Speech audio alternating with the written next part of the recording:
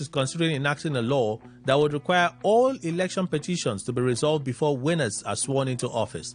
The Constitutional Amendment Bill, which passed second reading on Tuesday, proposes that all appeals from election disputes be concluded before the swearing-in of the President-elect, Vice President-elect, Governors, House of Assembly members. Sponsored by Mansour Soro, representing Darazo Ganjuwa Federal Constituency from Bauchi, and 5 other lawmakers, the bill was read for the first time at the Green Chamber in October 2024.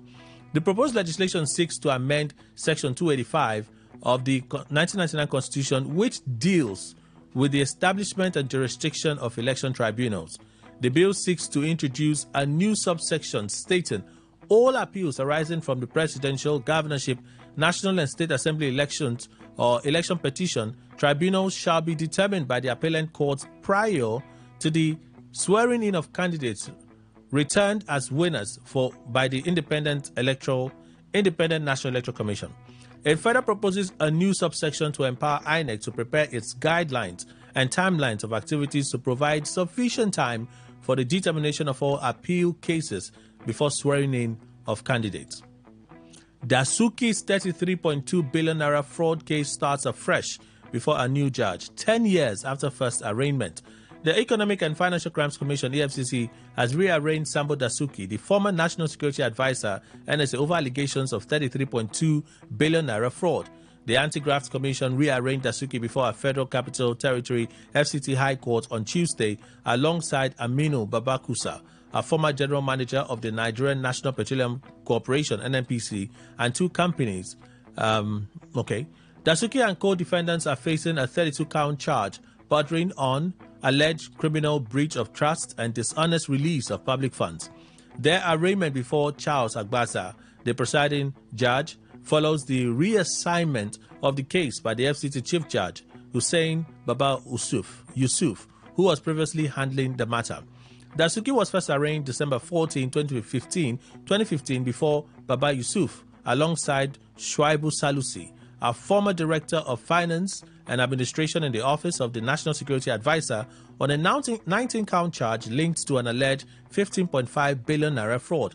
The charges were later amended, and Salisu, his name was removed. Subsequently, Dasuki and the others were rearraigned on May 11, 2018 on a fresh 32-count charge bordering on 33.2 billion naira fraud.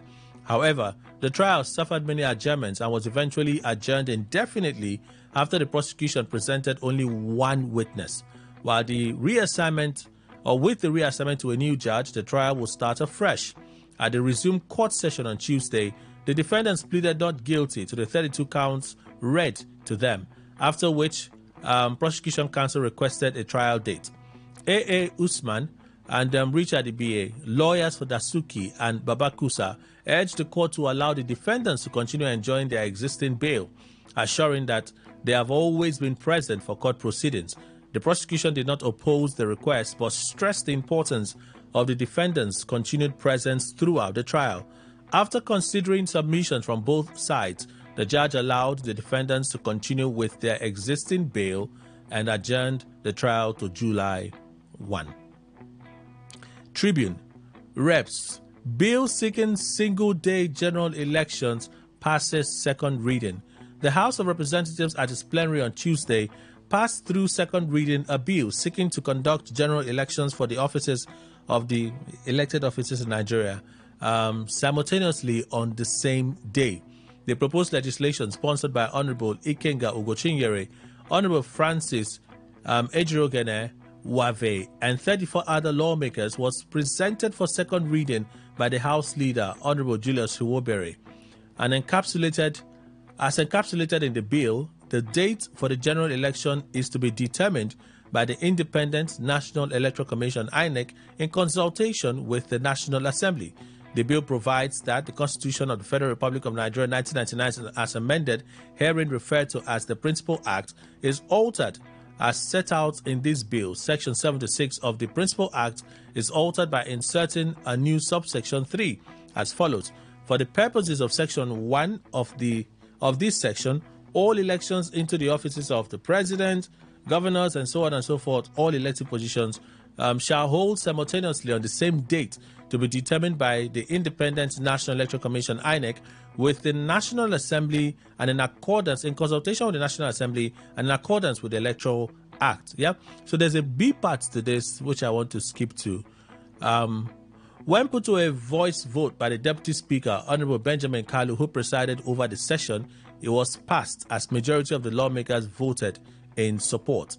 In same vein, the House passed through second reading a bill seeking to make the Court of Appeal the final arbiter for hearing and determining governorship election petitions.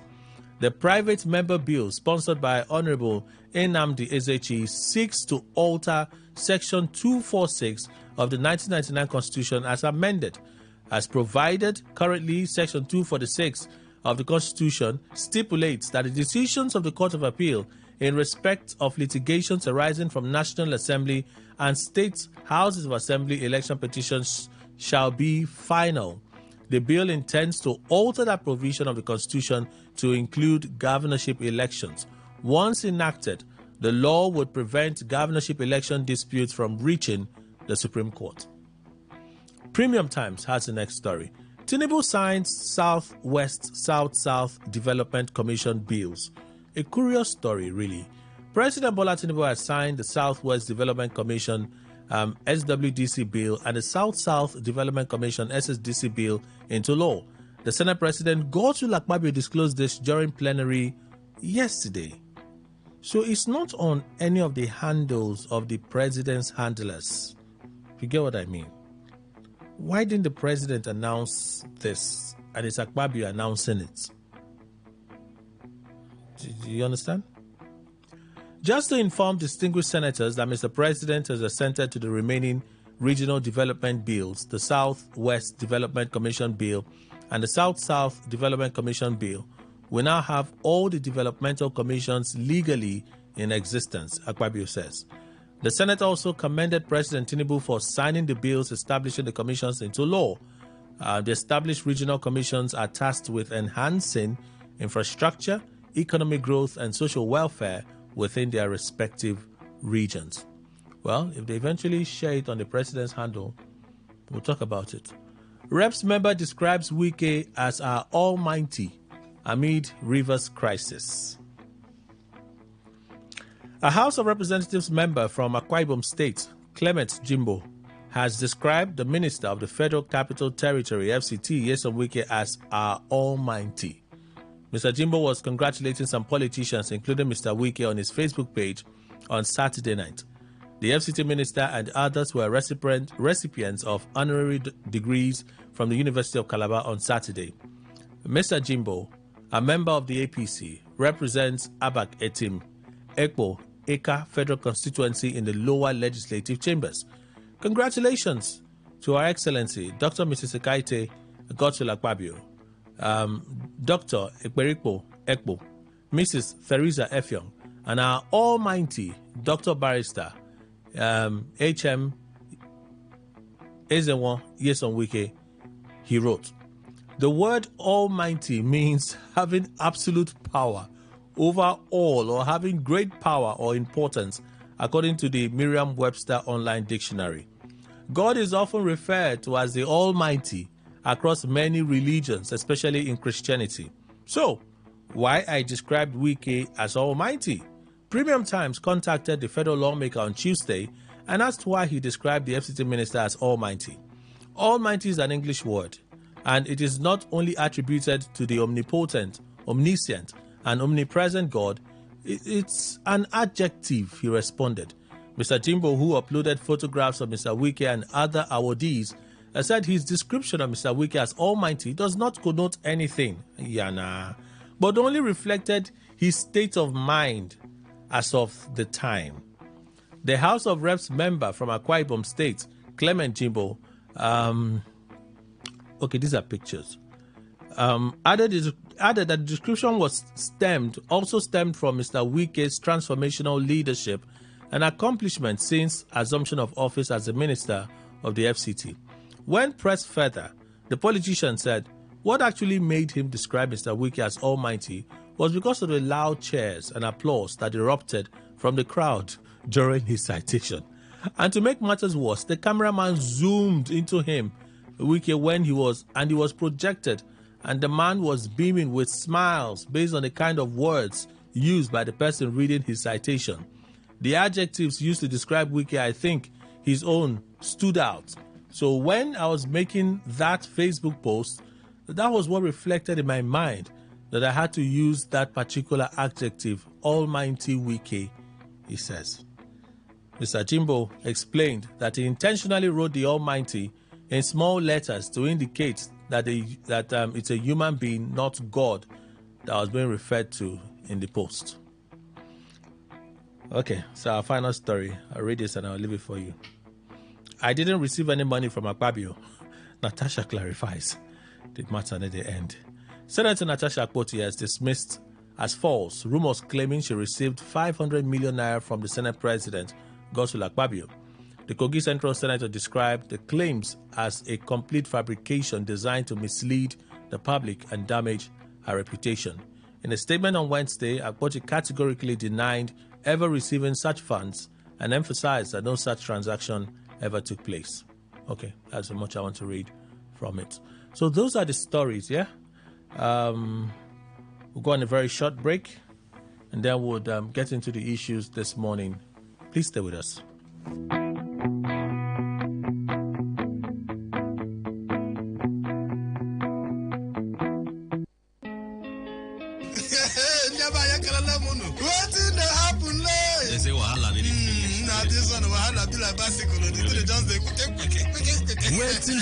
Waiting they happen. Now for today 95.1 FM, 5 p.m. Monday to Friday, bomb quem. Now here you go here, waiting they happen for Niger and Obodo the world. Now that time where we they bring you Ogbonga to them, where go shock you. You go wonder say a person do like this. Now so we they bring them come give you acid the hot. Now where would they find way to sweep this country? Don't run. Because they are blood in the chopper. You say this one. No worry. When time I reach, I'll say I want to take them. Let's see where they go. Homeland is homeland. Me, I go open gates for them. Now me go be get man at that time for airport. Waiting they happen. Make you know Miss Mazi Ike God Ike Machuku and MC Kuro for waiting they happen. You go enjoy yourself. Not forget to say woman they chop our recharge card woto. I don't tell you say this place na education center. As you sit down here with us from Monday to Friday, you go enjoy waiting they happen. Waiting they happen. Make you know miss them at all.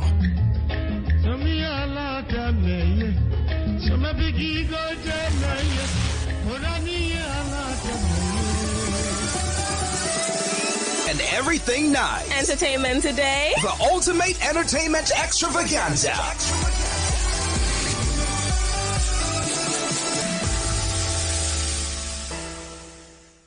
Reggae. It's been a long time. In the land of five likes this reggae music again. Reggae Me Likes is 95.1 Today FM here in Port Harcourt. We are coming on the dance on them place Skinner Station. Feed them man them call Stainless on them place with the man them call Bacalo. We are going run one since Chandan Babylon like the word of Jericho Chandama. Yes, 95.1 Today FM. Giving peace to the nation through reggae music. Yes, every Friday 9 p.m. to 10 p.m. Reggae, we come to play with them people, man. All of you who are not my reggae on this station. If you are listening, because we are talking about reggae things, man. We are things are done, we done. We are no fear, no war, fear, no on them station. Reggae me. Every Friday 9 p.m. to 10 p.m. As I open my window and glance through my window, I realize there's no turning back. Got to complete life's journey, though things get kind of ready, but got to make it to the top. See, I'm searching for a way to survive. Working so hard, I know job will provide. But see, I'm keeping my head high. Mama tell me the limit.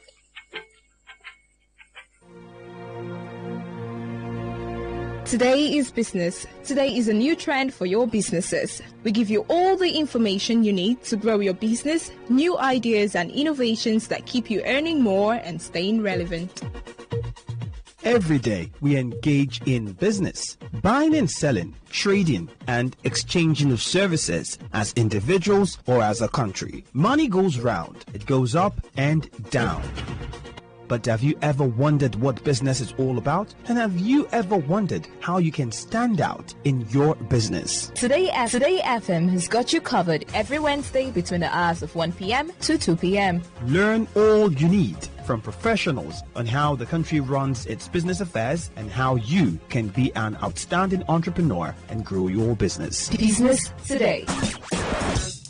Live your truth. Express your love.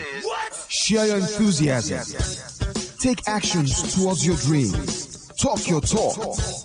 And walk your walk. It was years ago. There's a statute of limitation on this stuff. Make today worth remembering as we discuss issues as it affects Nigeria moving forward. Talk that talk. Weekdays, 2 p.m. Exclusively on Today 95.1 FM Port Harcourt. Voice of the people. 95.1 FM, Voice of the People.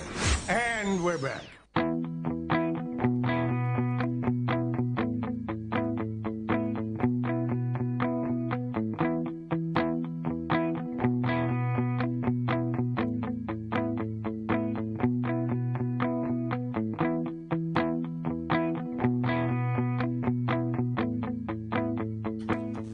All right, thank you all for staying with us. Let's get into the issues. Kelly's still here. Mr. Emmanuel Indukwe is here. He's our in-house analyst. Good morning, sir. Welcome. Good morning, Kelly. Good morning, Nigeria. So I'm interested in first Petron's statement this morning. When I saw the press release yesterday, I said to me, why wasn't there a press release when Dangote announced that they were suspending sale of petrol in Naira? There was no press release then. Petron, yes, they might be private businessmen, but the businesses do affect a lot of us. We buy petrol. Some of us don't necessarily buy from government-owned petrol outlets like the NNPCL. We buy from the independent marketers. Sometimes we buy from the major marketers. So their business affects us, whether we like it or not. So when I heard the first time, I'm like, okay, why was there a press statement? Either impressing it on the government to do the needful in resolving whatever conflicts there were with this deal that the same government announced. Whether they were forced to announce it or not, at least they announced it. Of course. So what was happening with it? We're now seeing stability. We're even seeing prices drop. Maybe if that deal had remained, Dangote would have announced another price drop in petrol. But there wasn't a statement that I can recall seeing. Okay, that's my first query. And then reading through it, they said there wasn't any need for panic buying because the NNPCL has 2 refineries, working refineries. So supply is enough. I said supply enough how? How do you put me? NNPCL's local stations, their outlets, are sometimes closed. They are sometimes closed because they don't have products. The refinery is not producing enough. They still can't tell us how much in terms of petrol they are producing. And Petron in a statement says, because the 2 refineries are working, we should relax. There's no need for panic buying. Now, I'm not encouraging panic buying because that will just stress people. But is this statement factual? Or like some of the panelists have said, these people are business people. They are doing a bit of psychophancy so that they can continue to be relevant to the authorities. Is that the case here? Well, for me, I think the second statement is the what fits into that particular mode because I don't understand what they mean by there shouldn't be panic buying so long as the 2 refineries are producing. And you and I know that the refinery is not completely producing. So what will stop people, thinking of what they are going to suffer should there be complete scarcity? That's what brings about panic buying. And again, the money will go up and all that. So people will now say, the one I can grab now, let me go and then get it. But the Petron, I really don't understand. See, Kelly, I think I shouldn't worry much. This is Nigeria. A lot of people are just, because they are doing business and that's their line of business, they can get their feedstock as it were, which is this petrol refined one. That's the one I'm talking about, feedstock. Now, they are not buying crude. They are buying the refined product. And for me, I am taking it as their feedstock. That's what they'll get. And they get it maybe with proper arrangement. They get much from the NNPC. So they will defend NNPC. But they're not even buying petrol from NNPCL. Okay. So NNPCL is not even selling them petrol. So what's the essence of... They even said it. The NNPCL is not even selling them petrol. Good. What's the essence of making comments to maybe defend NNPC? You see, I have said that NNPCL itself has carved a niche of the philosophy of the more you look, the less you see. That's the philosophy they're operating with. And so in this country, when something, if you are looking deeper, you should see clearer. But as you push in to look more, you are not seeing everything. Everything is just very tiny. That means something is wrong there. Why is it that NNPC, in the first place, will not tell us actually the functionality? Okay, they say 2 refineries now. Okay, of the 2 refineries. That's Warri and Port Harcourt. And that they are producing this much every day. I really don't know. And the authorities in Abuja are looking at them and keeping quiet.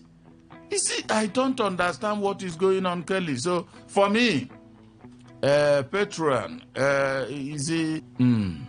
Well, for me, I just take it that, they are trying to protect their businesses because they know that NNPC could run them out of business. Are there not clever ways of doing it? No, there may be better ways. Than to be seen as they sounding as wimps. No. Whether you like it or not, they are wimps to the NNPCL. You know why? NNPCL could come up with a position today that will cripple everything. Even that could limit Dangote. Yes, because you're operating in this country. Remember when I always make my comment, I think very well before I open my mouth. You know, it aligns with that thing I said. Our people said, don't open your mouth too wide. That's your defense for your people now. It doesn't mean that it stands. No. See, it's your defense for your you people. Don't have to accept it. Okay. But the reality of what is happening is what will make it. What this man is always saying is true. It depends on the person's perspective who is hearing. Anyhow you like, choose it. But I'm telling you that if a man comes at anything he sees, he's open his mouth too wide, he will soon run into a problem. Yes, and that is what is happening now. If an NPCL is producing and all that doing, the refineries, we are not even sure they are producing truly. You see, but Nigeria, I think the issue of petrol has been in that form. Remember when Silva from Bayelsa was the petroleum minister, that's Minister of State for Petroleum. I think he was asked how many liters of fuel we use in a day. He doesn't know. I don't know whether I'm the one that will know it. When the Minister of State for Petroleum does not know.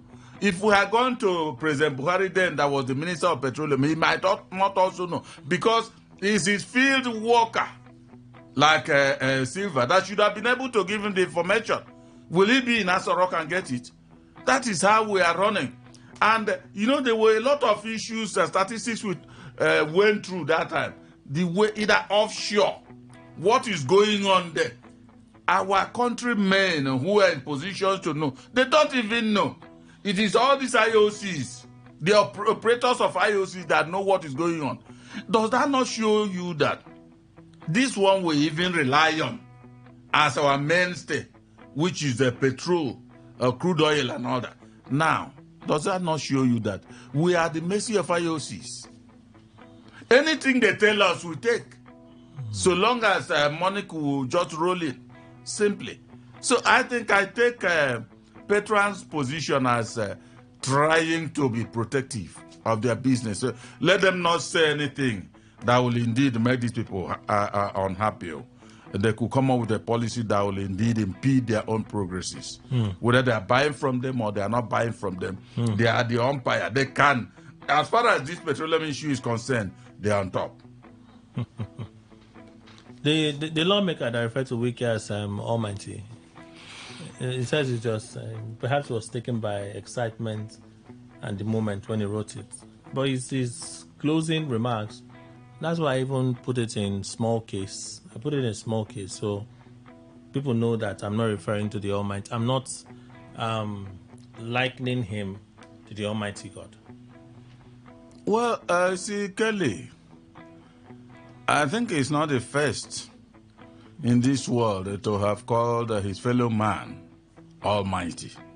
There are a lot of people, even religiously. There are some religious groups that will call their is it, do they call it their founder?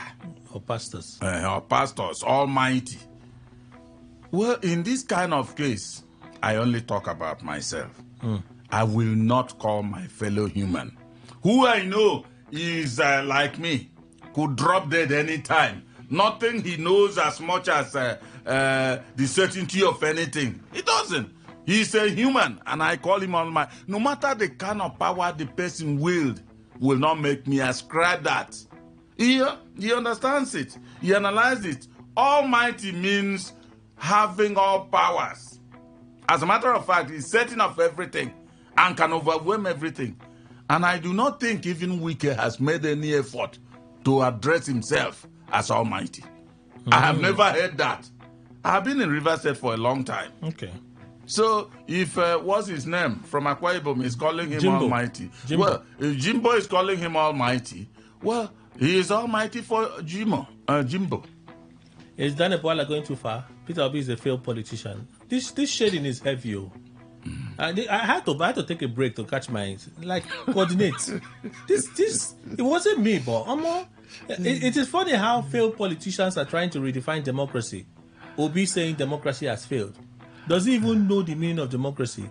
When people were fighting for democracy, Gregory was buying and selling. He doesn't have a history of any democratic activism from his school days till date. His expertise lies in instigating hate speech and vitriol. Talk is cheap. Chineke. It is unfortunate for Daniel Bwala. Why is it unfortunate? Good. It is unfortunate because, see, Kelly, he's still part of this thing I'm saying. My God. Assuming, let's even say that Bwala was much older than Obi. Assuming. But right now, I do not see that possible. No, but age doesn't matter. No. I know what I'm saying. Now. Both of them are in the limelight. Now, let's say they've been following politics. Or he, Bwala, has been following politics and Obi has been following trading. Business. Buying and selling. Trade is good. That's why I said trading. No, let's call it buying and selling. Okay, buying and selling according to Bwala. And then, does it make Obi a less human? Or now that he has shown his interest in politics, that he should not say the much he understands, did Daniel Bwala go to any other special school to learn what democracy is? And that kind of special school he went to, is it because of lack of funds that will make Obi not to be able to go there? For me, Bwala is trying to protect his job so that he'll be earning his salary. Yes.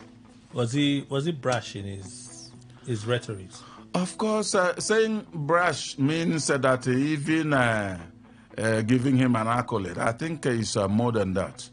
For me, you see, you remember yesterday, my friend... It was more than brash. Yes. You see, my friend, if you remember yesterday... Mr. Williams. Williams mentioned about Bwala. Yeah. We were explaining another thing entirely. He came up with that. It's just part of this. Obi, when this thing. If you check it, Kelly, you see, I tell you, I am very careful in what I say. When I mention age here, since Obi has been in the public eye, at least for quite some years back, till now, and Bwala may have also been in the public eye. Now, Bwala is the one coming to carpet Obi that you don't know anything about democracy at all. Because you've been trading. You don't even know while others have been working. Maybe he has more experience than and he, despite his age, has been in the forefront. Yeah, he started quite early. Unfortunate. No, which early? He started quite early. Which early? When was Bwala born? Why is it about age again? Why the insistence you see, on age? Kelly, there's nothing anybody can do without having a little root, and you will excel in that. No. See, So you really do not agree that Boala may have started quite early, so he's been quite exposed politically. Let me tell you, Kelly, that's why he seems to be speaking from the advantage point. Kelly, let me tell you, there are people you will mention, their names will ring a bell to me. That's because they are old now. No, it's not old. I have not mentioned them so as you know that they are old. Like who? Now, somebody like Ugo Chinyere. Is fresh now. Ugo Chinyere is small. Oh. He's fresh now. That's what I'm telling you. But you see the zest in him. Whether he's doing it rightly or wrongly, you will know that he is in the public eye and he wants to continue in that life. Isn't that the same zest that Dana Boala is doing what he's doing? Hold on. You see, I'm not saying that 100 million people should not file out and showcase their political zest. No, I'm not saying so. What I'm only saying, don't try to carpet all that, because when you are bending down, looking at the anus of the other person, very soon you will fall into the pit. That's awkward. You will fall into the pit because you are not doing the right thing. Is that from your people? Mr. Adekwe? Kelly, let's forget about an awkward proverb. Now, see, when Boala is coming out and looking at Obi, Obi has been a governor. Mm-hmm. Rightly or wrongly, governors, whether you merit it or you don't, but at least when you are sitting on that place, you will indeed know much politically. I want Boala to go and win in his state. Yes. I think this settles it for me. It should go and contest election and win. Simple. So that we win know that in his state, so that we know that he has democracy so much. Exactly. And no, not just win, survive. Win and survive. Provide governance, so that that settles me. Me this HT, me, I'm not big on all those arguments. Let him go and contest and win. I'll be like, he win. Oh, 1, would he survive? 2, anyway. Let's see if we can touch on this before we go on a commercial break. We have 4 minutes. So the viral video is there of supposed constituents of Natasha Akpoti signing a petition. Then few where they sign plenty petition. Then few they sign plenty petition, but plenty. They've submitted the petition, and I say, people did not provide the address of the people that you that you signed for. Come and provide the address of 270,000 people that you signed for. You see, they will fizzle out now. They will fizzle out. Yes, that's a bit certain. You see, Kelly, this country is dark in all its activities. Why do you think they will fizzle out? Because they are not real. You remember in attempt to recall Dino Melaye, dead person's names came up when thoroughly examined the list of people. The same thing could be happening on. Oh, and why is it all that Kogi? And Natasha is also from that same place. Somebody said Yahaya Bello may be behind it. You see, when you are doing anything, Kelly, always know that you are not alone in this world. And wherever you are not alone. There may be those who don't just like your face. You didn't do that. You've not come close to anybody, but that person heard Kelly. He hears you. And so when you are doing, make sure you don't leave any track or any trace that somebody could just hang on to and then get you. See, the issue of Natasha and Akpabia and Senate, Natasha is going too extreme the way I am saying he should have cautioned himself. Also, the husband should caution her. Because this is Nigeria. If a village cook for a single individual, that individual, no matter how powerful, you will not be able to finish their food. Okay. But if you cook for a village, a lot of people will even be scrambling, looking for food because many persons did not eat. It's all right. So we have to go and pay the bill so that we can eat. I need to eat. I don't know if Mr. Ndekwe. If after now, I'm going to eat. A commercial break will take us to the news at 9. After the news, we'll pay some more bills. We'll return, talk for a few minutes, and then we'll switch to conversations with members of Club 401. It's today's quest on Today 95.1. Stay right here.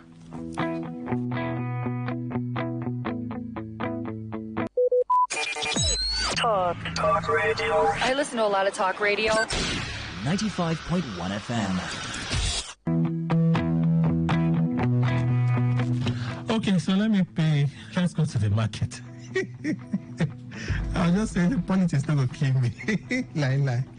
Oh my goodness. Mr. Sebastian James from Summer Plus Homes and Investment joins us this morning. He's the head of marketing. Good morning, sir. Welcome. Good morning. Thank you. All right. So we're talking real estate this morning. That's good. On the show. Tell us about your estate. Yes, we have an amazing estate for an amazing investors I'm talking to right now. I would like to first and foremost start with our Ultimate City Estate. You know, when we launched this estate sometime in December, this estate was selling for 2.5 million. All right. Now, as we speak right now, this estate is selling for 3.5 million naira a plot, and it's a well-developed estate where you can actually start your building projects. All right. So I want you to take advantage of this particular estate. And guess what? We also have the phase one of the same Ultimate City Estate at Omagua. This is a place that is just a few minutes drive from the Port Harcourt International Airport. And then we have landmarks such as the Cactus filling station, the Cactus aluminium, the Sterling oil and gas. As a matter of fact, the whole place is completely tied down to where the estate is.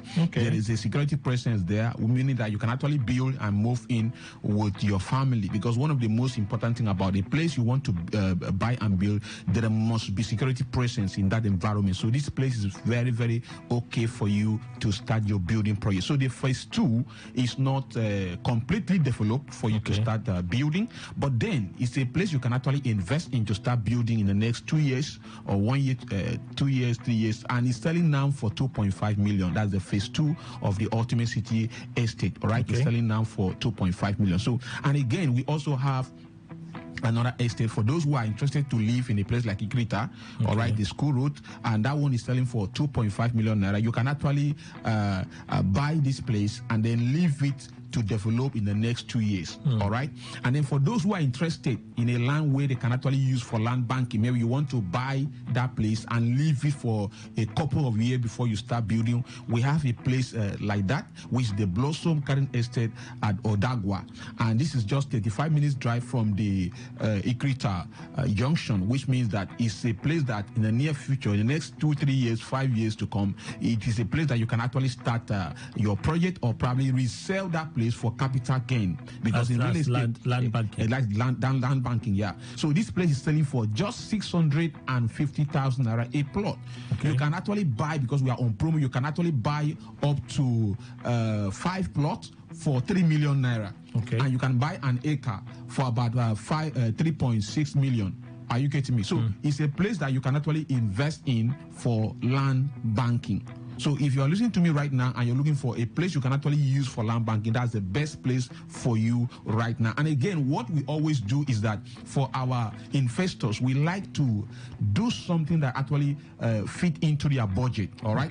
Why someone is there looking for an estate to invest in with 10 million, 5 million, there's someone there who is looking for a place to invest in with 2 million or 1 million. And so if you are actually looking for a place that can actually fit into your budget, all you need to do is to make sure you reach out to us, and we are going to actually give you something that actually fits into your budget. And again, also ensure that we have videos and of course pictures of this estate, so that you can actually get to know their various locations, their various landmarks. So to make it more easier for you to get videos and graphic picture of this location, all you need to do is to text me your WhatsApp number. So you're going to text your name and your WhatsApp number. We're going to add you to our WhatsApp platform where we can forward the details of this estate to you. So all you need to do is to text your name and your WhatsApp number to 081-80-637-508. I repeat the number. Slow down with the number. The number are 081-80-637-508. I repeat,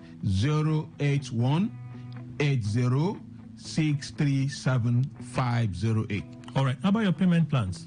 Yes, we simplify a payment plan to fit into anybody's budget. For instance, you can start with as low as 200,000 as initial deposit to 500,000 to 1 million, depending on the kind of estate you want to buy into. And you can spread this money from 0 to 6 months with zero interest on it, without any extra charge on your money, except you want to pay for a period of a 1 year. So if we design a 1 year plan for you, there's some interest you're going to pay, which can as well enable you to complete your payment and then secure your property.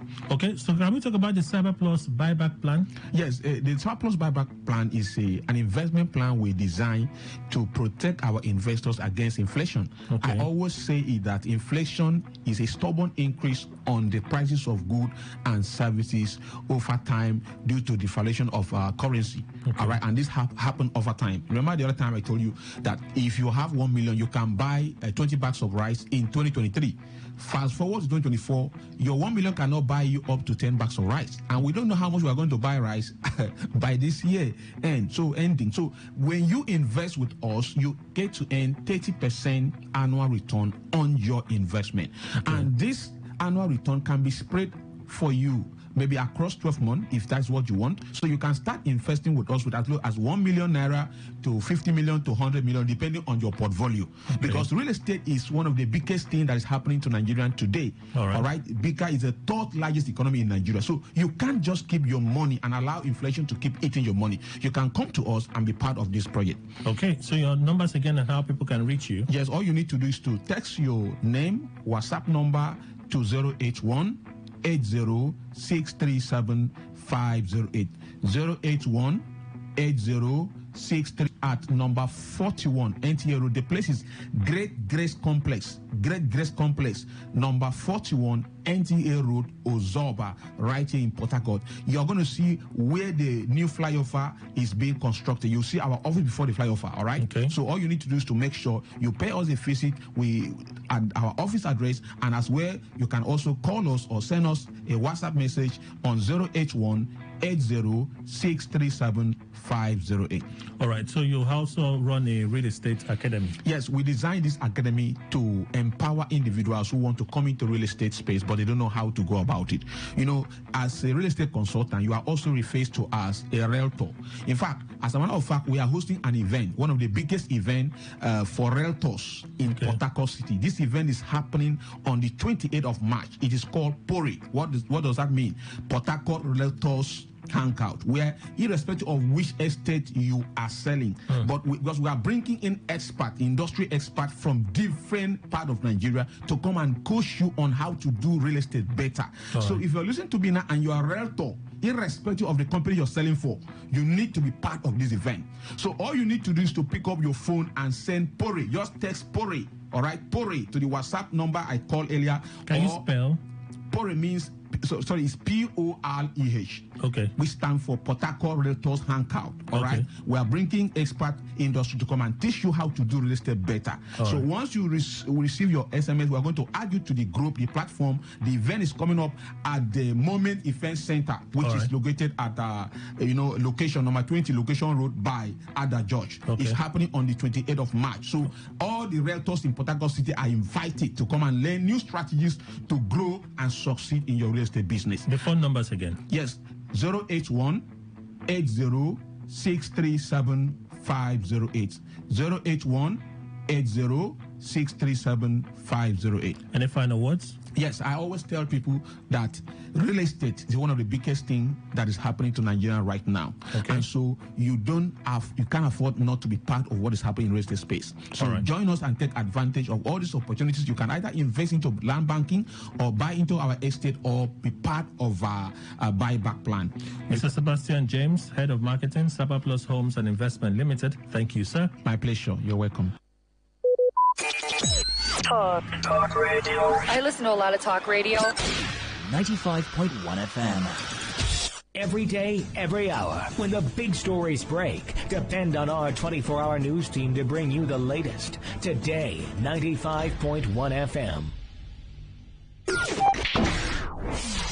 Today, 95.1 FM. Port Harcourt. News update.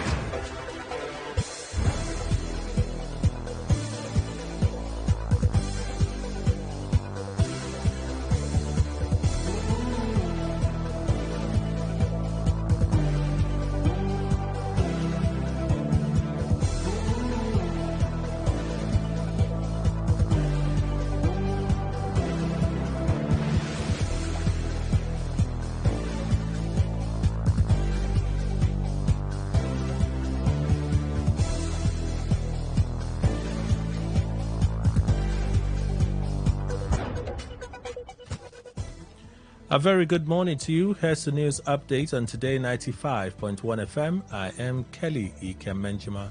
The Senate has mandated its Committee on Federal Character and Intergovernment Affairs to conduct a thorough investigation hearing into all ministries, departments, and agencies, MDAs, and even infrastructural development across the country, and to determine their level of compliance with Sections 14, Subsection 3, and 14, Subsection 4 of the 1999 Constitution as amended. This resolution followed a motion raised by Senator Osita Egu, who acknowledged the persistent challenges in achieving equity within Nigeria's public service, including limited recruitment opportunities, skewed promotions based on years of service rather than merit, and a lack of mobility for workers outside the public sector. Lawmakers also noted that despite constitutional provisions mandating fair representation across ethnic, linguistic, religious, and geographic lines, imbalances continue to exist. The Senate specifically criticized several federal institutions, including the Nigerian National Petroleum Company Limited, NNPCL, its subsidiaries, the Nigerian Upstream Petroleum Regulatory Commission, NUPRIN, the National Agency for Food and Drug Administration and Control, NAFDAC, and the Nigerian Ports Authority, NPA, among others, for allegedly failing to adhere to federal character mandates in their recruitment processes. The committee is expected to report back within 3 months with findings and recommendations to ensure fair and equitable representation in federal appointments, promotions, recruitment, and infrastructure distribution across the over 900 MDAs. The governor of the Central Bank of Nigeria, CBN, Olayemi Cardoso, says the bank is beginning to see signs of progress in stabilizing the foreign exchange, FX market, and curbing inflation as recent policy reforms start to yield results. Cardoso stated this during an engagement with scholars from the Harvard Kennedy School at the CBN headquarters in Abuja. The scholars were visiting Nigeria as part of the Africa Trek initiative, which also included a stop in Ghana. The visit marked the first time a Harvard Africa Trek delegation would visit the Central Bank of Nigeria. The delegation was comprised of 50 students from 19 countries, including representatives from Harvard Business School, Massachusetts Institute of Technology, MIT, and Stanford University. In a statement issued by the CBN, Cardoso, who is an HKS alumnus and the first African elected to the Global HKS Alumni Board of Directors, reiterated the bank's commitment to driving policy-oriented solutions and strengthening trust in Nigeria's financial system. Our former National Security Advisor, retired Colonel Sambo Dasuki, and 3 others were rearraigned before a Federal Capital Territory High Court in Abuja over an alleged 33.2 billion naira fraud. The Economic and Financial Crimes Commission, EFCC, brought the charges against Dasuki alongside a former general manager of the Nigerian National Petroleum Corporation, Aminu Babakusa, as well as 2 companies, Acacia Holdings Limited and Reliance Referral Hospital Limited. The defendants are facing a 32-count charge bordering on alleged criminal breach of trust and dishonest release of public funds. The rearrangement before Justice Charles Agwazia follows the reassignment of the case by the FCT Chief Judge, Justice Hussein Baba Yusuf, who was previously handling the matter. Dasuki was first arraigned on December 14, 2015, before Justice Baba Yusuf, alongside a former Director of Finance and Administration in the Office of the National Security Advisor, Shuaibu Salisu, on a 19-count charge linked to an alleged 15.5 billion naira fraud. The charges were later amended and Salisu, his name, was removed. Subsequently, Dasuki and the others were rearraigned on May 11, 2018 on a fresh 32-count charge involving 33.2 billion naira. On the foreign scene, a Columbia University student who moved to the U.S. as a child is suing the Trump administration over attempts to deport her for participating in pro-Palestinian protests. 21-year-old Yusiu Chu, a legal permanent U.S. resident who moved from South Korea when she was 7, alleges immigration officials have executed search warrants at multiple Colombia facilities, including her dormitory. The lawsuit seeks to block her detention and deportation, citing First Amendment and other constitutional rights. It follows the administration's recent detention of Mahmoud Khalil, a prominent pro-Palestinian activist who helped negotiate between university officials and student protesters. Chill's lawyers have said she participated in campus protests against Israel's war in Gaza but had not made statements to the press or taken on a high-profile role like Khalil. The Department of Homeland Security claims Chill engaged in concerning conduct, including her arrest at nearby Barnett College demonstration over student expulsions linked to pro-Palestinian protests. That is the news update on Today 95.1 FM. Good morning. Thank you for your time. Radio has never been this good. Today 95.1 FM, Port Harcourt.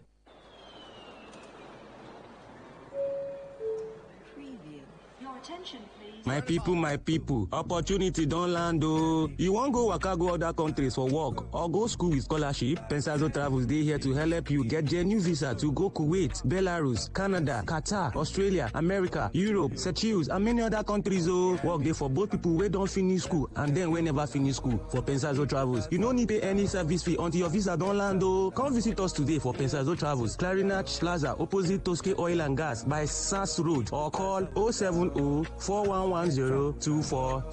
I take them again, 070-4110-2424. Terms and conditions, they Okay, all right. All you need to know about this one is that 95.1 FM, such a unique style. Please listen to this paid infomercial. Hello, everyone. I've got guests in the studio, and you're about to be equipped with very credible information that can aid your finances. So I've got Mr. Akko Daniel, a financial expert from Pips Global, Nigeria, correct? Yes. I've also got Mr. Emmanuel Ihoma, a digital asset analyst from Pips Global as well. Gentlemen, you're welcome to the studio. Thank you very much. Thank you. Mr. Daniel, tell us, what is Pips Global Trading Company all about? All right, thank you, Port Harcourt people. Like some persons already know, Pips Global Trading Company is a first-class indigenous academy that equips people, mentor them, train them on how to be able to profit daily from the digital asset market. When we talk about the digital market, we talk about the world's largest money market. The world's largest money market is Forex. Like we all know, Forex does a whooping of $6.3 trillion every single day. That's a whole lot of opportunity there. And we tell people, we said any industry with such massive potential, it has its own risk. And that's why we tell people that Forex trading is not something that you go to watch YouTube videos and learn how to draw some lines and you think you can be able to profit consistently from such markets. Such a complex market need you to be in a community of traders, need you to be in an academy so that you can be actually mentored rightly and be given the right tools and the right equipment to be able to profit from such markets. And that's what Pips Global comes in. Pips Global now gives you this mentorship, gives you this training, gives you this support for you to profit daily from the digital asset market. Wonderful. It's interesting to hear you outline all of that, Mr. Dan. But let me ask you this. What are the tools that makes Pips Global stand out amongst other companies as well? Yeah, for example, we are always doing this, and we have been doing this for going a decade now, and we'll tell people, we said we have the right tools to help you make some good profit. That's one of the things I'm going to re-emphasize on, that we have some good tools that actually can help you profit from this market. Now, one of our tools is the daily trading signal. Now, how about you learning in a community? You learn in a community whereby you are getting a daily support where people are there analyzing the trade 24/7, every single minute, every single day, just for people in that community to be able to be profiting. That's one of our tools. Our daily trading signal helps you that the moment you are in our community, you get our daily trading alert, and all you just need to do is copy and paste it. The moment you do the copy and pasting, that's all. Like some person says, how do I do a copy and paste? And then we says, how do you do a copy and paste on your WhatsApp. It is as simple as that. That's simple. That simple. Wow. And all you need to do is now cross your leg, go about your daily activities while you see what the masters have got in store for you. And that's just one of our tools. Another of our tools is the PGTA system, the one that we launched the last week. And it was massive. Like I said, over the years, we have been looking for a way that Pips Global community traders can actually trade almost with zero risk in the market. Because one of the things scaring some people off the market, some enthusiasts of the market, is because of these guys are scared of losses. So we said, how can we help people to be able to trade on a zero risk? We discovered the TNT scalping strategy, but that didn't give us enough, like 100% of our expectation. So what we did was to discover the PGTA system. The PGTA system allows you to trade on a zero risk account. Listen carefully, we have a demo account, and that demo account is where you trade and you don't get to be able to withdraw your profit when you profit. Yes, sir. But this one is totally different. The PGTA account enables you to be able to withdraw when you make a profit. It is massive. Now we are shouldering your risk, and you are leveraging on our own account, and that's one of the things we also offer. We have the support system, of course, where we have physical classes, conducive environment for learning, and this is not just in Port Harcourt. We have it in Abuja, we have it in Lagos and some other states, and we have our online academy all going every single day. People are learning online after work. They are being engaged, and they get to know each other and also know their instructor and a mentor. So a whole lot of tools that we have that I won't be able to mention, totally here. Okay, so Mr. Dan, there's a lot you have going on. Exactly. And there's a lot for people to benefit from, especially in this season of financial crunch, where people need to make extra money. So if you're listening, this is your opportunity to latch onto something big and make some extra money for yourself. Absolutely. But Mr. Dan, tell me this. What is the big thing happening at Pips Global tomorrow? Yeah, tomorrow is actually going to be massive. One of the reasons is because we have different days of activities, and we've been able to sketch out tomorrow as a big day where we show people the possibility of winning in this market. We tell people, we said, see, opportunity, like people say that it comes but once, but we said no, it doesn't come but once, but it comes always in a different manner. So the tomorrow opportunity, you can never get it again if you get to miss it. So to everyone that is listening, we are having the PGTA system launching also like tomorrow. That PGTA system enables you to know how you can trade on a zero risk account. It is something that everybody needs to be there that tomorrow. And some persons might be saying, will I need to pay before I get access, to this event? And we tell people, we said it is totally free. Pips Global events are free. Pips Global events is just for people to take that first bold step for you to come see for yourself the possibilities. And another thing we tell people, we said that tomorrow, like for example, some persons that know already that every system that gives services on training, on mentorship, you have to pay some amount of service charges. Yes. But everyone that is going to be there tomorrow happens to get a promo that we are giving out tomorrow, where you get this free tuition fee, free mentorship just for those coming tomorrow. That's why it's interesting that everyone needs to be at that tomorrow's event. And for example, we just have a code. All you need to do is just SMS that code to the number I will call, and all you get is a response from our team, and they get to give you a booking or a seat reservation. The number is 0812 116 8440. SMS the word mentorship to the number 0812 116 8440. Thank you. All right, so Mr. Dan, you've given the listener an opportunity, a window of opportunity for tomorrow to come in, be part of the event. Exactly. And make forward movement in their finances. So let's hear from Mr. Ihoma Emmanuel, trade analyst from Pips Global. Tell us, what category of persons are expected to be at this event tomorrow? At this meeting tomorrow, there is no limitation, there is no restriction as to who should attend this particular program. It's meant for everyone. Whether you're a farmer, you're a civil servant, you're a retiree, whether you're a market woman, so long as you can count money, you are expected to be at that event. Even the young ones are expected to be there, but so long as your up to 16 years, you can be able to attend this particular program. But majorly, you have to be 18 years and above for you to be able to trade life. But as per learning, you are expected to come to this particular program and learn Forex. Forex is real.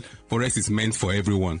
Interesting. So, Mr. Dan, tell us, what are the details one more time, the event venue, and the code that people can send to gain access? Okay, now let me add to exactly what he just said about the categories of persons that ought to be at that event tomorrow. Right. Now, he says it already that everyone. But do you know that as busy as medical doctors, we have a lot of them that are participating in PIMS Global Community and what we have to offer? Meaning that everyone, no matter how busy you are or you could be, technology had made life so easy. Whereby you can actually get what you desire from the comfort of your home. Wow. And it's this technology we are using to actually profit from the market. Now, talking about tomorrow and the venue is here in the city of Port Harcourt, number 136 NTA Road by location flyover. 136 NTA Road by location flyover. The moment you SMS the word mentorship to this number 0812 116 8440. SMS the word mentorship, if possible, with your email address, so that you can be able to get reached through your email also. 0812 116 8440. The time is 10 a.m. And the venue, like I said, is the city of Port Harcourt, number 136 NTA Road by location flyover. Coming from NTA before the flyover, coming from Rumola before the flyover. All right. Thank you, Mr. Dan, and thank you, Mr. Nhoma, for coming through. Thank you. Thank you. Thank you very much. And that was a paid infomercial. Unleash the power of the airwaves with the ultimate radio experience. Tune in to Today95.1 FM, the voice of the people. Don't just listen, immerse yourself. That is 100% true. 95.1 FM, voice of the people. And we're back.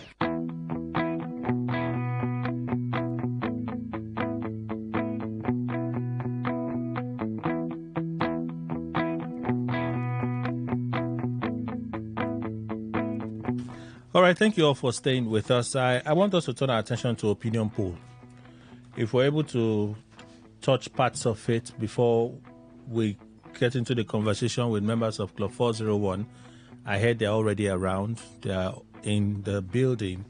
So we'll switch to the advocacy conversation with Christian professionals in River State, indigenous of River State, Club 401. We'll do that. Okay, I'll just have to do an impromptu introduction so we can get into it. Chief Love Dokere, JP Square, is in the studio. He's a socio-political analyst. He's a voice for Eche Kingdom. And he lives in River State, Eche Nation, and he lives in River State. Welcome, Chief. Good Thank morning. you very much. Dr. C.J. Chinwo is also here. He's a legal practitioner, an author, a public affairs analyst. Doctor, welcome. Living in Nigeria. Living in Nigeria.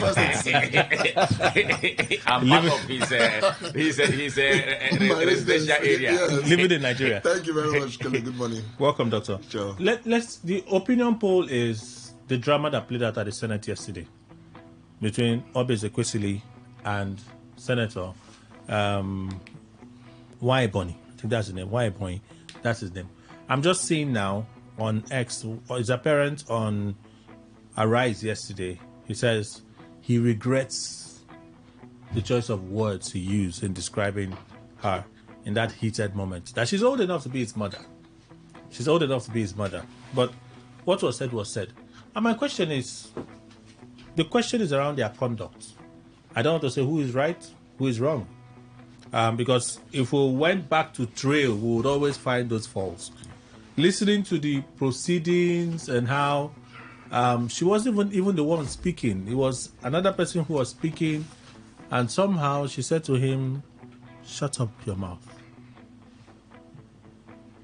And he simply just said, he said, since they are not ready to present their petition, allow me, who was representing the Senate President, to make my presentation so that we don't waste time here. And the rebuke he got was, will you please shut up your mouth? Sorry. And then things just took off from there. So the conduct of Obi Ezekwesili and the distinguished senator, Chief Okere. Kelly, when I watched that video, I was thinking that it was an event that happened years back because of the character I saw, the person of Obi Ezekwesili. You know, because he's not in Senate, he's not in any public office, and I've never had her been in any form of controversy of any kind. So it is just as, you know, I begin to dig into the whole thing, and I realized that maybe they were there to present a petition or whatever. About Natasha. Thank you. So, and she acted in a way and manner that does not portray the names, the pedigree that she's known for in Nigeria as one of Nigeria's best, by telling the man, shut up, before the man now reacted. You see, anger, and maybe when you are going out for public or for whatever reason, try to shed your emotions, your anger, so that you don't, such things don't override your sense of reasoning that can defeat the purpose for which you are going out for whatever reason. I used to be a very somebody who is always quick to anger. I used to be, but one day my friend helped me out of it. My friend and brother, who was my classmate. So one day he called me and said, "Chief," I said, "Yes." He said, "I want to tell you one thing now." So he said, "Whenever anybody provoke you, before you react, take a breath for only 30 seconds before you react." Now, and I realized that whenever somebody makes me to be angry, then I do that thing that he has asked me to do. I take a breath for 30 seconds. Now, my response now will not be as harsh as it would have been when I reacted immediately. I will now have another kind of reasoning as a feedback to whatever that has been given to me. So, Kelly, try it and thank me later. No, I'm also learning to deal with anger. It's very important. Thank you. It makes the worst. You take a breath, and by the time you calm down, you won't react in similar proportion that was given to you. If you had reacted directly from the anger. Thank you. So, what played out yesterday was Obi Ezekwesili acting in such a way and manner that she was not supposed to, as a mother to the distinguished senator, who could not also hold his anger, who responded immediately, and the head was let loose. So, but for me, looking at the characters, they didn't exhibit a way, in the way and manner that one should look at them as honorable Nigerians. It was like a place where women were holding their regular monthly union or meeting or whatever. And with due respect to Madam Obi Ezekwesili, I wasn't there. I didn't see the genesis of the whole thing. She didn't act like a mother, even though the discriminator would have held himself to. But anybody would have responded in that same manner. But I thank the young man who was behind Obi Ezekwesili yesterday. If you watch the video very, very well, the young man was busy switching off Obi's microphone. And she was turning it on. She was turning it on, and the man was constantly, because the man noticed that perhaps the woman, maybe the man was his PA or whatever, the man was turning off the microphone. No, but constantly. the chairman of the committee kept saying, turn your mics off, turn your mics off. Thank you. So the mics were supposed to be off. Perhaps that was a way of managing the situation. Fine, you know, they may not have the central the senator was speaking, she was speaking. Somebody was also doing the same thing for the senator. Thank you very much. Senator was speaking, she was speaking. Thank you very much. You see, that is the ones, ones behind them knew that they were already messing up the whole thing and they were trying to control the play. But trust the pictures now, it is already viral. So I think they need to come out to apologize to Nigeria and Nigerians, both of them. In fact, that particular committee, because it was an embarrassment. It was an embarrassment. It was a show of shame. So that's the only way I can describe that what happened yesterday. Okay, thank you. Mr. Ndukwe, between the parties, how do you assess their conduct yesterday? I didn't watch that. Okay. I didn't watch it, so if you could break me of what happened, just the mission of Obi in the first place with that particular place will help. Well, she went to speak on a petition against Akpabio regarding Natasha. Good. They went with Natasha's lawyer. Natasha's lawyer was of the opinion that the members of the committee had an interest, so they couldn't get fair hearing from them. So the committee kept asking the lawyer, "Are you saying you don't want to present your petition because you think that we're biased?" And the lawyer insisted, "No, we don't want to because we believe that you're biased." While they were exchanging that, I don't know what transpired, things got heated. When Obi gave an explanation as to what happened, she said, while they were still having that conversation or the back and forth, the lawmaker, the Senator Nwabonyi, who was there to represent Senate President, now said, since they're not ready to present their petition, he was there representing the Senate President, he should be allowed to make his own petition so that they don't keep wasting time. It was at that point she said to him, please shut up your mouth. And things went south. Shut up, yes. Yes, Obi told him, shut up your mouth. And things went south. And that triggered for me, the way I look at issues, I might be alone in that way. Obi, in the first place, is not a member of the Senate of the Federal Republic. No. Good, but he's a distinguished Nigerian and could go there for whatever reasons.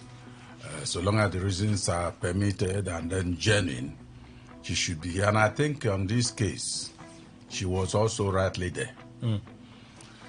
Good, but I think people at that level should also moderate their comments.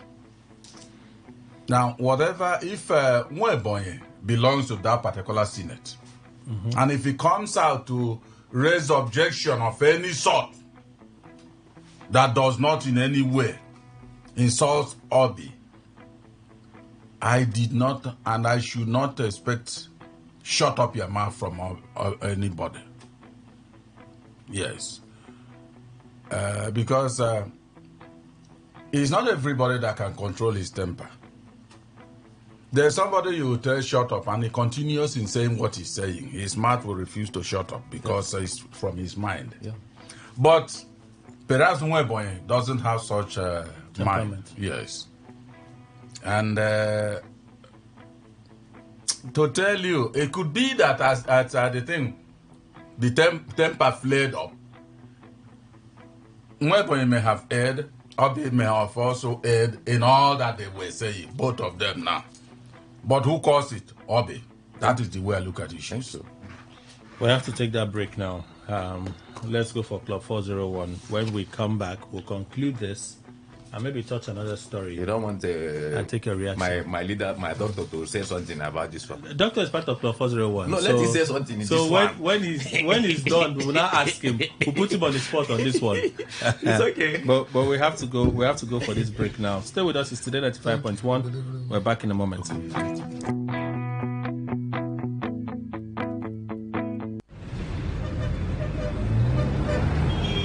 Live from the Garden City of Port Harcourt, Nigeria. This is Today 95.1 FM.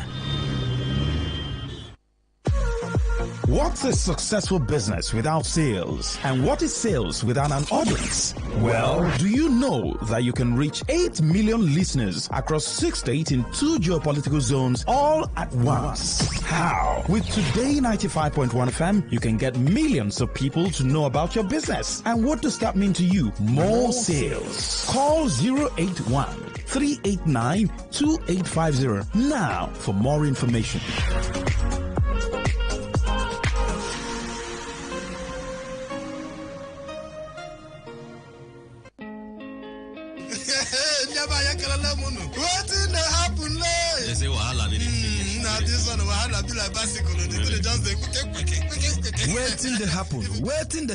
Waiting they happen. Now for Today 95.1 FM, 5 p.m. Monday to Friday, Bomkwem. Now here you go here, waiting they happen for Niger and Obodo the world. Now that time where we they bring you Ogbonga to them, where go shock you. You go wonder, say a person do like this. Now so we they bring them, can't give you acid the hot. Now where would they find way to sweep this country? Don't run. It goes their blood in the chopper. You say this one, no worry.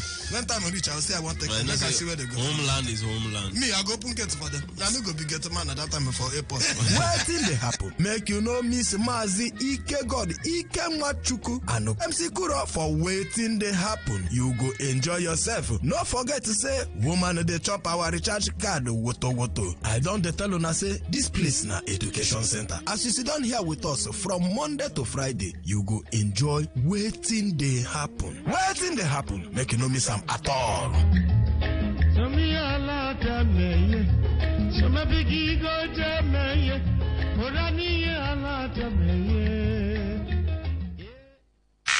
Unleash the power of the airwaves with the ultimate radio experience.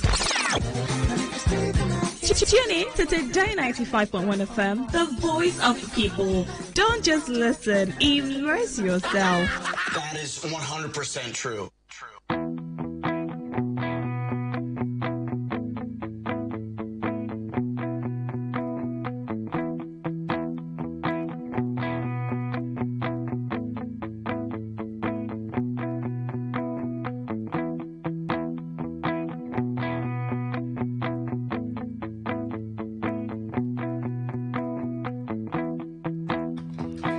All right, thank you all for staying with us. It's time for us to spend about 60 minutes looking at issues of better governance in River State as advocated by members of Club 401 this morning. It's a full studio, so let me introduce them and let's get into our conversation. We have Elder LF Jumbo. He's the chairman, BOT, that's Board of Trustees, Club 401. Elder, welcome. Good morning, sir. Thank you very much. We have Dr. C.A.J. Chinwo, who is the president of Club 401. Welcome, Doctor. Thank you, Colin. Mr. Chris Akani, he's a member, he's also here. Good morning, sir. Thanks for having me. Good morning, listeners. The name is correct, yes? It's a side look that got me confused. That's all right. Barrister Tony Sipoto Pepple, welcome, sir. Good morning. Thank you. Good morning, everyone. All right, so there are general areas of concern for Club 401 today. I think it's just one with 5 subtopics. Expectations for the sole administrator. Would it be that conciliatory or peaceful? I don't know, but I see subs here. Reservations of the club on the declaration of state of emergency in River State. Need for the sole administrator to focus on maintenance of law and order for the purpose of promoting peace in the state. Persuasion to exude the capacity for neutrality and his actions should be non-partisan within the period of his brief as to de-escalate tensions in the state. Should resist the temptation of militarization of the state, and for critical decisions he should consult traditional rulers and non-partisan stakeholders. Let's begin with reservations of the club on the declaration of state of emergency in River State. Let's begin with Elder. How many weeks are we now? I think this is the first week. We're in the first week. Is this the second week? He resumed last week. First week. This is the first week. It was 2 weeks already. No, yesterday. He resumed yesterday. Yeah. No, you can speak. No. The mic is on. No, the state of The declaration was made emergency Tuesday was last week. declared Tuesday last week. Now. Yes. Exactly. This is the first Just week. 1 week. So yesterday was just 1 week. This is the first week. So we are 1 week into it. A lot of stakeholders have been speaking. Lawyers have been arguing on the legality and illegality, constitutional provisions, powers of the president to suspend elected officials, and so on. I suppose your concerns may be around some of these. Please. Thank you very much, and good morning to listeners. The basic thing is that we are in a democratic dispensation, and that doesn't make provision for military rule. Okay. The way it is now, Rivers State is under military rule, and that is unacceptable. Democracy is supposed to be a government of the people, by the people, for the people. So I think that the president should listen to the people. We don't have any systemic crisis in Rivers State. What we are dealing with is the frustrations of a man who wanted a third term through a proxy. And since the governor had refused to be that proxy, so he's so frustrated that he's causing a lot of problem. I fault the president for not being able to deal with that situation to bring us back into a military rule in Rivers State, which we have left since 1999. So I will think that he should return the governor to his seat. Okay. And discipline the ex-governor of Rivers State, the FCT minister. Okay. And caution him to stop causing trouble in Rivers State. If that is done, I'm sure we'll have peace in Rivers State. Secondly, the 27 lawmakers who defected, they were elected to represent the interest of Rivers State and not the interest of one particular man. And the ex-governor has said that he sponsored them, he paid for their, which is undemocratic. So for that reason alone, he should have been disciplined. And the legislators cautioned to put the interest of Rivers State above personal interest. Okay. So for that reason, I think that they should return our governor to his seat. And the Constitution provides, I am not a lawyer, that two-thirds majority should approve the declaration of emergency. And they use voice vote. And there's no way through voice vote you can determine two-thirds majority.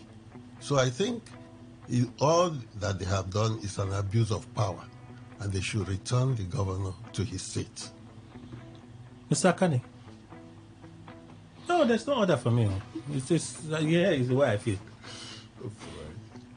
About the state of emergency, your concern as part of Club 401. Well, it's an unfortunate situation that we found ourselves, and I think Rivers State is in the murky waters, if you ask me, back into the trenches, what we tried to avoid from the elementary stages. But here we are now, the administrator is here, and we believe that he should please, in all utmost good faith, be fair, sincere, neutral in handling the affairs that he is saddled with in the period he's going to last in Rivers State. Not to be partisan, take sides with any of the parties involved in these issues. We believe that at the end of the day, he's going to achieve peace for Rivers State, and the democratic institutions will be returned back to function as expected. Like Elder said, they were duly elected, and they should return back to their seats. And of course, take our state to the proper direction that we're looking forward to. Dividends of democracy should come to Rivers State. And of course, parties should maintain peace. Like Elder said, the president has a lot to do here. The president has a lot to do here. should try and weigh on stakeholders to please maintain restraint. Principally the FCT minister should realize that this is the state that made him, and he has no other state other than Rivers State. If he governed and there was peace in Rivers State, that peace should continue even as he has left office. Thank you. Dr. Chinwo. Yeah.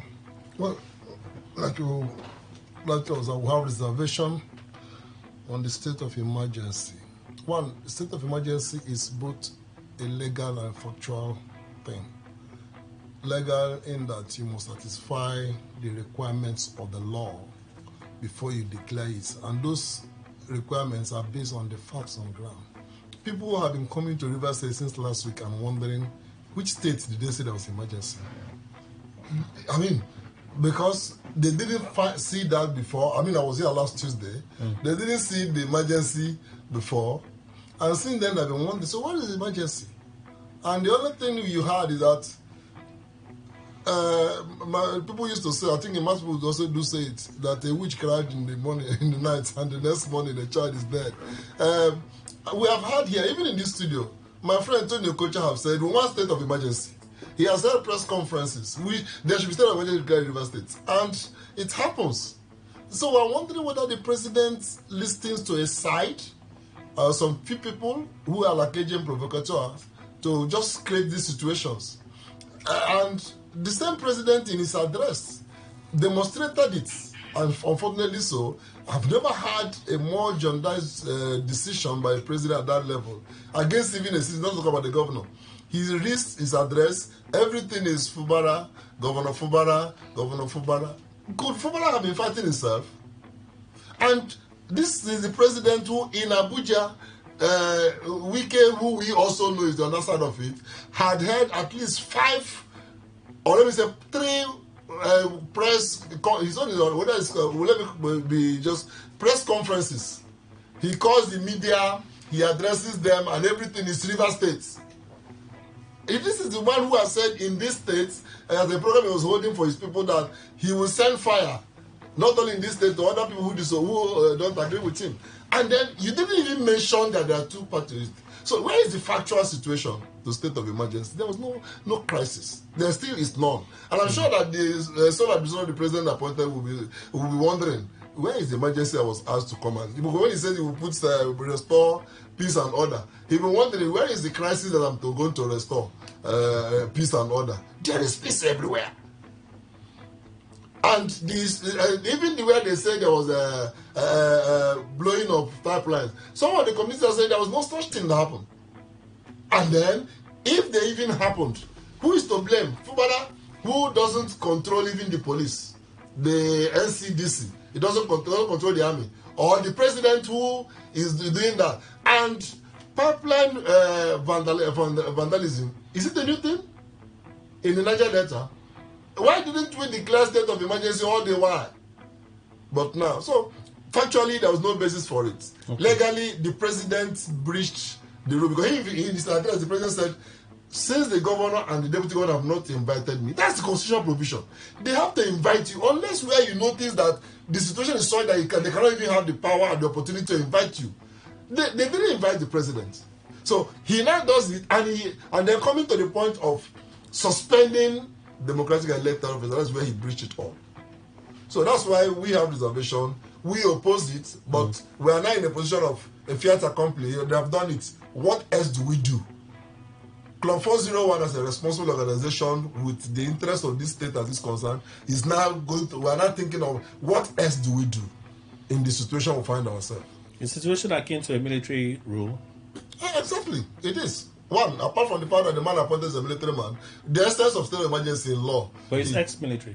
The ex-military man. He's a military. He will never deny. He said a general never resigns. He was the chief of our naval staff. Okay. But the situation, the law, in law, state of that's the essence of emergency is to remove the regular operation of the law and the constitution, so that we can do anything without being held bound by the rigors of the law.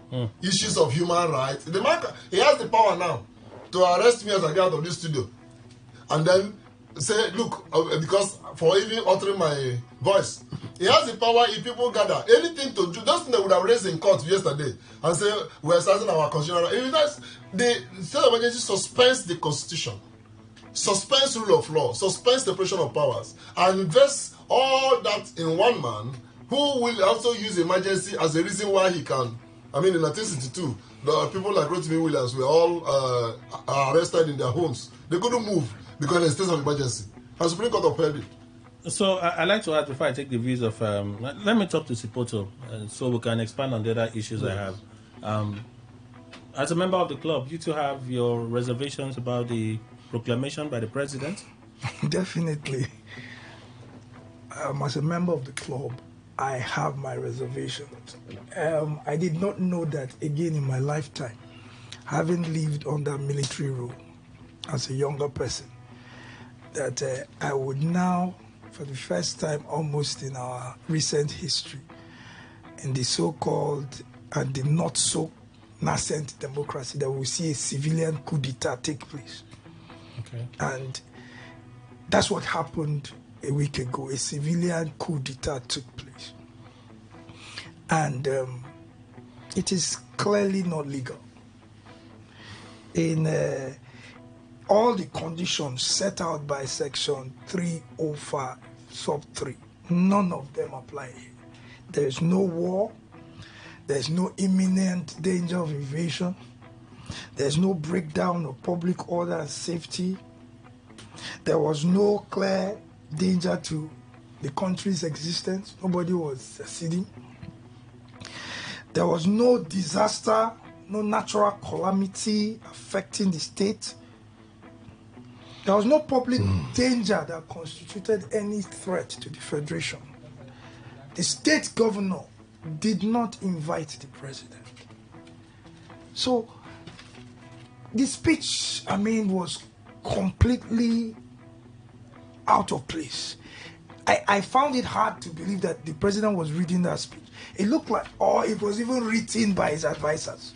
And if it was, they wrongly advised him. They wrongly advised him, and we make bold to say, today, somebody is writing a book, and virtually that book is like a confessional statement. And for a crime, it can be prosecuted at any time. There's no statute of limitation to prosecuting a crime. And somebody has written a book, virtually confessing to something we had known, that in 1993, an election that was adjudged the fairest was annulled for no national reason, just for selfish reasons. And put it on record that sometime in posterity, 18th of March will also be like June 12th. 18th of March 2025 will also be as like June 12, 1993. Because we were alive to see that. The aspirations of the people of this state were completely set aside for selfish interests. And listen to I don't know, with all due respect, to the retired naval officer that was sent as the sole administrator. I believe he had served in this town once. And when he came in, he also confirmed that there's nothing looking like. It's just like the same old Port Harcourt. So why did we have, and why do we have a state of emergency declared on the state? It is absolutely unnecessary, unjustified, illegal, uncalled for, and should end forthwith. It might be a fact on ground now, but it is not legal. It has no basis. So is that the chorus opinion of members of the club, that the state of emergency, as proclaimed by President Tinubu, validated by the National Assembly, albeit somewhat controversial circumstances, be reversed immediately and be given that's what we're saying. That's why. And we wish they will listen and they will do it, because that's the best for these states. Okay. That's actually the only thing that can restore the interests of Rivers people in the federation. In the electoral We have system. been treated as if we don't exist. So that is just it. I'm trying to get away from the legalese here. But when I hear that the Constitution has been suspended and stuff, my ears, tickle in a certain way. The president made it clear. The sole administrator, who has military background, former naval chief, cannot make new laws. He can only make regulations. And those regulations have to be ratified by the National Assembly and the FEC, that's the Federal Executive Council. In that light, they are guided by the Constitution. So our Constitution cannot be suspended, I believe so.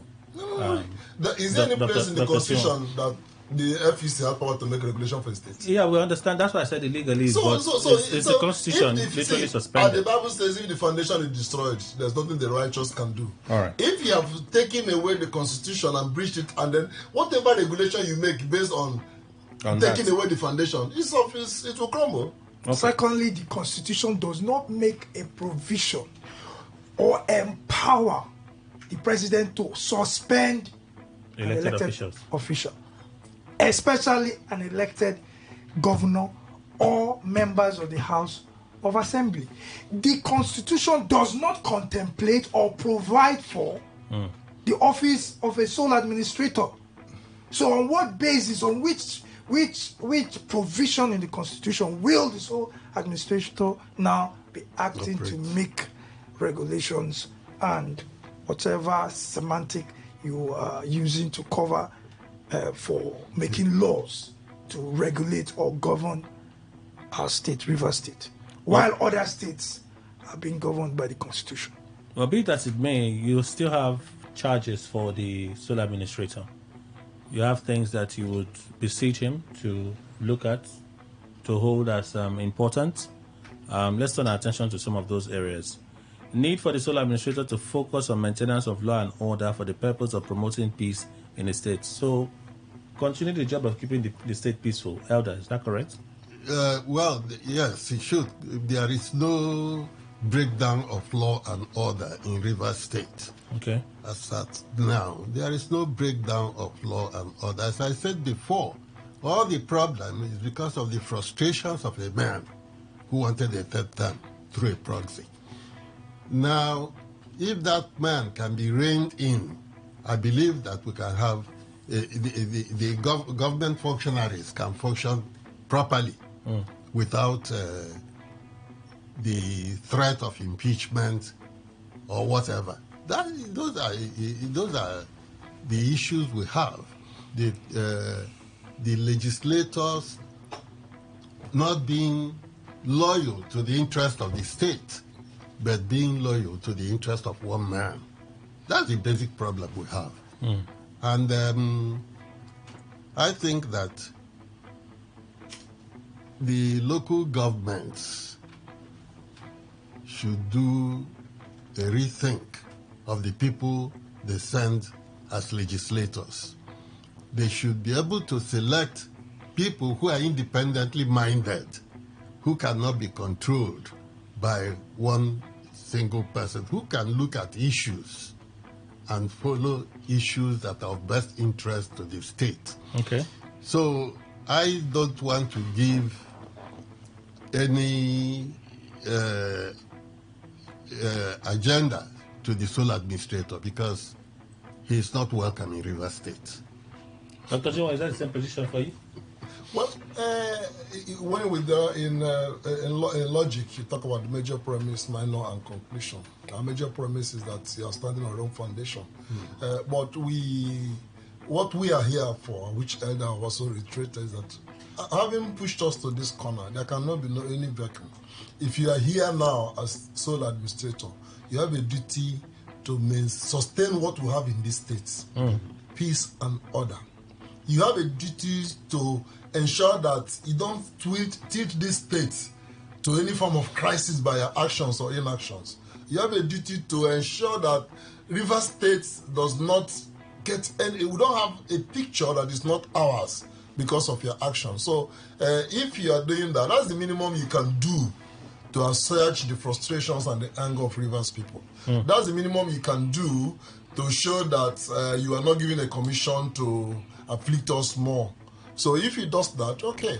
But if he doesn't and try to show himself partisan in any way or to do things that will affect the peace and order we have enjoyed. I mean, he could, like that, I safely traveled to Andoni. People traveled to different places and returned and didn't even hear that there was crisis there. I mean, in the past 2 years, the only thing that has come out of Rivers is political dissensions. You hear at Abuja or Trumepericum or Government House. Those are the only things. But so Rivers State, our people incidentally have managed to relate as much as well as we could.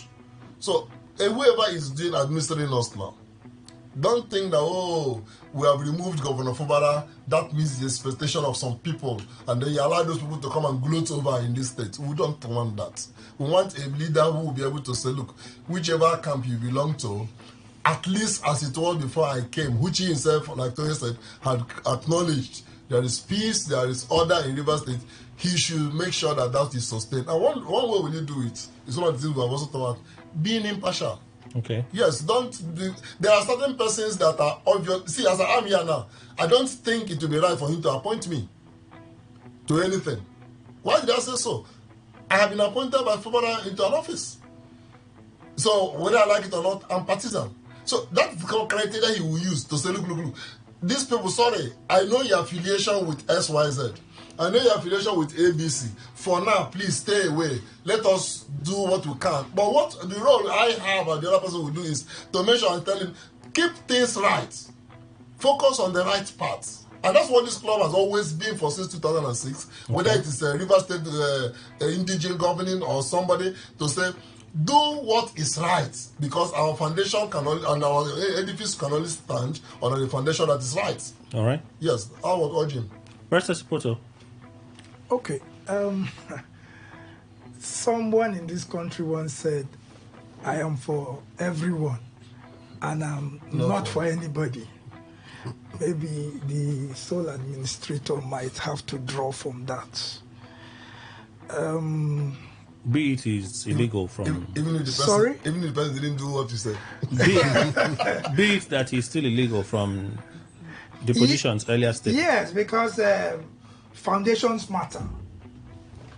Foundations do matter. So if the foundation is illegal, well, we're just addressing a de facto situation. Okay. Because whether illegal or not, posterity is going to judge everybody at the end of the day. I mean, why are we out here? Somebody once also said in this state that this state is a Christian state. When we begin to see things that actually negate those statements, as Christians, as believers, we are bound to, speak up. So, if we're going to advise the sole administrator, I, for one, would say, tone down on the politics. Concentrate on governance issues. When will we hear that the major news coming out from Rivers State is some economic advancement of the state, is teaming youth population, of empowering women in economically, educationally? When will it be that Rivers State is attracting so much investment and that our location is going to create more business-friendly environment, that jobs are being created in limbs and quantum in the state? Can we take away the narrative from so much of politics and power grab and resource control that is not benefiting the people of the state? When do we go back to seeing that the state of our schools have improved and have been updated? The state of our primary health centers have been updated. That we are putting priority in human capital development, setting up our youths for the future profession, the key areas that control the economy of today and tomorrow. when will the news from Rivers State go in that direction? Rather than this one said, that one did not say. Or, in fact, the only thriving industry in Rivers State is now politics. And even the way it is thriving, it's not thriving in a manner that benefits everybody across the board. And for the short period we are seeing some light in that direction, we now have a situation where a state of emergency is foisted on us. So the sole administrator should concentrate on putting business back on track and putting Rivers State back on track as the #1 investment attraction or destination of the country. All right, we'll go for the news. When we come back, we'll continue. Please stay with us. This is Today 95.1 FM, Port Harcourt, voice of the people. Every day, every hour, when the big stories break, depend on our 24-hour news team to bring you the latest. Today 95.1 FM. Today 95.1 FM, Port Harcourt. News update. A very good morning to you. Here's the news update on Today 95.1 FM. I am Kelly Ikemenjima. Governors elected under the platform of the People's Democratic Party, PDP, have instituted a suit before the Supreme Court challenging the 6-month suspension of the Rivers State Governor, Siminalayi Fubara. Governor Fubara, his deputy Ngozi Odu, and all members of the Rivers State House of Assembly were suspended for 6 months by President Bola Tinubu after he declared a state of emergency in the state on March 18. The president had appointed a sole administrator for the state. The governors of Bauchi, Adamawa, Bayelsa, Enugu, Osun, Plateau, and Zamfara states have questioned the powers the president has to carry out such action, that is, suspension. The 7 state governors who termed the suspension as unconstitutional through their attorney generals urged the Supreme Court to declare that the president has no powers whatsoever or authority to suspend a democratically elected governor and deputy governor of a state in Nigeria under the guise of or pursuant to the proclamation of a state of emergency in any state, based on the provisions of Sections 1, Subsection 2, Section 5, Subsection 2, and Section 305 of the 1999 Constitution as amended. The Independent National Electoral Commission, INEC, has identified shortcomings in the petition seeking the recall of Senator Natasha Akpoti-Oduaghan. In a statement issued, Sam Olumekun, INEC's National Commissioner and Chairman of Information and Voter Education Committee, noted that the petition failed to meet some requirements. The petition submitted by constituents from Kogi Central Senatorial District was accompanied by 6 bags of documents containing signatures from over half of the 474,554 registered voters in the district. However, INEC observed that the petitioners did not provide a clear contact address, phone numbers, or email addresses for all their representatives as required by Clause 1F of INEC's regulations and guidelines for recall. The petition only included the lead petitioner's phone number and a vague address listed as Okene, Kogi State. INEC reaffirmed that a recall is a prerogative of registered voters in the constituency who have lost confidence in their representative. If a petition meets all requirements, INEC will proceed with the verification process using the Bimodal Voter Accreditation System, BVAS, in an open and transparent manner. The African Development Bank, AFDB, has announced the launch of a new country strategy paper to boost agriculture and enhance economic growth in Nigeria. Kamara announced the launch of a new country strategy paper reaffirming AFDB's commitment to transformative projects in Nigeria. These include the second phase of the National Agricultural Growth Scheme, which focuses on food security and rural development. A delegation led by Abdul Kamara, Director General of AFDB's Nigeria Country Department, recently met with the Finance Minister Wale Edun to deepen collaboration in all sectors. He also highlighted infrastructure progress in the special agro-industrial processing zones with advancements in Sokoto and planned expansions in Cross River and Kaduna State. The AFDB further emphasized its support for youth entrepreneurship through initiatives like the Youth Enterprise Investment Fund, designed to create jobs and drive economic inclusion. On the foreign scene, at least 18 persons have been killed and 19 injured as wildfires continue to ravage South Korea's southeast region. South Korea's acting president Han Duck-soo says the unprecedented crisis remains critical and is rewriting the record books for the worst wildfires in the country. Authorities said many of those who died are in their 60s and 70s, and more than 23,000 persons have so far been evacuated. That is the news update on Today 95.1 FM. Good morning. Thank you for your time.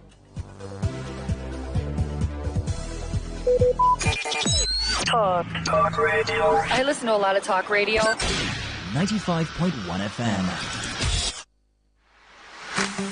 Forget April Fool on April 1st and give wisdom the recognition it deserves with Lanre Olusheye, Enyolua Adeolua, Mark Angel, Prince Emmanuel, Irogoma Ogbefon, Rena Davids at Emergence of Stars, a Port Harcourt Youth Conference. We are addressing real issues. What does it take to shine bright? How do you rise beyond mediocrity and step into your full potential? On Tuesday, April 1st, a public holiday. Venue, House on the Rock, Abacha Road, GRA Phase 3, Port Harcourt. Red carpet, 9 a.m. Main event, 10 a.m. Convener, Blessing, Isijola. Entry is free, but registration is compulsory. This is organized by IBGO Mentorship Network. Unleash the power of the airwaves with the ultimate radio experience. Tune in to Today 95.1 FM, the voice of the people. Don't just listen, immerse yourself. That is 100% true. All right, thank you all for staying with us. Let's continue. Guests from Club 401 today, we have Elder LF Jumbo, who is Chairman BOT Club 401. Dr. C.J. Chinwa is also here. He's president of the club. Mr. Chris Akani and Barrister Tony Sipoto Pepo also here. Let me go to Mr. Akani on the expectations for the sole administrator. Well, it's all damage control where we are right now. That's why I said in my preamble that the sole administrator should realize that eyes are on him, and we are watching closely. He had confessed when he came into Port Harcourt, he never found a state that is in a worrisome state. That's enough to tell him that he has little or nothing to offer, because the state before now has been on course, and I should expect that he should sincerely report back to the president that 6 months is just too long for him to be here in Port Harcourt, based on what he has seen on ground, and return back democratic institutions to get back on course. I think that's what is uppermost, and that's what he should do. If really he has come to serve sincerely. He's been the chief of naval staff, and one expects so much from him, having risen to that height before he retired. I don't expect him to stay longer, sincerely. I don't expect him to stay longer. He should conscientiously report back to the president that what he's seen in Rivers State doesn't require him to stay here for 6 months, candidly. Thank you. Well, being that it's been established here that the president apparently has an interest in the crisis in Rivers State, established here, I must add that part. Would it be easy for the sole administrator to be neutral in his affairs as sole administrator? Sipoto. Well, I first need to understand what you mean by established here. Is it in our conversation or in this station? In the conversation. I don't think we have said that. We have not said... Dr. Chiwan in his opening had said the president in his broadcasts, right, has suggested Fubara Yes. without calling Wike. He was biased. That's what I'm saying. That doesn't mean that I didn't establish he has his interest. Okay, the president was biased. We have not established it. If you had asked us to say, we'll say we're trying to recall what we have said, so that we're accountable for that. Okay, that's fine. I withdraw it. Okay. I withdraw it. In the Okay. business of questioning, I think my senior is here. It's something that we traffic very regularly. No, I'm just in a Not good just mood. yes, I know you're in a good mood. I'm in a good mood. So let's just take this good mood. Okay. And besides, I have elders in the studio, so I'm behaving myself. Oh, congratulations! that's what is happening. That's really what is happening. Nonetheless, people perceive that the president is biased. Okay. In his management of the crisis in Rivers State, right? Okay. If the president is seen to be biased, and a sole administrator is appointed by him, would it be easy for that sole administrator to be neutral in his affairs in Rivers State? Okay. In all fairness to the sole administrator, first, I must commend him. He has risen to the heights where not many people do rise to. This is a naval general, a vice admiral. And he was trained in many places, one of which is no less a place than the famous Hope Waddell Training Institution, Calabar. And as an old boy, as a fellow old boy, their idiots were turned to intellectuals. And in all fairness to the sole administrator, I believe that he should, and he has the ability to do what is right. Okay. He should be able to tell the president the truth. Like my brother has said, he should be able to tell the president that I don't think I need to stay in Rivers State up to 6 months from what I see on ground. If he succeeds in reconciling the perceived warring parties, that would be a plus to his CV. And if he is not making any headway, he should also be man enough to turn to the president and say to the president, we're not making any headway here in reconciling these parties. And identify the areas where he has problems. Yes. He's making headway. So, should be able to identify them. I think that we should be fair enough to him to say that as an ex-general, he should not have any bones in telling the president the truth of the situation on ground. We should give him that benefit of doubt. And if after 1 month, 2 months, or 3 months, he squanders the benefit of that, then we should also be free enough to tell him that, sir, you have squandered the benefit of doubt we have given to you as a general. So that would be my perspective to this. Okay. I would not prejudge him and say that since the president, who is biased, appointed him, that he is also biased. No, I will not do that. But you're charging him. Yes. That one of the ways you could show neutrality. As an old boy and as a Hawaiian, I expect him to be man enough to tell the president the truth. That's how we were trained. Elder Jumbo. Yes, sir. The same question about demonstrating neutrality on the part of the sole administrator.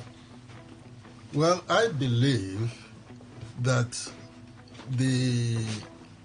by his training and by comparing the level to which he has arisen in life, he should be able to have a mind of his own. And therefore, he should know what is right and what is wrong.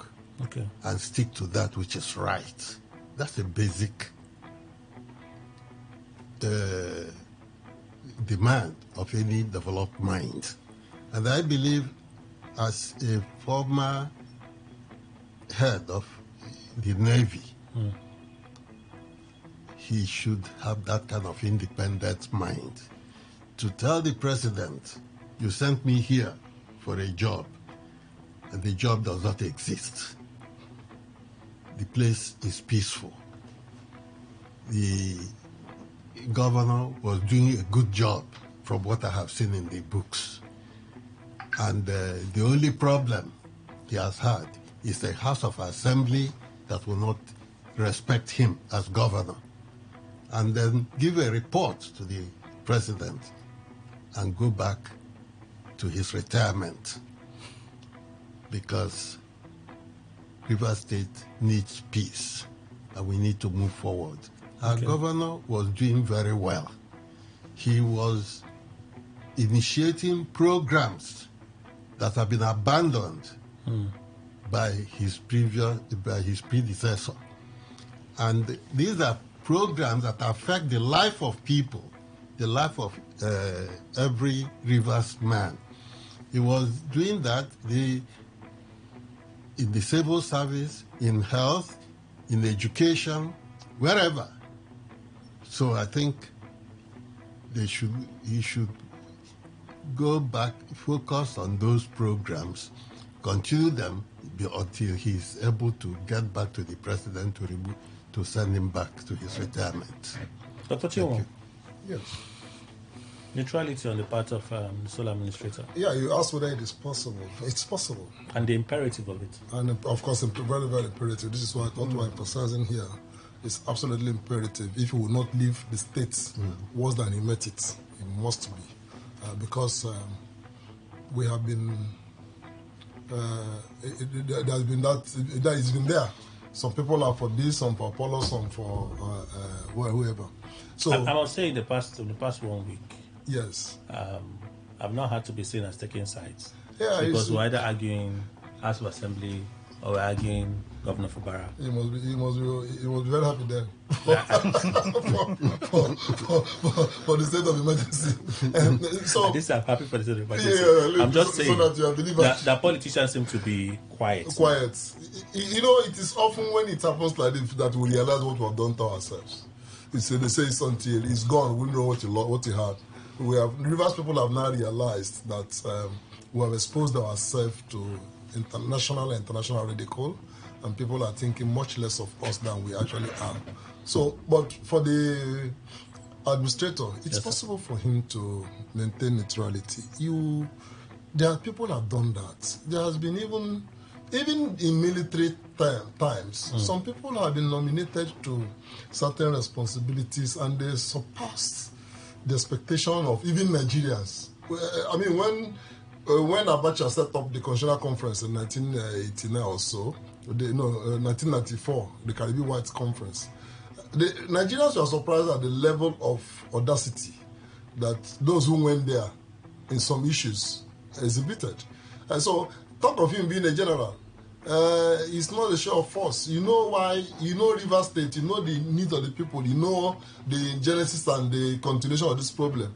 And you come here and look. If not that people don't seem satisfied, what's the general looking for again? A man at his level. What is he? Both in terms of money, in terms of name. Why should he at this level compromise his stance?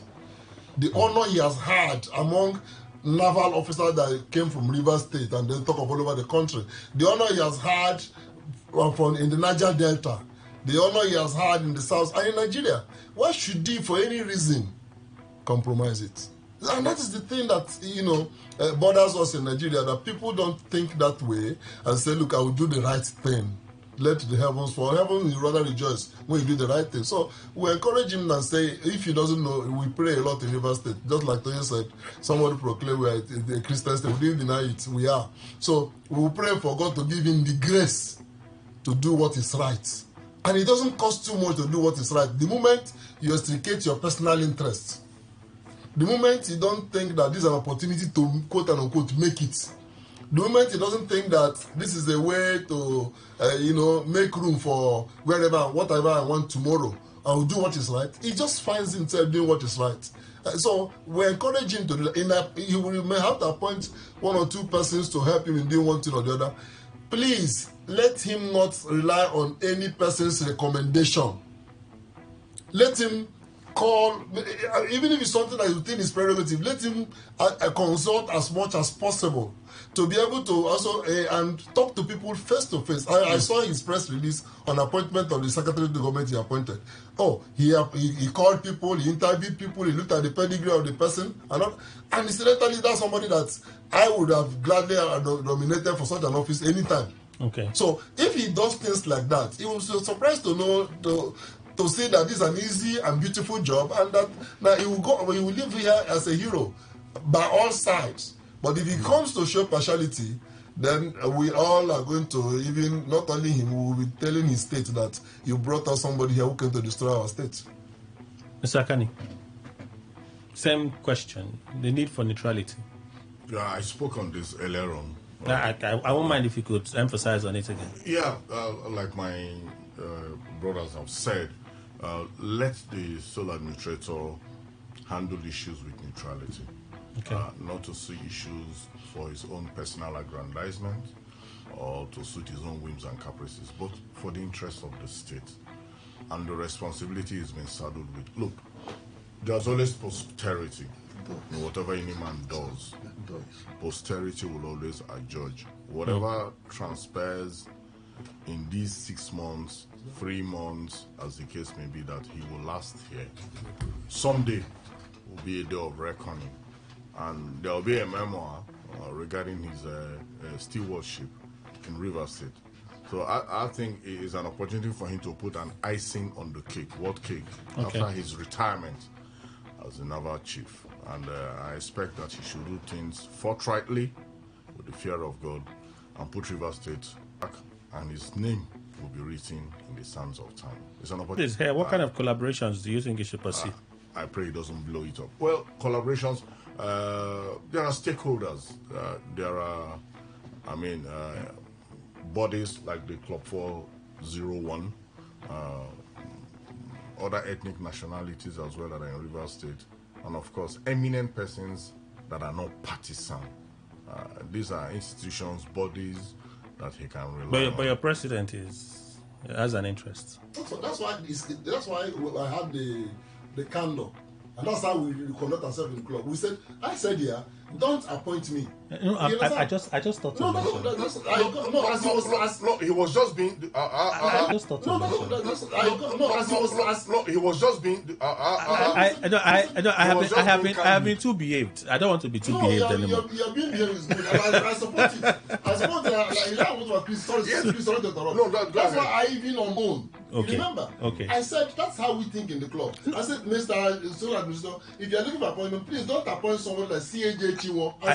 I just thought, Dr. Chiwo, my intention is to poke, and it has worked. So let's come back again, because when you said pursuing collaboration, you can look at Club 401, of course, right? So poking Club 401, there's one who has an interest already. Yeah, but not all of us. Oh, okay. Not all of us. Okay. You could find anything you want in Club 401. Okay. Well, not exceptionally Club 401. There are other bodies, like I mentioned. There are ethnic nationalities. There are eminent Rivers citizens he can also consult that will give him valuable advice that will help this responsibility that he's saddled with. And I believe that, like Elder said, he has less worries and less responsibility to cater around in Rivers State based on what he met on ground. Okay. So transcending Rivers State from what it is to a higher horizon won't be a Herculean task for him, because what he met on ground was seemingly nothing to bother about. Okay. Mr. Sipoto, collaborations that the Sole Administrator should pursue. Well, the impression that is given to outsiders regarding Rivers State is that it is highly polarized. But that's a wrong impression. The Sole Administrator will come to find that it's wrong. Politicians may be polarized, and that is understandable. Please don't forget that the supposed warring parties are all of the same political family. There are all of these. In fact, sometimes I have a nudge that this might just be all smoke screen and screenplay. But that's for all that we know. So the sole administrator should get down to the grassroots, get down to the youths, get down to the women groups, find out what is the impact of governance on these people. We see that he's inspecting projects. His inspection should not end at the State House of Assembly building that is being constructed. Yes, sir, it should not end there. There are other projects that connect communities. And such communities... He may not have the power to do anything about those. Well, I didn't say he has powers. This is the money to him. Something. He told us the other day that... Maybe he's paying salaries. He told us the other day... Can he embark on projects? We don't know yet. The point is... We're not sure yet that he can embark on projects. Yes, you have the ground. But we can do this sometimes. Yes, so the point of what I'm saying is that his inspection of projects should not end in those controversial projects. But that's why we raised with he has told us that he has received, the allocation has been released. Remember that the local government workers have been crying out, they have not been paid. Yes. Teachers must be paid. So what if he should collaborate? What if his primary assignment now is to just pay salaries? Mm-hmm. He can't embark on projects. I'm not saying he should embark on projects. You're saying he should inspect. He's not. Yes, if he's inspecting, what is the purpose of inspecting? One, probably to verify that this project is ongoing. Probably tomorrow we want to hear that he would want to scrutinize or set up some panel of inquiry. He draws his powers from his appointer. Okay. So the way it is that just as we were surprised to hear that there's a state of, we should brace ourselves up for. So hopefully those surprises will be pleasant surprises. Okay. And we'll work for the good, and we advocate for surprises that will work for the good of the Rivers man on the street. The Rivers, and when I mean the Rivers man, those who are both indigenes of Rivers State and those who reside and do business in Rivers State. Okay. We should think of the good of the people of Rivers State. I mean, you shouldn't go about stopping projects or denying funds to those projects. That's the point. Projects that are connecting areas that if you go to, you will not believe that is Rivers State. But those areas are generating the resources that make Rivers State matter in the Committee of States. Okay. So those projects should not be stopped, hindered, or prevented from going on. Okay. Elder Jumbo. Yes, sir. Collaborations that the sole administrator must pursue if he wants to succeed. Well, I find it difficult to give him guidelines in what collaboration to seek or not to seek, because we have said that the president should call him back and restore the civilian government. But be that as it may, while he is here, I think, number one, he should seek the welfare of the state. And that means that groups within the state that are promoting peace and unity of the state, you should look for them, collaborate with them to ensure that peace continues to be maintained in Rivers State. Okay. There are a number of people who are working to ensure that development comes to Rivers State in areas of business growth, agricultural development, he should get in touch with such groups and promote those areas if he has the power to do that. We are not clear what his assignment here, whether to just be an administrator of things that are going on.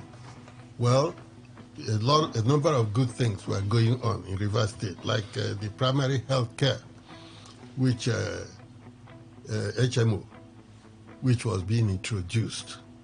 That should be, people can get health care and not be abrogated.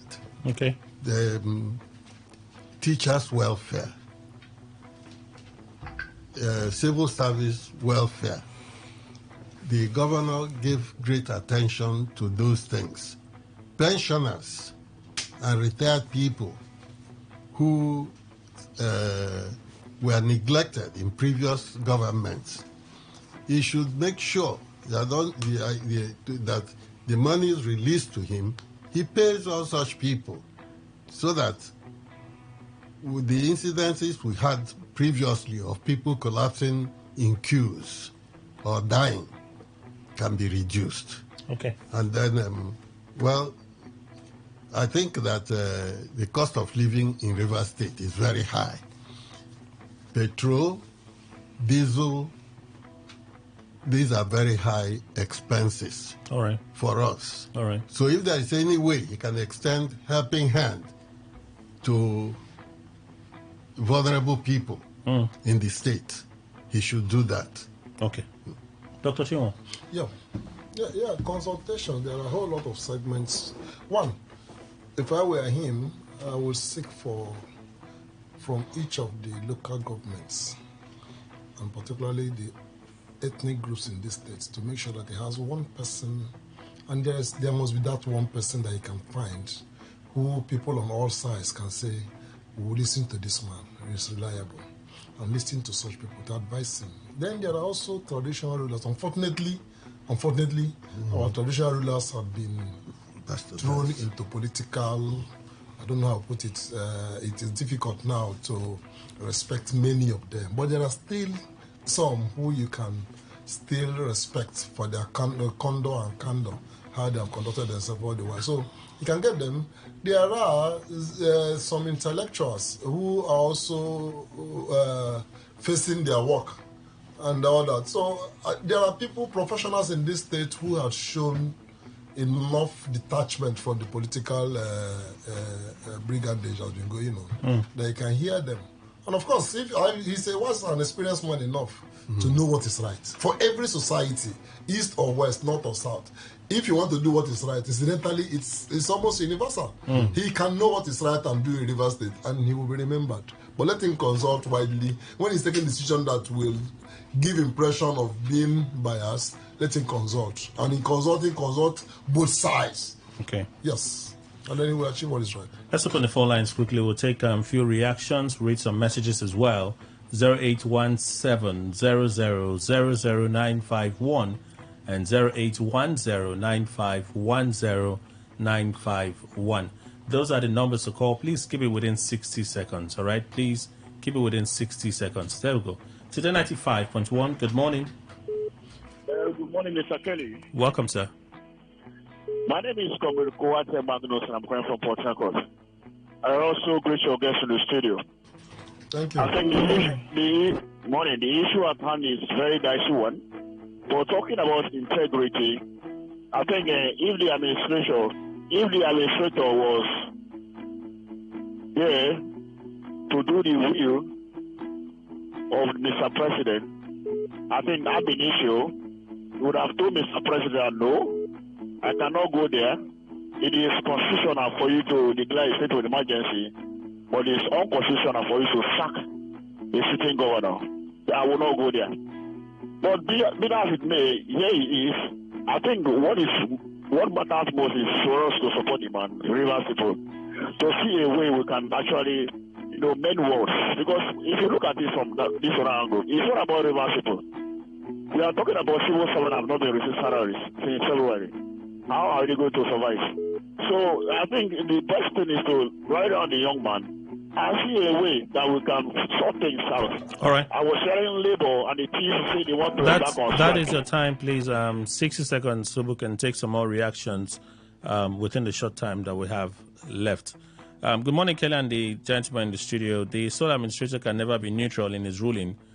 Mind you, he's there for a mission to serve the political interests of the president and the almighty Wiki. Epele Ada George sent this one.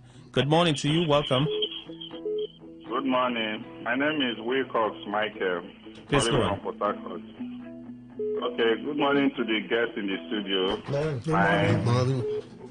My father is here, the LF Jumbo. Greetings to you, sir. Wilcox on the line. Okay, I've listened to your review, and it's quite unfortunate to find ourselves in this situation in Rivers State.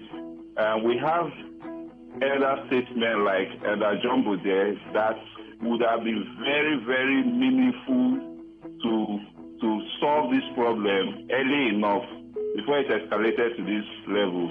And what the president did in Lagos State House of Assembly is what would have also sufficed for Rivers State. But with the way the whole thing is going, we're seeing that there is a bias in all that is playing out. And we're just hopeful that things don't get any worse, because people are not actually happy, but benefit of that to the sole administrator to see what comes out of the administration is coming to do in the next 6 months. And we want the Senate to actually take up their responsibility and do what is actually right, because we are actually really disappointed. Thank you. Thank you so much for your contribution. Michael Eleprawa, there will be nothing like neutrality by the sole administrator. He's there to fulfill an agenda. The employer has already given him a script to cry out or to carry out. I pray in all, God will expose them and their plans. All right? Michael, you sent that message. Let me read a few and take some messages. We have just less than 3 minutes left before we check out. I don't believe the Club 401 people in your studio, because during the defections of Amewile, Dr. Chinwa told us that his group were going to initiate a recall process and also challenge the defections in court, but they didn't do so. And now they have adjudged the declaration of emergency in the state as illegal, while at the same time setting an agenda for the sole administrator, indicating their acceptability of the illegality. I even expect them to challenge the illegality in court, but they are not talking about it. Bernard sent this one. We'll take reaction to it in a moment. Let me read a final message from here. Club 401 members have spoken with high sense of heavenly and down-to-earth truth. Even the Red Sea, the Atlantic Ocean and Pacific Oceans can bear witness to their sense of truth. I can see the Calvary truth that is capable of reactivating the impotent mind. I thank you. John Owagugu. Can I squeeze in one more? I think I can. The sole administrator in his speech said the River State is peaceful, but my question is, why did he come? Moreover, considering the controversy that came with the state of emergency being declared by the president, as you can see, he's being used to achieve a motive. All right. Kelly is your name. Thank you, sir, for reaching out. Let me take, Today 95.1. Good morning. Good morning, Kelly. Good morning, Frank. Quickly, go on, please. Yeah, I greet all my Rivers brothers. So good morning. Good morning, Frank. Yeah, I want to commend you people. You people have done well this morning as the Rivers people. And I love the way you show love for your state. As the Rivers man, my advice to our sole administrator now is the neutrality of him who will solve some of the problems we are facing today. Most of the appointment that he's about to do, let him not take any side. Let him take neutral people that they are not in the Kubra camp or Wike camp, so that this state will move forward. All right. If he continues to take only one side, the other people will be angry. Thank you and God bless you. Thank you so much, Frank. We have to close. We have about 2 minutes to close. So I know you would like to react to the message about, you say you were going to start a recall process for Amewile court. I don't know if you want to react to it. Well, let him understand that one is not Club 401. Amehule doesn't belong to all. Club 401 has members from all over River State, all the ethnic groups. Amehule is of constituency 1, Obiabo. So that was a different issue. Then I wasn't speaking as a member or president of Club 401. But what I will let him know is that this club has, since 2006, been on the forefront of fighting for things for the interests of River State. So we have spoken during Amechi's time, we are speaking Wike's time and Fubara's time, because our River people should please not wait until there is crisis before we speak out. All right. We spend money here to host this program every week because we think that this state should not only have the voice of politicians. Okay.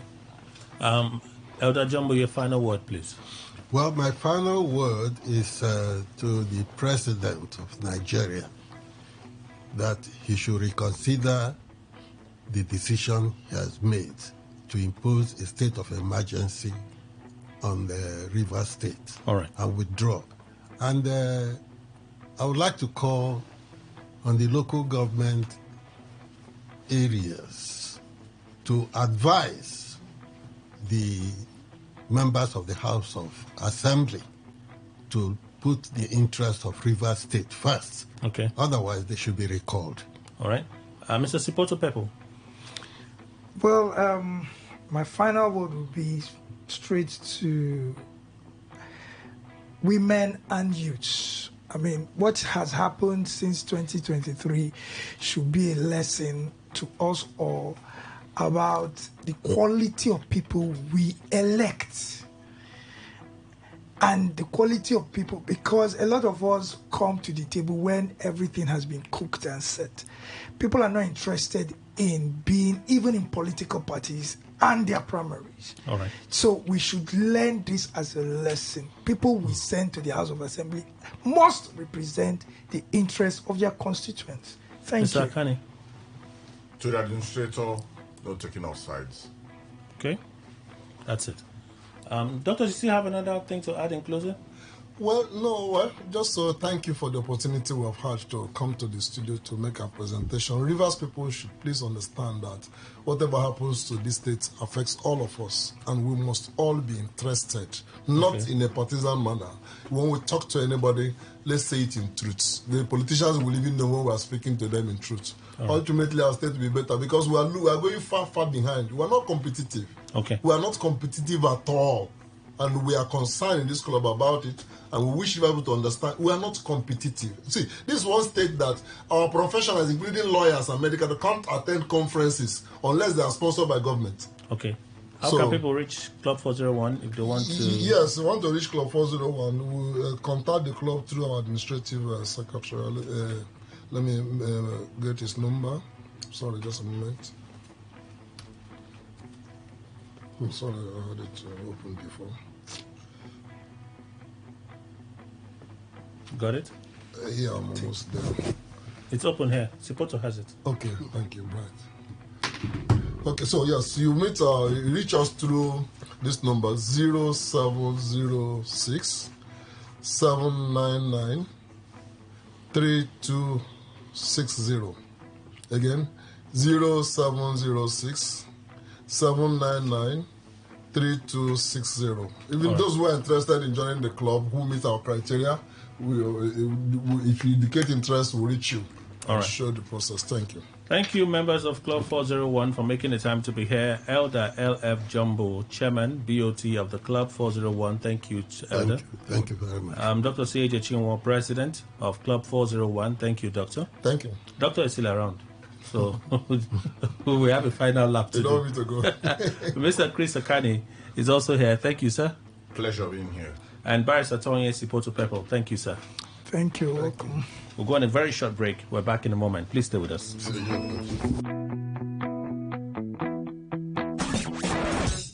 Live your truth. Express your love. Share your enthusiasm. Take actions towards your dreams. Talk your talk. And walk your walk. It was years ago. There's a statute of limitation on this stuff. Make today worth remembering as we discuss issues as it affects Nigeria moving forward. Talk that talk. Weekdays, 2 p.m. Exclusively on Today 95.1 FM Port Harcourt. Voice of the people.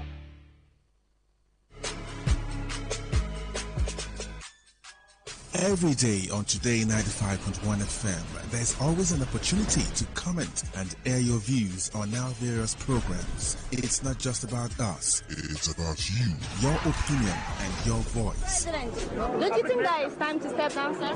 Be part of the story, the gist, reactions, intrigues, and the news. President Neil Patrick Harris has called for greater regulation. Give us a feedback or join the conversation on Twitter at TodayFM951. Our Facebook address is Today95.1 FM, or join us on the number 0701 933 9962. That's our WhatsApp application. Be informed, be educated, and have fun.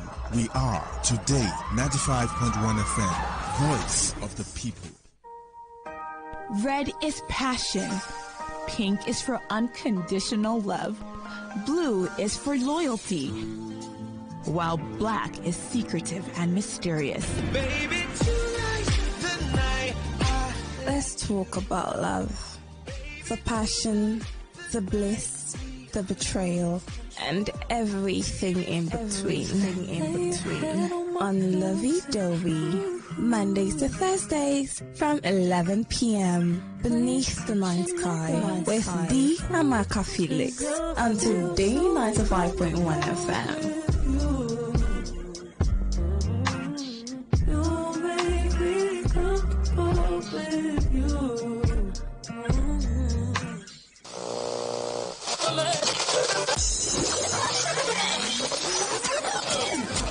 Hello, join us Fridays, 7:30 a.m. on Our Top Picks, and together we'll review the big national stories of the week, all in 30 minutes. It promises so much fun. Our Top Picks, Fridays, 7:30 a.m. Don't miss it.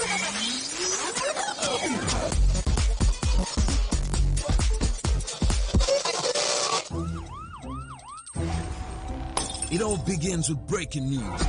Now, make no mistake, this is a difficult mission, and it will remain difficult for some time.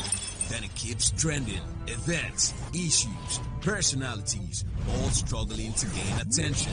But in the race for deadlines, the intrigues, power play on the currents are often missed or underreported. Insecurity here is basically a product of poverty. But not anymore. As the platform on radio steps in to fill the missing links on events, issues, and personalities in the news. I'm not afraid of anybody. The platform on radio serves only the hottest topics and trending issues. Only on Today 95.1 FM. 95.1 FM. Port Harcourt. Weekdays, 4 p.m. Get on the platform on radio and be served.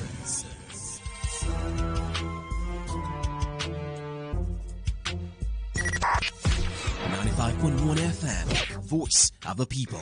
And we're back. Okay, thank you all for staying with us. Let's begin to wrap things up now. Let me return to Dr. Chinwo. Yes. Opinion poll. The drama between Obi Ezekwesili and Wanyeboy. That's the right pronunciation, right, Mr. Ndikwe? Yes. Wanyeboy. Yes. I don't want to say who is right and who is wrong, but their conduct in public is where I want to focus. Yeah, it must be one of the most embarrassing scenes of recent in Nigeria. We have been having those embarrassing situations, unfortunately, and we think they didn't matter.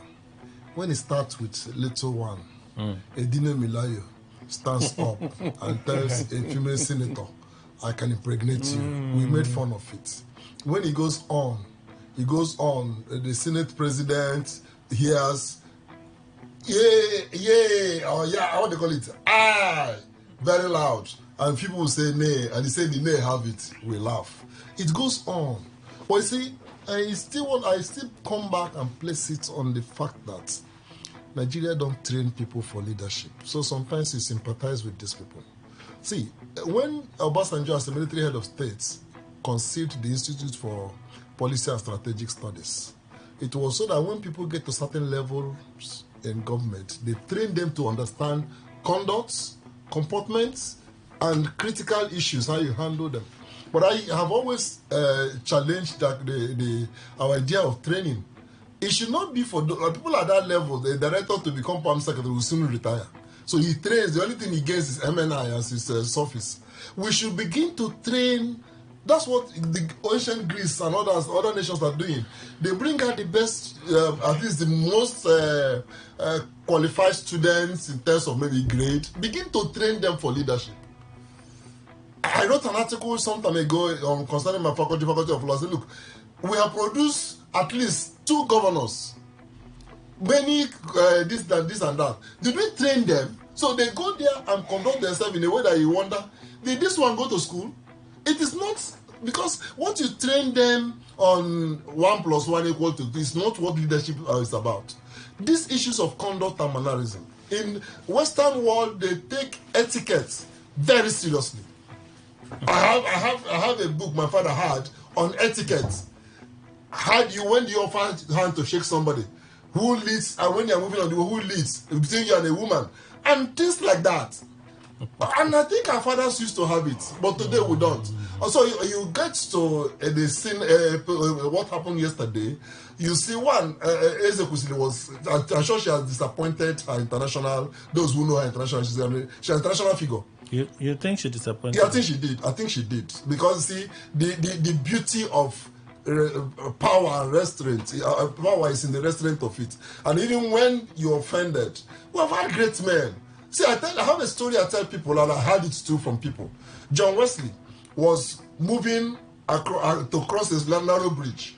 And one man who was very arrogant and hated him, the man said, I don't give room to fools. You understand? He wouldn't let John Wesley pass. You know what John Wesley said? He said, I do. That one sentence, or 2 words, I do, it means that you are a fool, I give room to fool, but he didn't say it. I had another story where in law school, and they told us a Nigerian was in UK and was ate his chicken. I know we allow our bones too. Ate the bone. One young boy just came and who was eating ice cream came to him and said, "What do people eat in your place? What do dogs eat in your place?" He said, "Ice cream." He didn't say much sentence. Do you understand? There are ways people say things that people will just learn. Our own leaders are very wrong. It's not. It didn't start yesterday. Obasanjo went to a Keja explosion. People were crying. I said, shut up there. Don't you know that I'm not supposed to be here? So we should begin to teach those things that are not written in the books to those who want to get to leadership. Or instead of only when they go there, when they're elected, what you see is teach them how to manage the money, how not to tell them about the money we're collecting, and how to dress, and how to... These are the little things that matter. How can tell the senator of your nation? You see how it comes. It's not his office. That man may be his son. Like he said. But you don't come and address a senator the way you did. Oh, you are an aboro. You are, what is it called? Hooligan. Scoundrel. I'm not in the Senate because I'm not a scoundrel. You have abused the whole Senate of the nation. And then the young man himself turns around and you are an old woman, you are 70 years. He also shows that he doesn't have the proper home upbringing. If you remember, this woman is an old woman. There are ways we must begin to learn such quality of discussions. Whether it's in the bus, whether it's at the motor park. You can tell people, they say a diplomat is one who tells you to go to hell. And you say, when are we going? We must begin to learn how to conduct ourselves, comport ourselves in speaking and in reaction to situations. Otherwise, we keep on embarrassing ourselves. Our president, even Tinubu, does. What this whole thing in River State has exposed River State to a state where you people ask, do you people have some reasonable men there? It's not because of the issues, but the way you comport yourself in presenting the issues. So it's really a thorough embarrassment yesterday for when I saw it. Was even this morning. You first read it, and I opened my this to see in social media. I said, could this have happened? Oh. So for Ezekwesili, the others can manage. This man may be getting to the level of Abuja for the first time, but you are already an international figure. Yeah. From governor, he's what they call vice president of World Bank, this and that. If she go, I was in a conference, he was addressing us from US. If CHH does it, is looking for relevance. When you do it, you are bringing yourself low. Yeah. So that's the thing. Let's quickly talk about the final story before I see how many reactions I can take. NLC River State, they are threatening strike. demanding a reversal of the emergency rule in River State. Would this force the president to change his mind? Chief Okere, can the NLC in River State cause a change to happen with the state of emergency? Why? In capital letter. Why? You look at what has happened before. The presidents of the activities of labor or organized labor, so to say, have their threats changed things easily in this country before? And the answer is no. And me personally, I'm not the kind of person that join the bandwagon decision. That is what Labour is just trying to say, so that let it be that when this was happened, they added their voice. Why did you people say anything? Otherwise, the only way I can describe their action now is that they are looking for a way of, adding something to their pocket. Maybe let's just not keep quiet, or let's just do this. What is their business about the political crisis? But their salaries will be affected. How? Their salaries may be affected. Yeah. They are workers now. They are workers in the state. So what happens in the state affects them. The money have been released now. No, I'm just saying. Okay. Some of the freedoms a governor would have, a sole administrator will not have. Of course. Like so 100,000. I think to a reasonable extent, salaries of majority of them who are members of Pengassin and Nupeng are not tied to because I'm not sure it's the LLC that is threatening this one, right? It's NLC. Okay, LLC. Yes. Okay, NLC. This is purely civil servants now. Well, their money has been released. We had the sole administrators also, and maybe they're trying to be sympathetic to the governor, their own way of participating in the whole crisis. But whatever threat they are issuing out will not make any change. Mr. Andukwe. Well, because here is Nigeria, I will not see a change, no reversal. But, it's always not good to think that A happened this way, and so B must follow that same pattern. Who says something may not happen from Rivers NLC? If they ground the economy of Rivers State by way of shutting down work and everything, you tell me President in Abuja will not feel it. He will hear about the whole thing in Rivers State, consequent upon the emergency he declared, which NLC is feeling is illegal. And they are not just saying that. They are pointing to the constitution that also enabled the president to make that declaration. And then saying, why removing our governor? Why removing our assemblymen and women? You have done an illegal job. And the president will have no answer to that. Because if you come with a doctrine of necessity, I have asked, because of necessity, should we go on the path of illegality? Because of a necessity. So, it might work this way, it might work that way. For now, following Nigerian trajectory, no reversal is expected. But like I said, we cannot hold that too much. Dr. Chinwo. Yeah. I sympathize with the analysis. I sympathize with all Nigerians. We all feel the pain of what has happened and the River State and wish it didn't happen. But maybe the challenge NLC will have is the people will ask you, are you a political body or a working group? And how does it affect you other than other Nigerians? Now, if the president hadn't ordered, incidentally, by that he overruled the Supreme Court at one blow, and the Supreme Court will be looking at himself and say, are we not looking stupid? He will say, don't release money to elected governor. Because do they really look at themselves that way? I'm coming now. Why we look at them that way. They don't. They really. They are blinded now. They have a covering on their eyes, so they don't see. They don't look. We look at them. Don't release money to elected governor. But to release a president now orders release all the money to a man who had never even aspired to be elected, the sole administrator. So does it not make the Supreme Court look stupid, with all respect to them?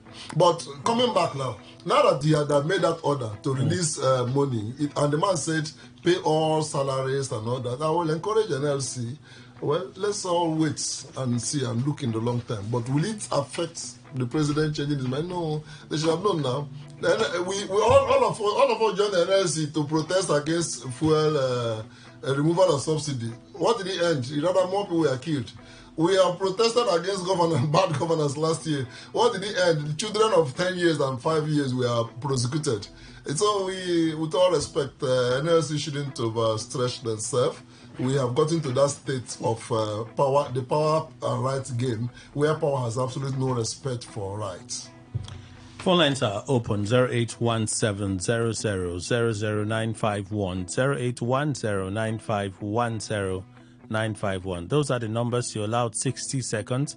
Let's make the most of it, okay? We'll read messages as well in the minutes that we have before we call it goodbye for today. Good morning, Today 95.1. Welcome. Good morning, Kelly. Frank, you called. Go on, please. I greet everybody. So, good morning. Morning. Yeah, let me look at the position of NLC. Okay. My brother from AK have said it all, that they are not politicians, and they're supposed to have sympathy for anyone, so they will not touch them as if they are taking sides. That's the way. If they have any anger, they should go to court. Let's go to interpret it. Okay. Thank you, and God bless you. All right, Frank, thank you so much for your contribution. And this person says, good morning, Kelly, and everyone in the building. As an Igbo man, I am very unhappy. Please, can you shut up from someone 19 years older than Senator Waiboy? How is that an insult? Obialo Chinedu sent that message. Thank you, sir, for your reaction. All right, don't stay too angry. Get over it as quickly as you can. Today, 95.1, good morning. Hello, Kelly, good morning. Morning, sir. Hello, good morning. Yeah, good morning, Kelly, and good morning to your guest in the studio. Good morning. Yeah, I think, Kelly, my name is Andy, and I'm calling you from Port Harcourt. All right. Kelly, why some of us are happy or are not, we are not happy to an extent is that morality, no matter how anybody want to describe it, no matter how anybody want to paint it, most of us, we know this. Okay. And Nigeria know the truth. So whether the president overrides the constitution, God in heaven, who has first of all had the first government and never did what all these people are doing, and say let's institute government, and they are trying as much as possible to write on the constitution of the Federal Republic of Nigeria. We are telling them that God, who has made them, God, who has created them and created this institution, we never leave them. Thank you very much, and God bless you. All right, Andy. Thank you. You seem to be very angry as well. Good morning, Kelly and distinguished guests. If Nigerians allow this coup, which the President, Judiciary, National Assembly, as well as the Senate has done to Rivers State stand, it will be a recurring thing for incoming government. King from Port Harcourt, you sent this one. Thank you, King, for reaching out. Today, 95.1, good morning. Wellington, welcome. Let me meet my father. I disagree with my father today, the lecturer in the studio. I will not support the sole administrator. I never voted for him. He's not honest. He's not. I really think he's not honest. Let me go to NLC. If NLC is ready, they could have sued the federal government on before the day they swearing that man immediately. That is institution of the constitution. He has deprived an elected man. I'm not pushing him like Cobra, the governor of Rivers State. This is my governor. I will not support that man. And that's just the truth. He has deprived of the constitution. Forever I will not support him. Thank you and God bless you. I greet my father, Emmanuel Ndukwe, and the lecturer. Thank you and God bless you. Wellington, thank you for your time and contribution. Good morning, Kelly. It's always sad to see good love go sour. The Senate President that is now combatant to Natasha once traveled with Natasha to Switzerland for a legislative conference. We all know the belligerent partners don't go on picnic. Eric Chooks, thank you for your contribution. Dana Boala's description of Obi as a failed politician is a height of fallacy, sycophancy, hypocrisy, and an affront to the reality in Nigeria's political space. Those Boala referred to as fighting for democracy were actually fighting for positions to loot the public treasury, which they actually do once, given the opportunity. You say, in fact, Obi is an angel where Boala and his paymasters are. This is Senior Elder Ingere Nyotu. You send this message. Thank you. The phone lines are still open, by the way. Today, 95.1. Good morning. morning. Morning, sir. And you're great in the studio. Please go on. River State Line should go and sit down because all they have been protesting, but what you come out. So they always like to look relevant and see whether something will enter their pocket. Thank you, sir. All right. Thank you so much for your contribution. Good morning, Kelly and other panelists. The attack on Mr. Obi by Dana Boala and Bayo Nanoga is unfortunate. I remember how Boala attacked Tinubu before the general election in 2023. Now he's been given appointment by Tinubu. He's now speaking anyhow. Peter Obi and Dana Boala are no match in politics. Let Boala go and contest for councillorship. I tell you, he will fail woefully. Charles Onoze writing from Port Harcourt. Today 95.1, good morning. Yeah, good morning, Emmanuel. Hi, Tony Hustle, welcome. Please go on. Yeah, good morning to the panelists in the studio. Good morning. Thank you. Yes, Daniel Boala.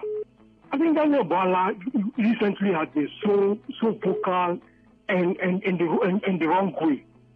Why is he attacking? Peter Obi?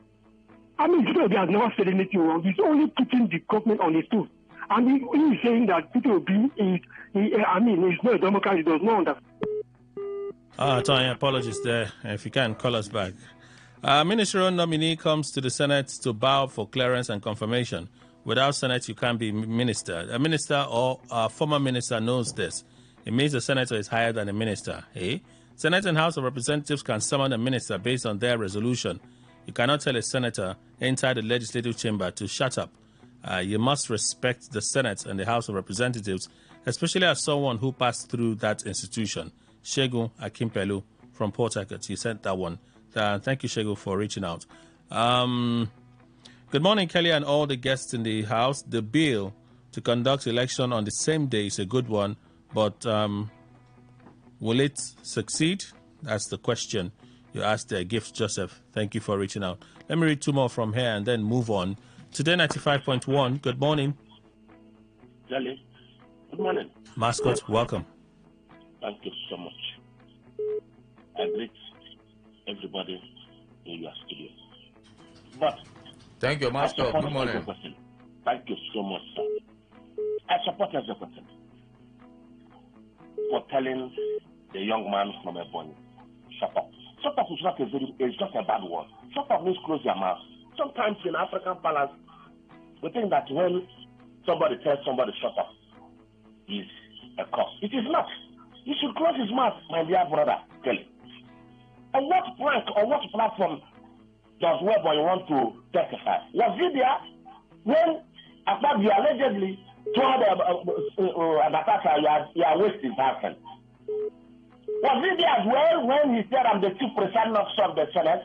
If you allow me to have your honey, you will have everything at your beck and call. Was he there? When we wrote this young man who make money and have one godfather somewhere come to the National Assembly to make a caricature of all of us. Okay. So you much more intelligent and much more in-depth in knowledge more than them. Okay. So for me, I supported the person. I think the person should tell him something because he's his mother. Sorry. Of his mother's age. Thank you. Thank you so much for your contribution, Mascot. Kelly, greetings to you all. The labor union we have in Nigeria acts like a toothless bulldog, but if they can change the narrative now, the better for us. As for Senator Natasha, I will encourage her to pursue her matter to its logical conclusion. The recall petition is dead on arrival. Aboyo Kinsley from Rimokuta, you sent this one. I said two more from here. So let me quickly do this and we move. Bola to Peter Obi, you're a failed politician. Imagine someone that has no character and political... Sunday from Ozuaba. Thank you. I'm not going to read them. I don't try. NLC is now like a political party romancing with the political oppressors while claiming to be fighting for the Nigerian common man. I don't believe them. David, you said this one. Thank you. Kelly Ogaima and the panels, good morning. Natasha accusing Akpabio, does she have an evidence? If it was America or European country, there will be some people testifying against Akpabio. So where is Natasha's evidence? Sometimes the female gender would always do that to the male gender. If we accuse the female gender of harassment, nobody will believe us. Maybe she's in love with Akpabio and it doesn't give her attention. Fred from Elimbu. That's quite a theory. It's quite interesting. Hey, it's a theory. How I wish Mr. Daniel Bwala knew that most Nigerians see him as stomach politician. His statements are simply meaningless. I wait for Daniel Bwala. All right, Brighter from OG, you sent this one. So some of the messages I can read from the WhatsApp channel. I need to move now. Let me do the final call. I hope it won't bite me. Today 95.1. Good morning. Yeah, good day, Kelly. And the guest at the studio. Good morning. Some people don't know that NLC is a pressure group. And TUC is a pressure group. They have every right to do whatever they want to do if they want to protest. And when they see that there are things that is going wrong in the nation, neither in the state or local government. So I support what they said they want to do, because the issue of sole administrator, everybody knows that it is not captured in the Constitution. And even if some people that are doing it, they should understand that even if they send some person to come and make peace in the state, that Constitution did not allow anybody to now remove a governor, an elected governor of a state. They can only come to assist the governor in terms of security, but not to bring sole administrator removing the governor. So some persons should be aware of this. Okay. This is what I have to say. Thank you. All right. Thank you, sir. The crisis in Rivers State will end when Wike is relieved of his ministerial appointment, a position which is giving him undue advantage and influence. Manager Sir Festus Dibani sent this one. So let me quickly read some messages from the traditional SMS channel. The ongoing drama on the floor of the Senate chamber has confirmed the statement of one of the regular guests that Nigeria is a theater of absurdity. But senators should undergo training on etiquette, decency and diplomacy, and until politicians are penalized for misconduct, they will continue dancing in shame. Though Obasanjo might not be a saint, but voices like his are needed at this time to curb the excesses of these leaders. You sent this one. I'm fully in support of organized labor's plan for an industrial action in the states. Innocent, you sent that one. Because of this, our leaders forced themselves to rule us by INEC. No one of them qualifies to be in position. Don't come out. Hi, Kelly. Natasha's doggedness reminds me of the movie called No Retreat, No Surrender. I love her courage and determination. Very uncommon among women. Mr. Lucky sent this one. Good morning, Kelly and the panelists. Bwala knows he is far from the truth. He can't in his life.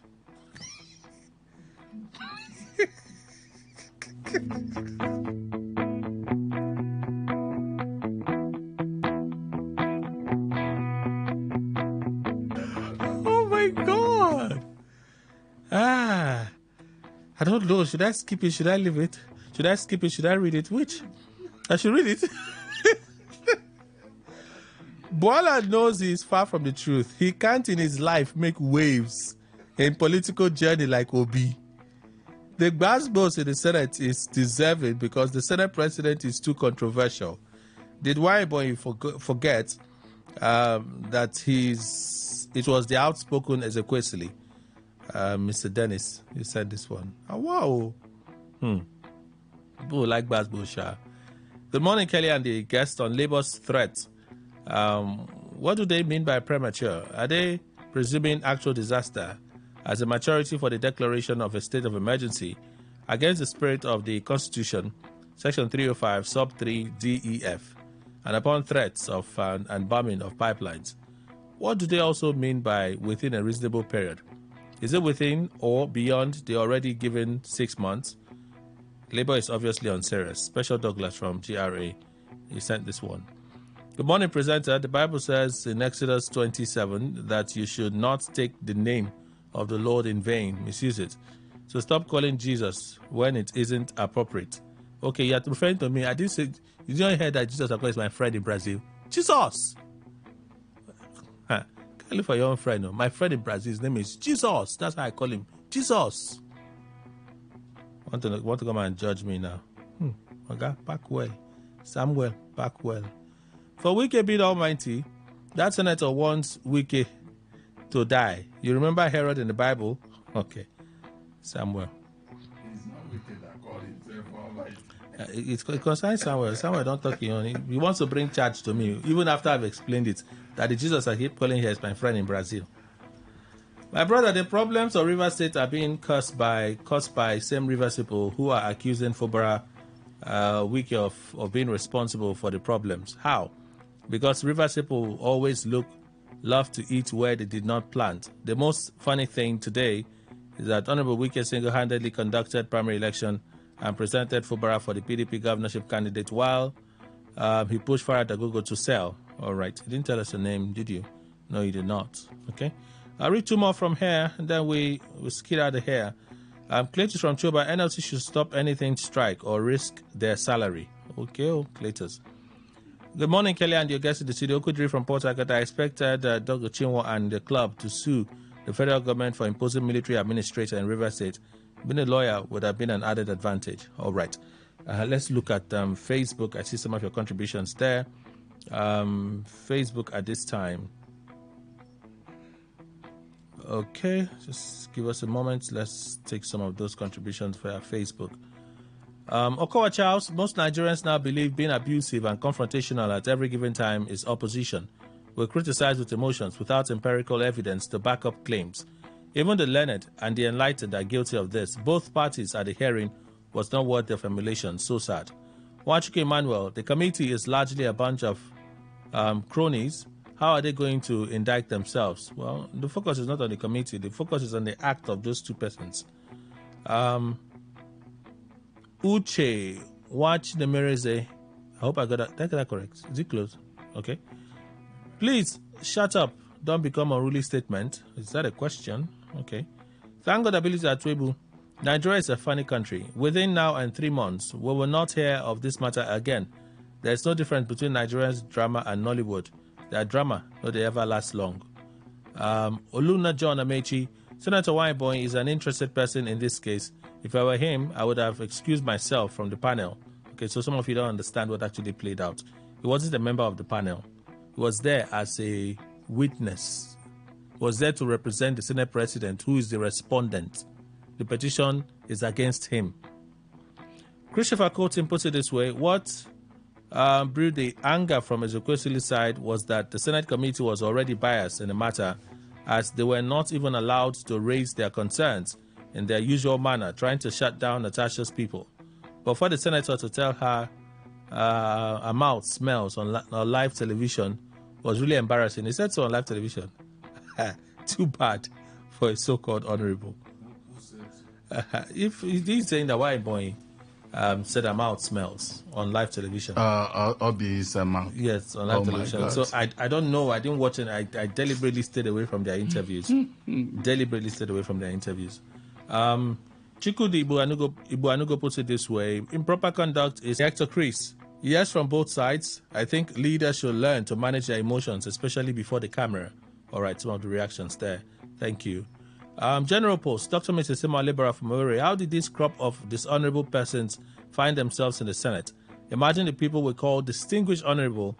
Imagine the people that are paid with taxpayers' money, who are collecting jumbo allowances and provocative remunerations. Some of them are more of louts and an embarrassment. Imagine the ranting of Weinboy on national television. They keep disgracing themselves, and it's time to scrap the Senate. It's all right. Success, look. A million boiler cannot be compared to 2% Peter Obi political acceptance all over the world. So boiler should bow whenever he hears Peter Obi. However, if not for selfish interest of a select few who have vowed to punish Nigerians, Peter Obi would have been the current president of Nigeria. Okay. Choma Kinsiwalu, tell Rivers Labour that empty threats, because this River State is for us all, they should know. Okay, John Makinswallow, I'm lost, so I don't come out. Rivers Labour Union still threatening to down tools over undemocratic proclamation and subsequent subversion of the will of Rivers State residents who voted for Governor Fubara, or they have already embarked on it.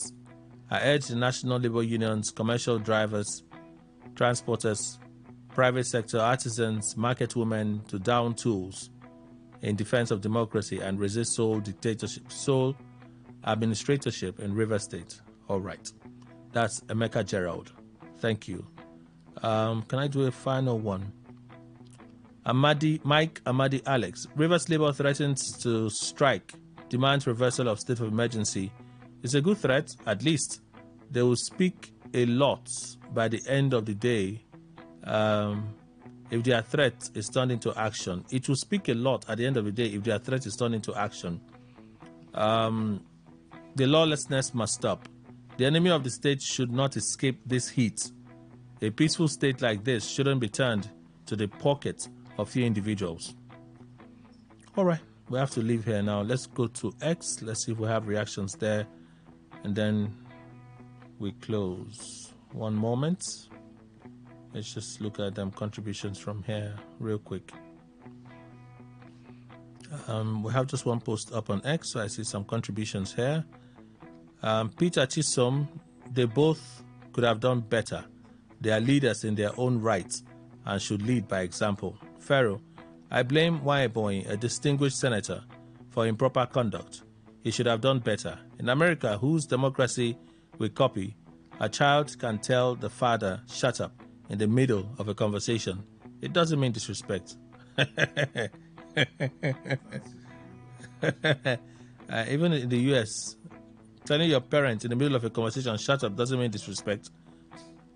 If I'm Fred, Ezekwesili, if it was a husband, would she have told him to shut up? That man is somebody's husband. Now, nobody is accusing her. If it was a male gender, they will take him to court. Waiting man do this world. Because on our rush shouts, it's a man's world. It's a man's world, so the woman should kill. That's why everybody is quick to attacking people now. That's what I think, if it's anything to take serious. We have to go. Let me say thank you to Chief Loveday Okere stayed. He waited. Even while we had conversation with Club 401, he stayed. Chief Loveday Okere, JP Square, social political analyst and community leader, voice of a chain nation living in River State. Chief, thank you. Thank you very much. Let's give peace a chance. All right, sir. Dr. C.H. Chinwo, legal practitioner, author, public affairs analyst living in Nigeria. He left already. Doctor, you have our deepest appreciation. Then Mr. Emmanuel Ndukwe, our in-house analyst. Thank you, sir. Thank you very much, Kelly. Thank you, Nigerians. Every effort should be made to pursue the path of peace in River State. That's our show, everyone. Kelly Kemenjima is my name. Thank you all for being part of the conversation. God willing, we're here for a Thursday edition of Today's Quest. Good morning.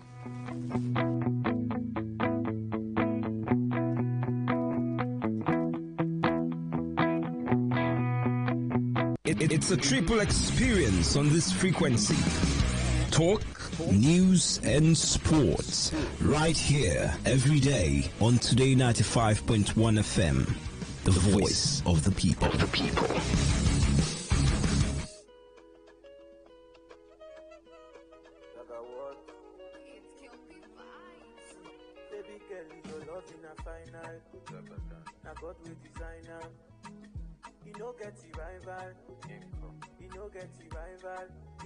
No be beans, no be my mind.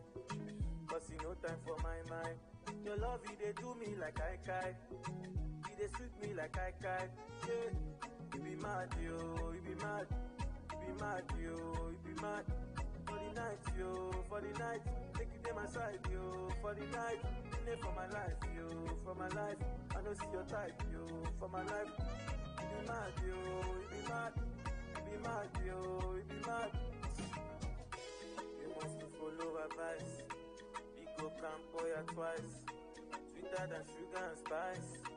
Take up your body, be nice. Me, I go pay the price. Go tell your mama, I go pay the price for your loving. I don't need your loving. You be mad, yo, you be mad. You be mad, yo, you be mad. For the night, yo, for the night.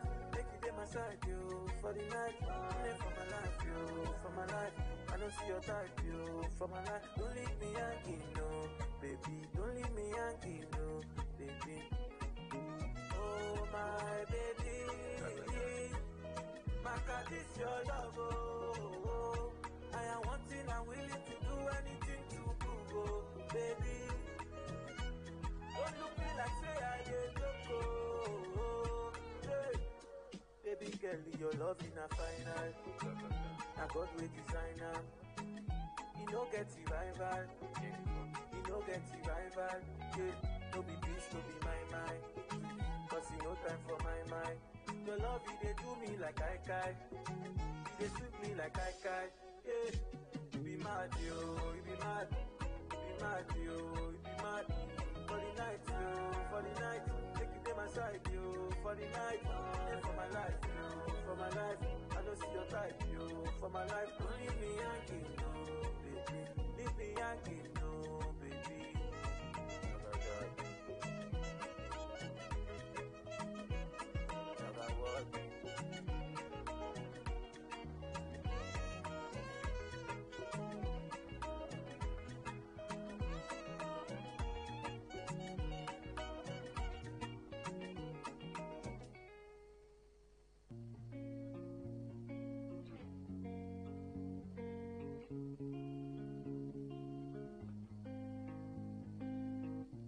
These days you've been so quiet, but you pretend that you're alright.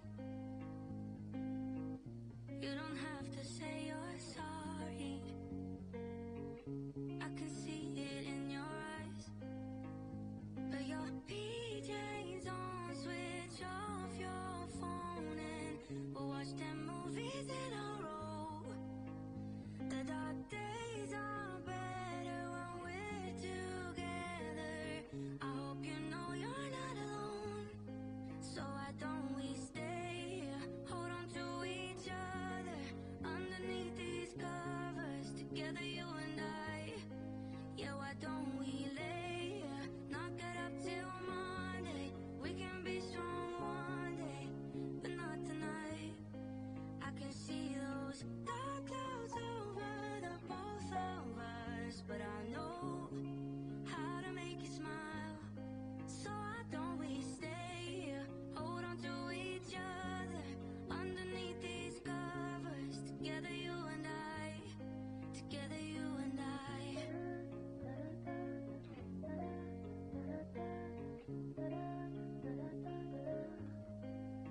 And for a moment, I see my life flash before me. Just another sad story we never write. But we're not broken. We may be a little weary. I beg to have you near me for tonight. Let's put our PJs on, switch off our phones and we'll watch the movies in a row. The dark days are better with together. Now I know I'm not alone. So why don't we stay here, hold on to each other underneath these covers, together you and I. Yeah, why don't we lay here, knock it up till Monday. We can be strong one day, but not tonight. I can see those dark clouds over the both of us, but I know how to make you smile. So why don't we stay here, hold on to each other underneath these covers, together you and I, together you and I.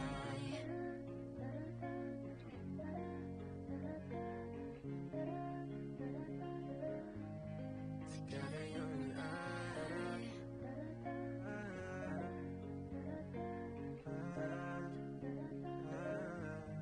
So why don't we stay here, hold on to each other underneath these covers, together you and I. Yeah, why don't we lay here, knock it up till Monday. We can be strong one day, but not tonight. All I know is 10:35.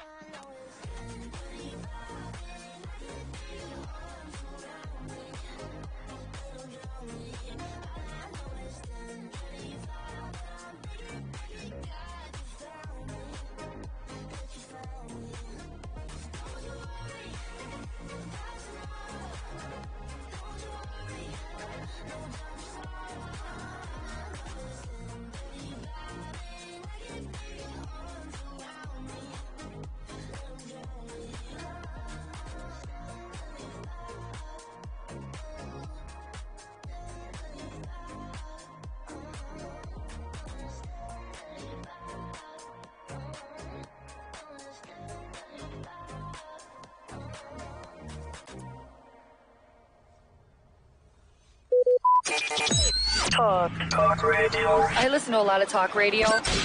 95.1 FM.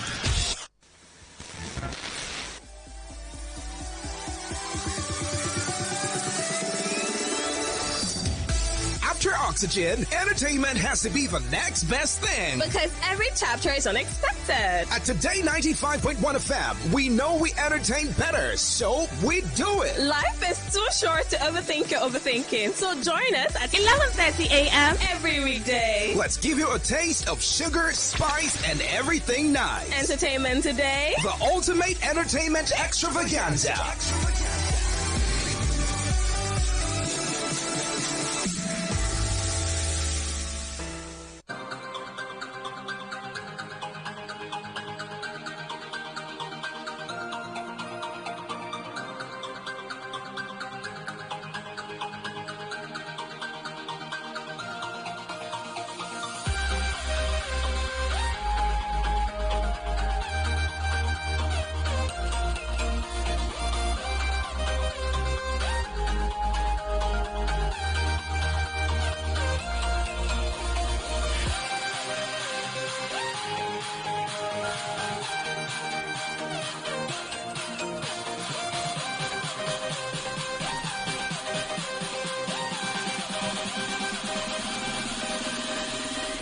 Wednesday, March 26, 2025, 11:33 a.m. Beautiful morning to you. Hope you're having a great time. This is Today 95.1 FM, Voice of the People. The program is Entertainment Today, and I am Queen Chima. Just as I was about leaving the house, it just started raining heavily. I don't know what it is like in your area, but I guess we're in that season, and we just have to get ready for it with the umbrellas, covering yourself very well, and enjoying it while it lasts. The beautiful things about seasons is that they don't stay forever, but when they come, take advantage of it for whatever. Well, on the entertainment show, we'll talk entertainment in the foreign scene here in Nigeria, from the news to the rumors, from culture to entertainment, art, films, movies, music, television, everything that we're able to capture stories within these 30 minutes. We'll bring it right here on the show. Today we'll begin with the news. There's the crazy comparison going on between MI and Vector. That's MI the rapper and Vector the rapper. Well, it's crazy sometimes when fans or blogs begin to compare any creatives at all, right? For some people, MI is best, Vector is, and I think it's about who just makes the most of sense to you, or whose work of art you resonate with.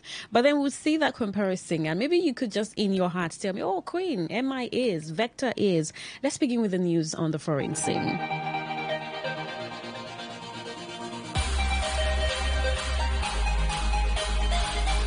Amazon MGM Studios have announced that Amy Pascal and David Heyman will produce the next James Bond movie. The company's first since gaining creative control of the famous spy film franchise. Pascal is best known for the 3 latest Spider-Man titles starring Tom Holland, while Heyman was behind all 8 Harry Potter movies. In a statement on Tuesday, Amazon MGM Studios head of film, Courtney Valentin, described them as 2 of the most accomplished, experienced and respected film producers in the industry. In a joint statement, Pascal and Heyman called 007 one of the most iconic characters in the history of cinema. Long-serving masterminds Barbara Broccoli and Michael G. Wilson announced they were stepping down from the franchise in February, giving creative control to Amazon MGM Studios, which was formed when Amazon bought Bond's parent studio in 2022. The Bond films were launched by Albert Kobe Broccoli in 1962 before his daughter and stepson took over.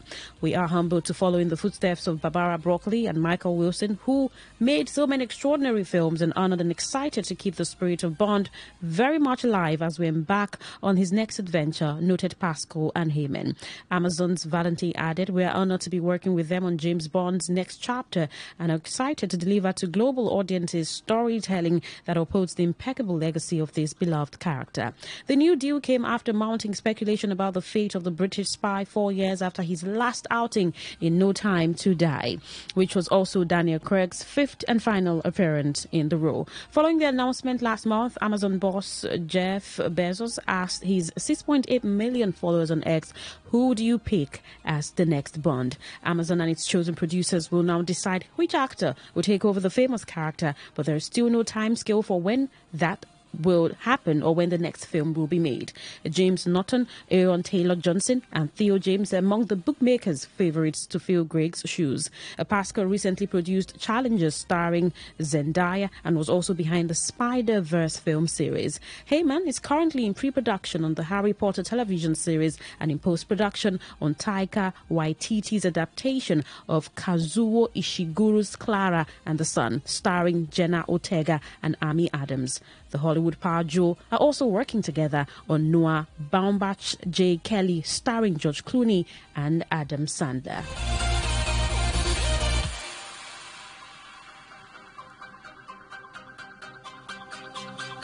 Well, a woman who worked alongside actor Noel Clarke has told the High Court of her shock when he sexually assaulted her on a business trip to Los Angeles in 2015. Gina Powell, who worked at Mr. Clarke's film and TV company Unstoppable Productions, is one of several women who have given accounts to The Guardian of what they said were their experiences of his conduct. In 2021, the newspaper published a series of articles reporting allegations of sexually inappropriate behavior by the actor, which he strenuously denies. He's suing The Guardian for defamation. While giving evidence, Ms. Powell, who has chosen to speak publicly, told the High Court trial about being sexually assaulted, saying Mr. Clarke grabbing her genitals through her dress and underwear was one of the worst moments of her life. She said the two of them were in a lift on the way to a business meeting and that she was shocked and heartbroken that someone she called her big brother would do that to someone she thought saw her as their little sister. She said she recalled thinking that part of her had died that day. Mr. Clarke's barrister Philip Williams suggested she was embellishing the facts. She responded that the incident put her in so much shock and that she was the moment I felt I had to get out of the company. Unstoppable, she said, that took 18 months. Ms. Powell also told the court that on 2 occasions Mr. Clarke had asked her to arrange hotel rooms for him to have sex with women and that he had shown her pictures he kept on a hard drive containing private images of women he had slept with. She also said he had shown her a covertly shot video of an actress auditioning naked for a role. The court was also played an audio recording made of a conversation between Ms. Powell and Mr. Clarke where she spoke about her recent sexual activity. Mr. Williams put it to her that this demonstrated she was the one who initiated sexual conversations with Mr. Clarke and that she was open and comfortable with this. She told the court she was excited about what had happened, but that speaking about sexual matters to Mr. Clarke was a way to placate him because she knew he was angry with her because of an earlier incident. Ms. Powell had previously told the court Mr. Clarke encourages sexual culture at the company, including asking her to send him links to pornography. She said it was a culture she did not enjoy or encourage. She said that on one occasion while he was driving the two of them, he exposed himself to her. She said that he made eye contact, then looked down and said, "Go on." She told the court that on another occasion they were posing for a photograph along with another individual when without warning Mr. Clarke pinched her bottom, and the case continues.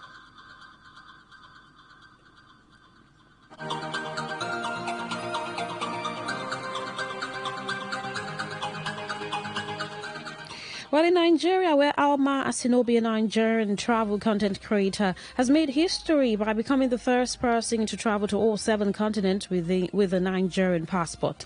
Her journey, which took 71 hours, 26 minutes and 25 seconds, was marked by challenges such as visa issues, flight delays and travel restrictions due to her Nigerian passport. She wrote, "Our Nigerian flag is officially the first and fastest flag to visit all 7 continents. I guess my work here is done. I cannot wait to be home." Asinobu's achievement is notable not just because of the feat itself, but also because it highlights the difficulties faced by Nigerians when traveling abroad. 8 continent was kind to me. No visas needed, no flight needed, just a bed. To be honest, and any bed would have been fine. I just needed my swollen feet to not move for a few hours, and all I can say is mission accomplished. Although Asinobu did not break the existing Guinness World Record of 64 hours set by Johnny Cross Buckingham, her achievement is still historic. She's looking forward to her homecoming event on March 30, where she aims to break another record by gathering Nigerians to sign the flag she carried across the world.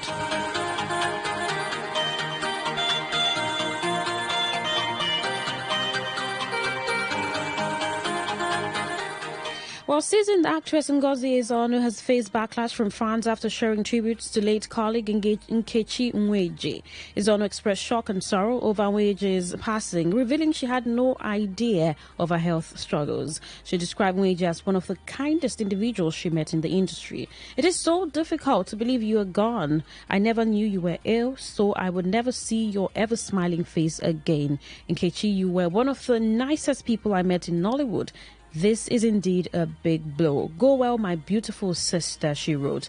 However, fans are questioning how Ngozi Ezonu could be unaware of Nweje's health issues, sparking a heated debate in the comment section. Ezonu's tribute was meant to honor Nweje's memory, but it has instead ignited a conversation about the disconnect between Nollywood celebrities.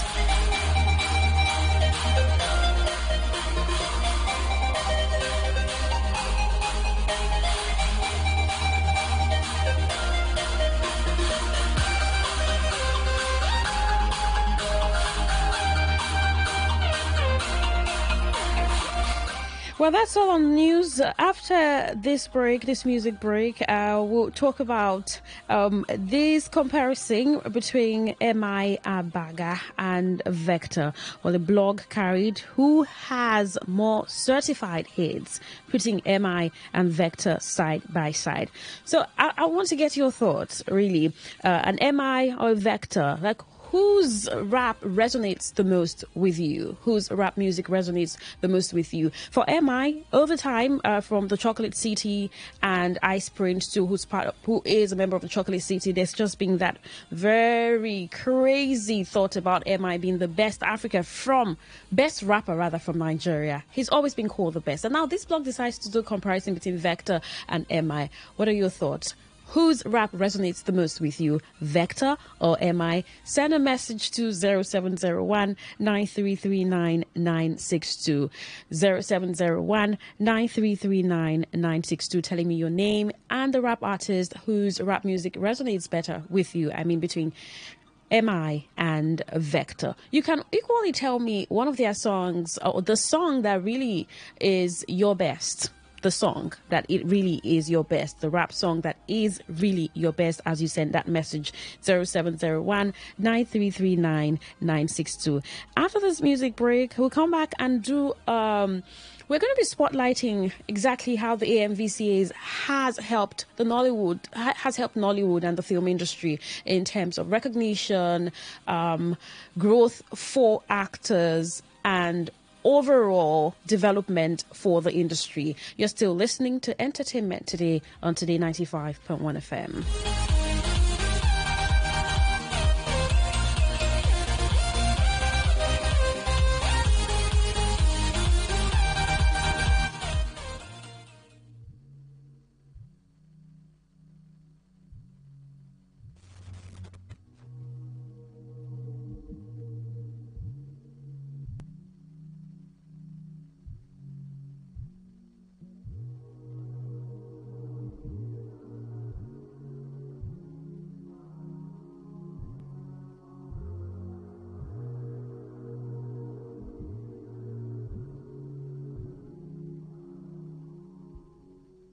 Yo, if I got a dream, then it's gonna happen. Ain't nobody blocking it, nobody stopping her. I remember back when I started rapping. These niggas brought the popcorn out so they could watch you flopping. Anytime I try to picture a better picture for me and my niggas, these haters, they be steady cropping. Y'all niggas is gifted with that photoshopping. I don't know nothing about that, I be really shopping. Boing. Nigga, ain't no time to dilly-dally. I really rally any city valley that I'm chilling in. I'm killing them. If I'm in Cali, then I'm killing Cali. Till typically, even Cali critics will be feeling them. I critically. Pardon me, I thought that was funny. Me, I'm all about to get that money, get it, honey, get it. Show yourself like you were playing with money. All I got is hustle focus. They can never take it from me, nigga. They look up to me. I know they look up to me. Oh, they look up to me. I know they look up to me. Oh, gotta stay positive. What do you want from me? They look up to me. I know they look up. I live my life, oh. Why you here like Antichrist, oh? We get messy, the kiss the Bible too. Say you wanna know what's real. I live my life, oh. Why you here like Antichrist, oh?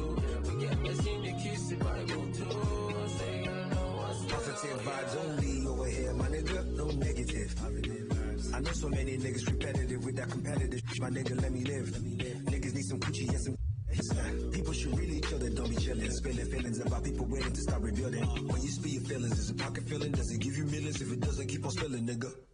Keep that shit away from me, though. Keep a penny and steal yourself finito. Trying to give you the keys, you peephole. Positive vibes only, my people. Niggas ain't trying to help you get on. Don't like the flow, skip to the next song. Trying to give you the keys, you peephole. Positive vibes only, my people. Yeah. They look up to me. I know they look up to me. Oh, they look up to me. I know they look up to me. Gotta stay positive. What do you want from me?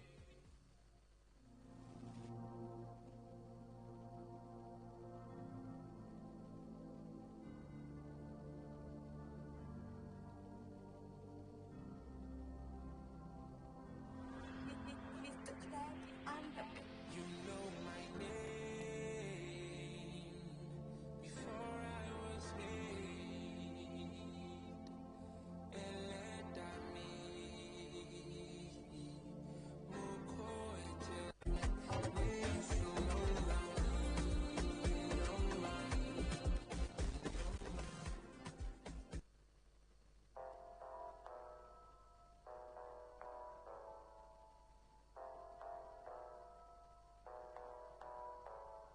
You know when P. Diddy said he wasn't scared of clowns and a clown popping up, how Diddy dancing around?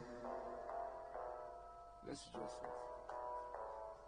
You know when P. Diddy said he wasn't scared of clowns and a clown popping up, at Diddy dancing around. Fear as a concept is the funniest one, so here's a clue.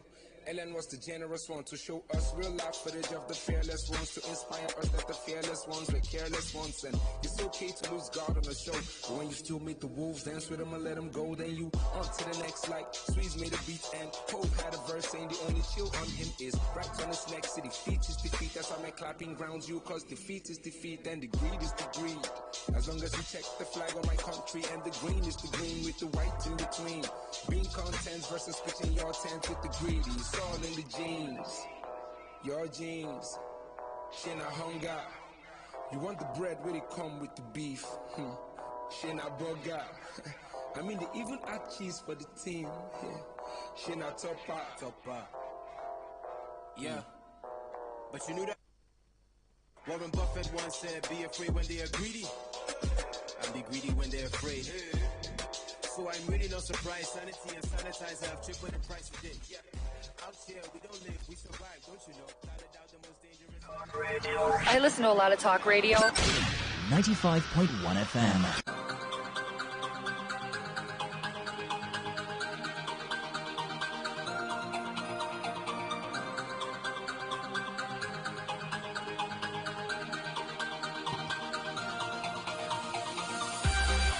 All right, I played you an MI song and a Vector song. I don't know how you quite got that. And let me get your messages. Tell me whose rap music most resonates with you. 0701 9339 962.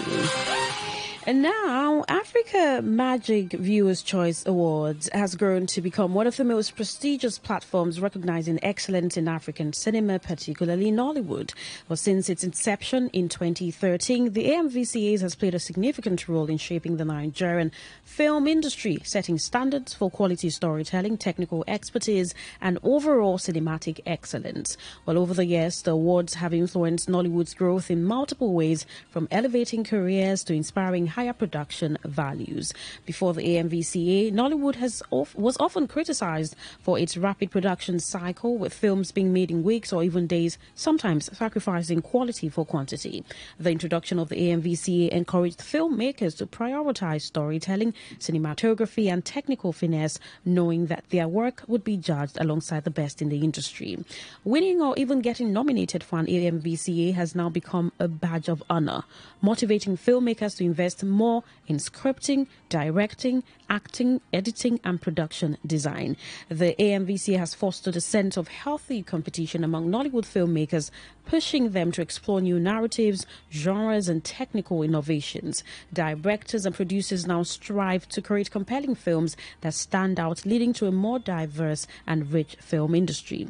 Categories such as Best Director, Best Actress, and Best Indigenous Language Film have encouraged filmmakers to put more thought into how they execute their projects. As a result, Nollywood now boasts a variety of well-crafted films that can hold their own on the global stage. One of the most significant impacts of the AMVCA has been its role in catapulting actors, directors, and crew members to stardom. Winning an AMVCA has on numerous occasions propelled relatively unknown talent into the limelight. Actors like Adeswa Etomi, Timini Ebuson, and Bimbo Ademoye have seen their careers flourish after winning AMVCA awards. The recognition also extends to technical roles such as editing, costume design, and makeup, ensuring that even behind the scenes, professionals receive well-deserved accolades. Beyond awarding filmmakers, the AMVCA has also created conversations about the future of Nollywood. Categories such as Best Online Social Content Creator and Best Sound Design highlights the evolution of the industry, embracing new forms of storytelling and technological advancement. The annual event also serves as a networking platform where creatives, investors, and industry stakeholders can connect, collaborate, and brainstorm the next phase of Nollywood's growth. Or how the AMVCA has made a lasting impact, it has not been without criticism. Over the years, concerns have been raised about the transparency of the voting process, the quality of films, the dominance of certain names in major categories, and the need for representation across various Nigerian film industries. However, the awards continue to evolve, with organizers making adjustments to address these concerns. But looking ahead, the AMVCA is poised to remain a crucial pillar in Nollywood's development. As the industry continues to expand, the awards will play an even bigger role in setting industry standards, honoring groundbreaking work, and inspiring the next generation of African filmmakers.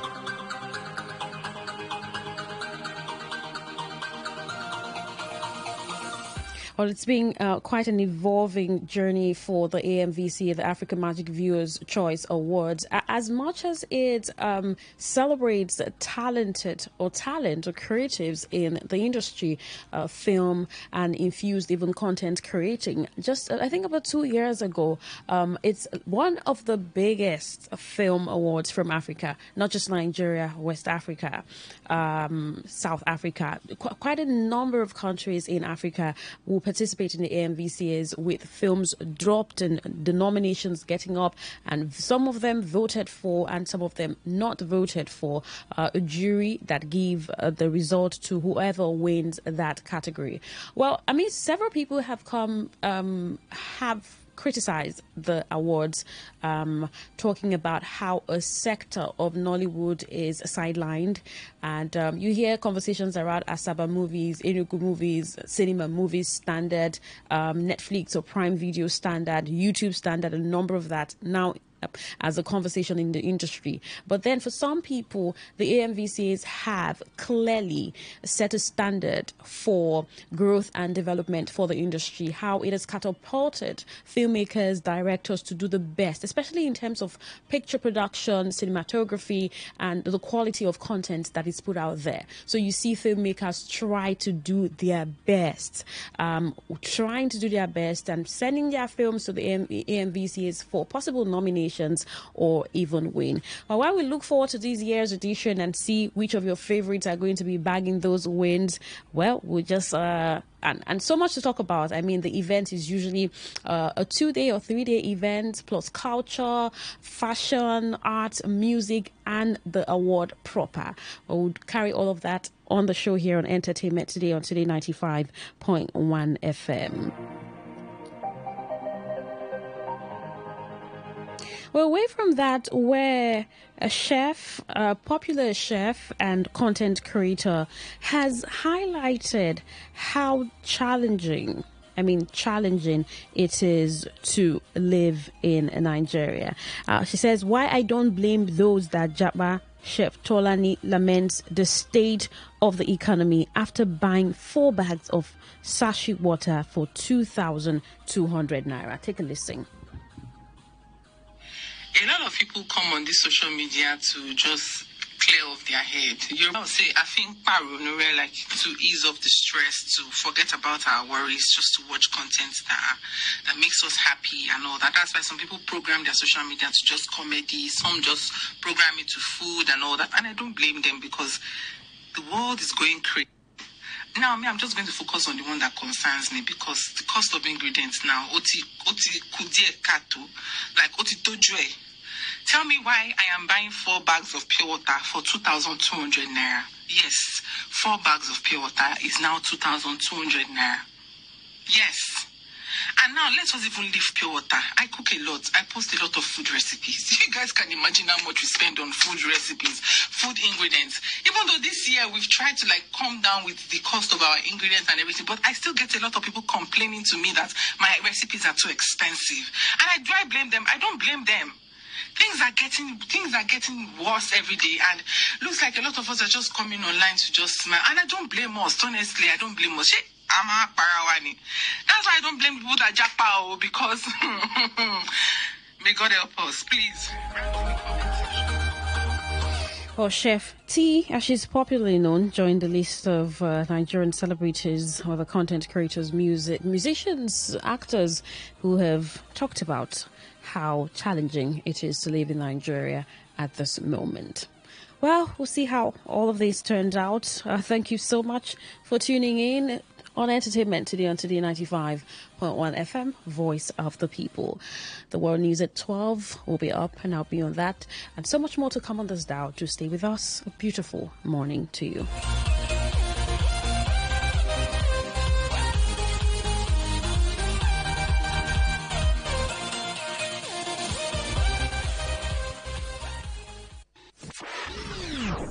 What do you love listening to? What's your style? What's your choice? What do you yearn for?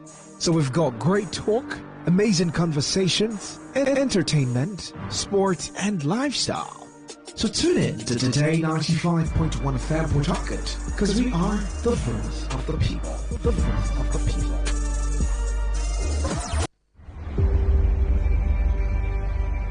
Maybe home is somebody's smile when they look at you for the first time. Maybe home is being a home to something you love and adore with all your heart, and that is what life, friendship, and love are all about. Maybe home is listening to all of your favorite shows on Today 95.1 FM. We create memories. We inspire comfort. We are the voice of the people, and we are home away from home.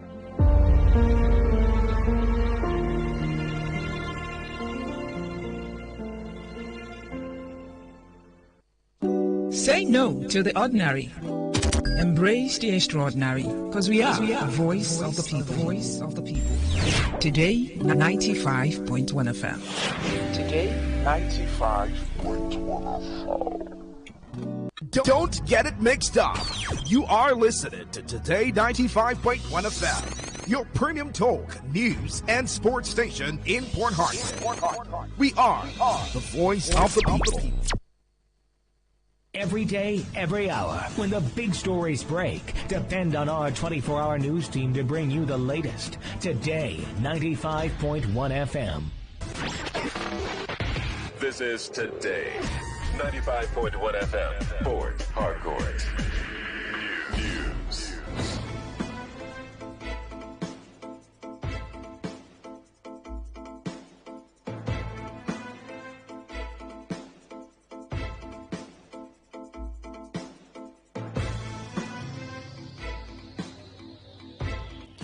Good afternoon. This is the World News. Today, 26th of March 2025, on your premium talk radio, Today 95.1 FM, Port Harcourt.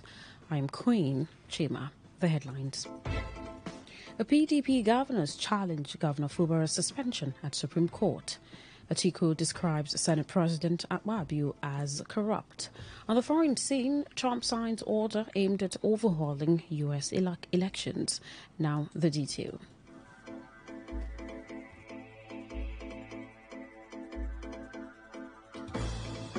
A former People's Democratic Party presidential candidate, Atiku Abubakar, has described Senate President Godswill Akpabio as corrupt. Atiku accused Akpabio of being a corrupt leader with a history of abusing women. The former vice president made this remark in response to the sexual harassment allegations against Akpabio and the National Assembly's approval of President Bola Tinubu's declaration of a state of emergency in Rivers State.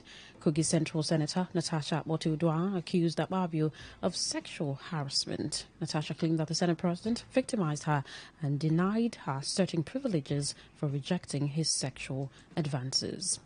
The Independent National Electoral Commission (INEC) has identified shortcomings in the petition seeking the recall of Senator Natasha Akpoti-Uduaghan.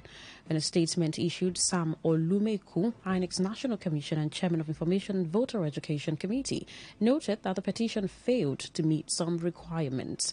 The petition submitted by constituents from Kogi Central Senatorial District was accompanied by 6 bags of documents containing signatures from over half of the 474,554 registered voters in the district.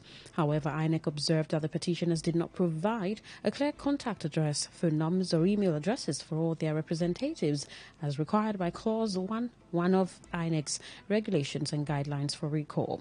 The petition only included the lead petitioner's phone number and a vague address listed as Okeni, Kogi State. INEC reaffirmed that the recall is the prerogative of registered voters in a constituency who have lost confidence in their representative. If a petition meets all requirements, INEC will proceed with the verification process using the bimodal voter accreditation system, BVAS, in an open and transparent manner. Governors elected under the platform of the People's Democratic Party have instituted a suit before the Supreme Court challenging the 6-month suspension of the Rivers State Governor Siminaye Fubara. Governor Fubara, his deputy Ngozi Odu, and all members of the Rivers House of Assembly were suspended for 6 months by President Bola Tinubu after he declared a state of emergency in the state on March 18. The president also appointed a sole administrator for the state. However, the governors of Bauchi, Adamawa, Bayelsa, Enugu, Osun, Plateau and Zamfara states questioned the powers the president has to carry out such action. The 7 states' governors who termed the suspension as unconstitutional through their attorney generals urged the Supreme Court to declare that the president has no powers whatsoever or authority to suspend a democratically elected governor and deputy governor of a state in Nigeria under the guise or pursuant to the proclamation of a state of emergency in any state based on the provisions of Sections 1, Subsection 2, Section 5, Subsection 2, and Section 305 of the 1999 Constitution as amended. 4 suspects facing charges of murder, cultism and illegal possession of firearms have opened their defense before a River State High Court sitting in Port Harcourt. The first defendant, Confidence Kirini, popularly known as General Ila, took the witness stand to testify. In his defense, Kirini denied belonging to any cult group or being present in his community, Zakba, in 2019 when he was deserted due to a violent cult war and the abduction and subsequent killing of Mwenalu Sunday.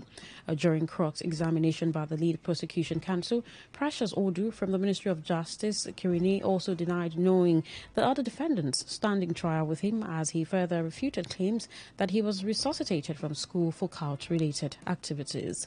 He alleged alleged that Chief Gani Toba, the leader of the Conscience of Ogoni people and a stakeholder in Zaba community, petitioned him not over cult activities but due to a chieftaincy dispute in the community, just as he denied collecting a cow on behalf of the Iceland cult group after a peace negotiation initiated by community leaders. After hearing the testimony, the trial judge, Justice Augusta Kingsley Chukwu, adjourns the case to March 27, 2025 for the continuation of the defense with a second witness.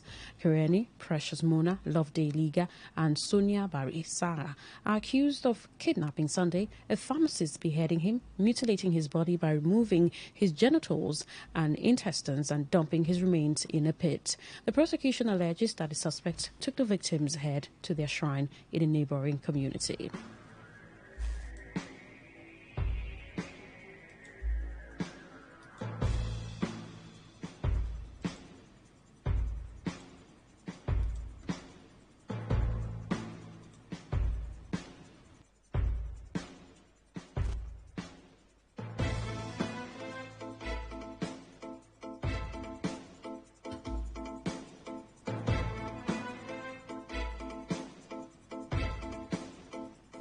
The General Officer Commanding GOC 6th Division Nigerian Army Major General Emmanuel Eric Emeka has warned that the commercial use of illegally refined oil products has far-reaching and devastating effects not only on the economy but also on the environment. Major General Eric Emeka made this known during a sensitization lecture on the implications of the commercial use of illegal oil bunkering products held at Bori Camp, Port Harcourt. Represented by the commander of 106th Division Equipment Support, Brigadier General Effiong Asukwo Nse. He urged participants to collaborate in raising awareness about the consequences of illegal oil bunkering, emphasizing the need to support government agencies and stakeholders in their efforts to combat the illicit trade. Commercial use of illegal oil bunkering products are far-reaching and devastating, affecting not only our economy but also our environment, health, and national security. Some of you have suffered directly or indirectly the pain of this loss by losing lots of fish or fishing habitats in your communities. Hence, it is noteworthy that you hold this sensitization lecture today. Some important gathering will remind us of the implications, of the health implications of illegal oil refining and distribution of these products, including oil spills, water pollution, and respiratory problems, among many other negative implications. On his part, the commander of the 6th Division Garrison Sector 3 Joint Task Force South-South Operation Delta Safe, Brigadier General Sani Ahmed, represented by Lieutenant Colonel Orubosa Igege, called on participants to consider the role they can play in preventing the commercial use of illegal oil bunkering products and mitigating its implications. Consequences go far beyond economic losses. Commercial use of illegal oil bunkering products also poses a serious threat to our environment. Public health, safety, illegal oil bunkering can lead to diversification oil contamination of our ecosystem. The use of these substandard products most often results in pollution, equipment damage, fire, and explosion. Thus, food lives at risk. As we dive into the implications of this illicit activity, I urge you all to consider the rule. You're listening to the World News on Today 95.1 FM, Voice of the People. After the break, more news, foreign and sports stories. To stay with us. Every day, every hour, when the big stories break, depend on our 24-hour news team to bring you the latest. Today, 95.1 FM.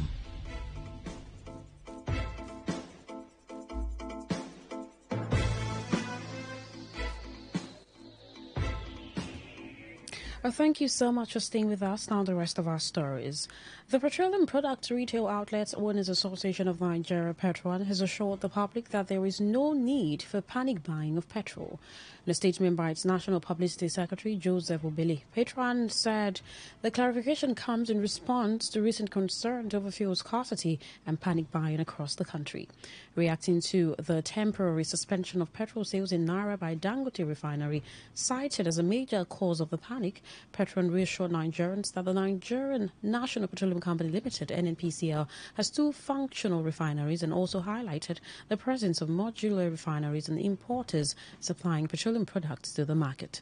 The association emphasized that fears of a fuel shortage are unfounded as the federal government, the Ministry of Petroleum and the regulatory agencies remain committed to ensuring a steady supply of petroleum products to meet national demand. Petron reaffirmed its strong advocacy for local petroleum production, stating that it is key to ensuring energy security, creating jobs and driving economic growth. However, the organization acknowledged that local production alone may not fully meet the country's fuel demand, stating that it supports keeping the window for petroleum import open, as this would help maintain a stable and sustainable supply, foster competition and regulate prices. Meanwhile, the Petroleum Products Retail Outlets Owners Association of Nigeria, Petron, has commended the federal government and the Nigerian National Petroleum Company Limited, NNPCL, for successfully operating the revamped Port Harcourt refinery continuously for 180 days. Petron's National Publicity Secretary, Joseph Obele, also acknowledged the support and cooperation of host communities during the refinery's rehabilitation process. He noted that Petron members are currently loading automotive gas oil, diesel and dual-purpose kerosene DPK from the refinery, while NNPCL retail marketers are loading premium motor spirit petrol. Obele emphasized that this steady supply of petroleum product has not only stabilized the market, but also curbed the circulation of adulterated kerosene and diesel. Across the country, Petron have also noted that the news making run in the media space is as a result of the temporary suspension of sales in Naira by Dangote refinery, and this is the reason for the panic buying. We wish to reassure the general public that this is not a justification for any panic buying, as NNPC, 2 refineries at Warri and Aleseleme are running at the moment, and other modular refineries are also producing now. Also, likewise, importers are importing, so there's no need for panic buying, as product is sufficient enough for distribution across the country. All Nigerians to remain calm and go about their normal activities without any fear of scarcity. The acting Vice-Chancellor of Ignatius Ajuri University of Education, Professor Okechukwu Onuchukwu, has urged students to uphold good character, describing it as a vital ingredient for achieving success in life. Professor Onuchukwu gave the charge at the first awareness and advocacy workshop organized by the Directorate of Ideas, Creativity and Innovation held at the University Auditorium. He emphasized that beyond good character formation, skill acquisition and knowledge development are essential for students to excel in any organization they find themselves in. Represented by the Director of the Academic Planning Unit, Professor Joseph Kinani, the acting Vice-Chancellor advised staff of the tertiary institutions to prioritize their health while carrying out their official and family responsibilities. Now, they also were told about skills development. And skills, if you talk about what sells outside there now, is skills. So that bit of it was also emphasized. And then the aspect of knowledge, that one is general. And of course, whatever you think you know, you should know it well. So with that, I think the aspect of the students, I would say that aspect was properly covered. Now for the staff, the emphasis bordered on work-life balance. Now, a number of staff these days, not just staff of tertiary institutions. In his remarks, the Director of Ideas, Creativity and Innovation, Professor Samuel Amili, stressed the need to realign students with moral and ethical values, adding that a strong value system remains the foundation for societal development. Today, FM's Magnus Umuwa reports that the workshop, which featured 2 sessions, focused on healthy and purposeful living in contemporary system and challenges and prospects of successful scholarship in contemporary Nigeria. Paper presentations covered topics such as prostate cancer, prevention in men, and the importance of regular exercise for healthy living. I look at students. So many of them not like students. They are like people who come to hunt for certificates, degrees. and not people who want to pattern a new life, not people who really actually ready to have moral revival in them. The university award degree in character and in learning. And there are three major components that inform education. And the number one is character, which we call the affective domain. Then another one is the cognitive, which is about reading and writing, the certificate and all the rest. Then the other one is skill acquisition. I felt that it is necessary to bring these three things, these three major components. You might have the best skill when you don't have character. It doesn't work. And on the foreign scene, U.S. President Donald Trump has signed an executive order that aims to overhaul U.S. federal elections, including by requiring voters to show proof of citizenship and limiting when states can receive mail-in ballots. Experts warn the move could disenfranchise millions of Americans who do not have easy access to a passport or other legal documents proving they have the right to vote. It is unclear how enforceable the order is, given U.S. states have a wide legal leeway to determine how they run their elections. The president's decision is, however, expected to be challenged in court. The Illegal Immigration Reform and Immigration Responsibility Act of the 1996 prohibits non-citizens from voting in federal elections.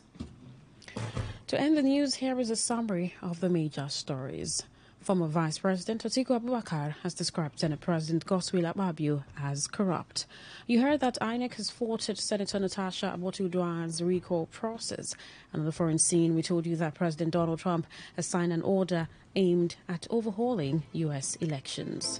And that was the news as edited by Funanya Ubemendukwe. For comments and inquiries, please call 0818-389-2850 or send your emails to news@todayfmlive.com. You can also read our stories on www.todayfmlive.com. My name is Queen Chima. Thank you so much for listening. Good afternoon.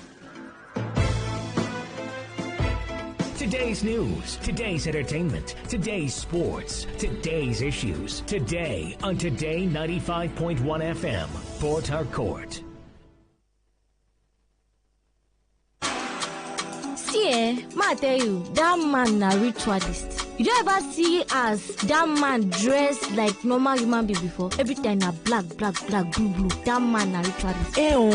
Just leave them. Now so those people will come from that place. Now so them behave. You see this our neighbor. You see that fair guy where they always they carry laptop up and down. If you observe, you know they go work in the morning, but every time you go they change car. But I don't they observe and since. I know they there. Now for you. But me I know say, you know people where they come from that area. Now so all of them they behave. You know get it anybody fit tell me. What is it with all the hate and the way we talk? Hate speech does no one any good. It only makes a bad situation worse. The aim is to stir more hate and anger rather than bring us together. All they want is to set you against your neighbor or even your brother. Will you let them? Hate speech is not just criminal, it is intended to destroy you. Shun hate speech. No one truly benefits. A message from Today 95.1 FM, the voice of the people.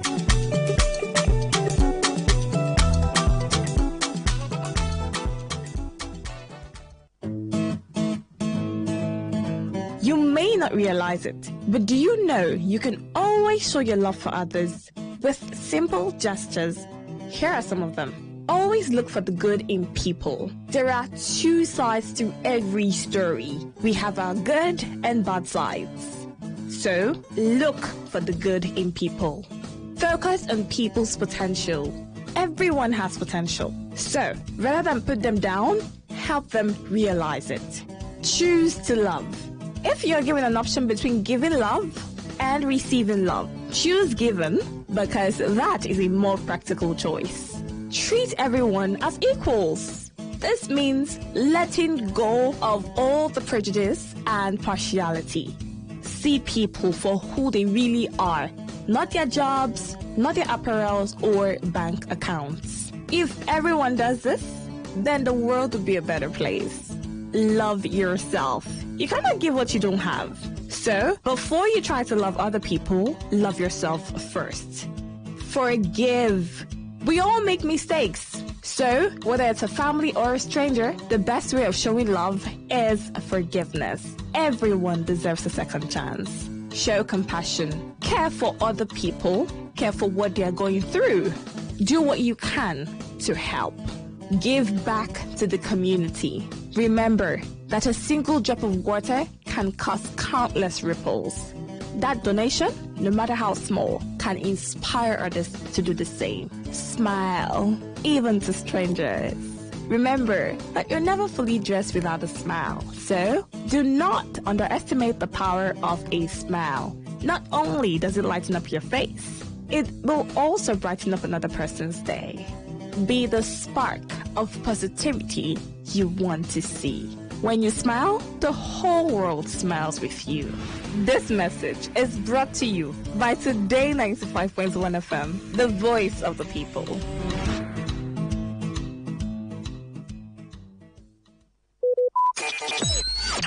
Talk radio. I listen to a lot of talk radio.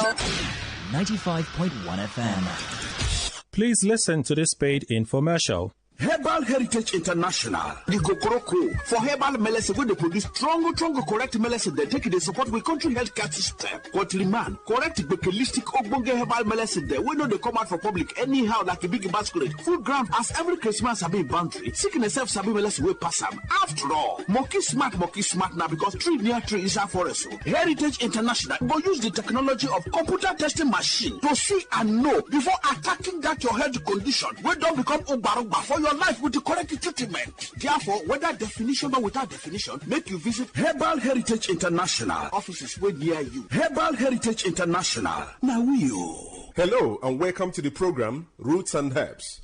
Roots and Herbs is a program that discusses health-related challenges and suggests possible ways out from the herbal medicine perspective. Roots and Herbs is put together and sponsored by Herbal Heritage International, also known as Baba Yoruba. Baba Yoruba is currently having a special promo package. This promo package will give you the opportunity to enjoy 50% discount on all their products and services.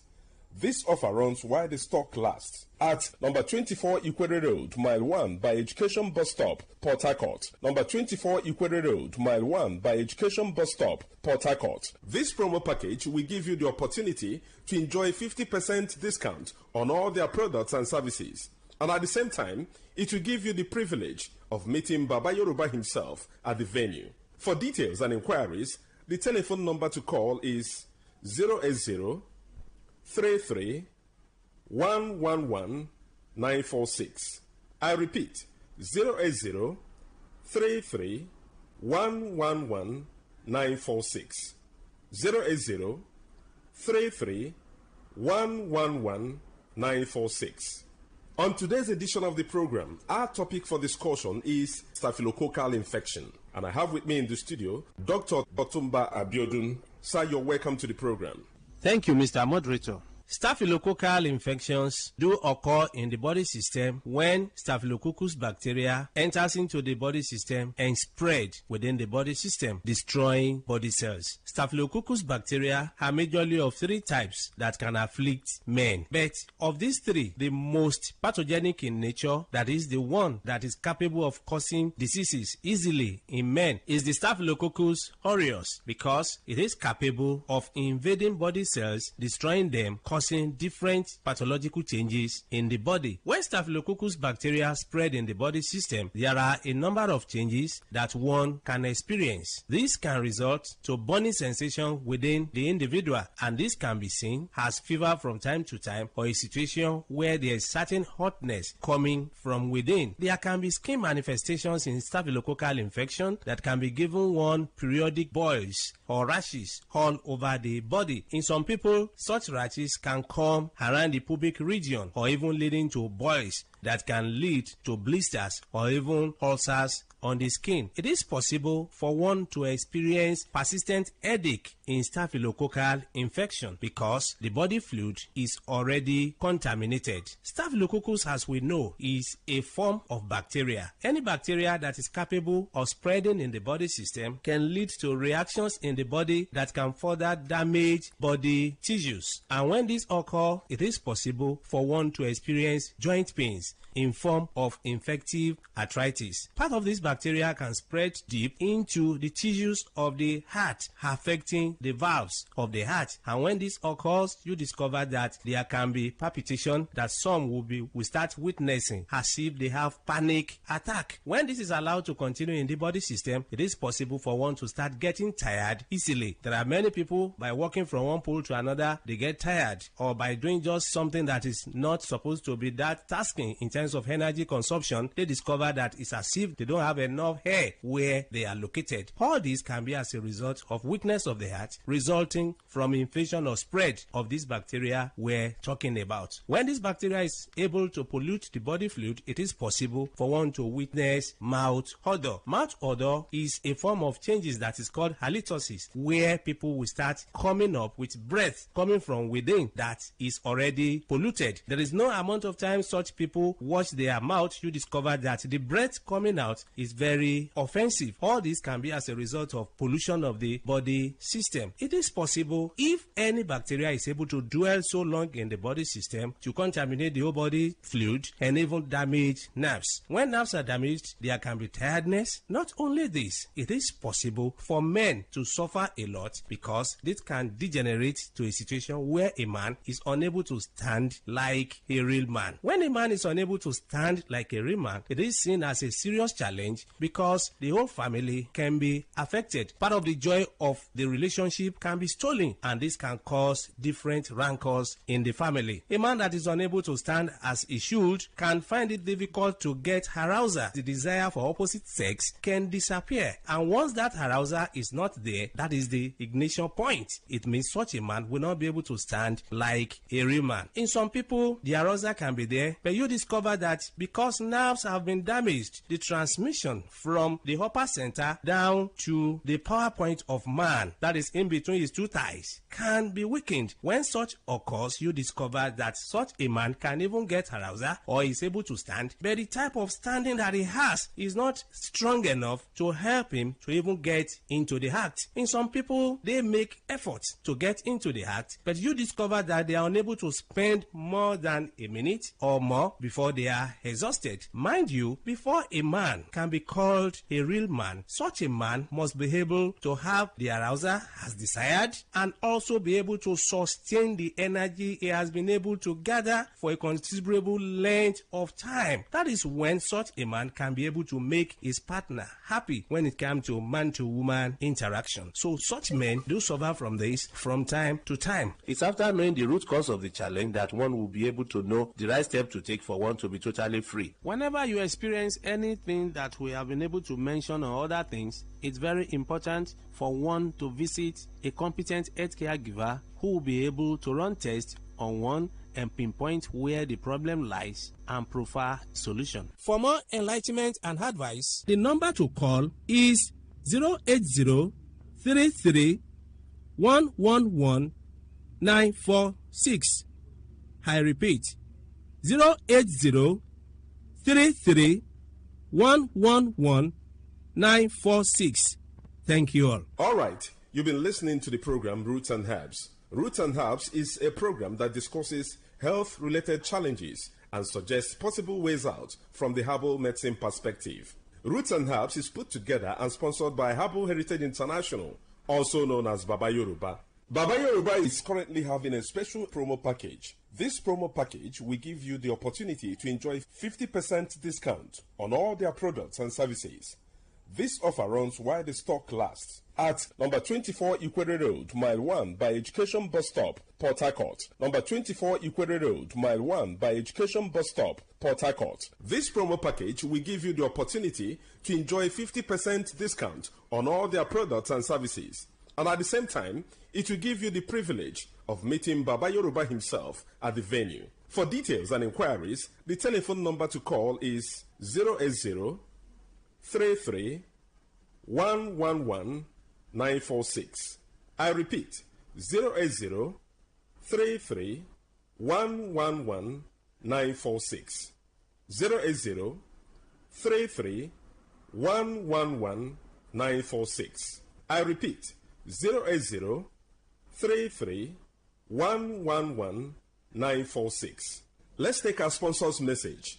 Don't go away. We shall be right back. Herbal Heritage International, the Gokoroko, for herbal medicine where they produce strong, correct medicine they take it, they support with country health care system. Quatliman, correct bakelistic ogbonge herbal medicine there, we know they come out for public anyhow like a big basket. Full ground as every Christmas have been boundary. Seeking self sabi medicine will pass them. After all, monkey smart now because tree near tree is a forest. Heritage International will use the technology of computer testing machine to see and know before attacking that your health condition. We don't become Ogbarogba for your life with the correct treatment. Therefore, whether definition or without definition, make you visit Herbal Heritage International. Offices were near you. Herbal Heritage International.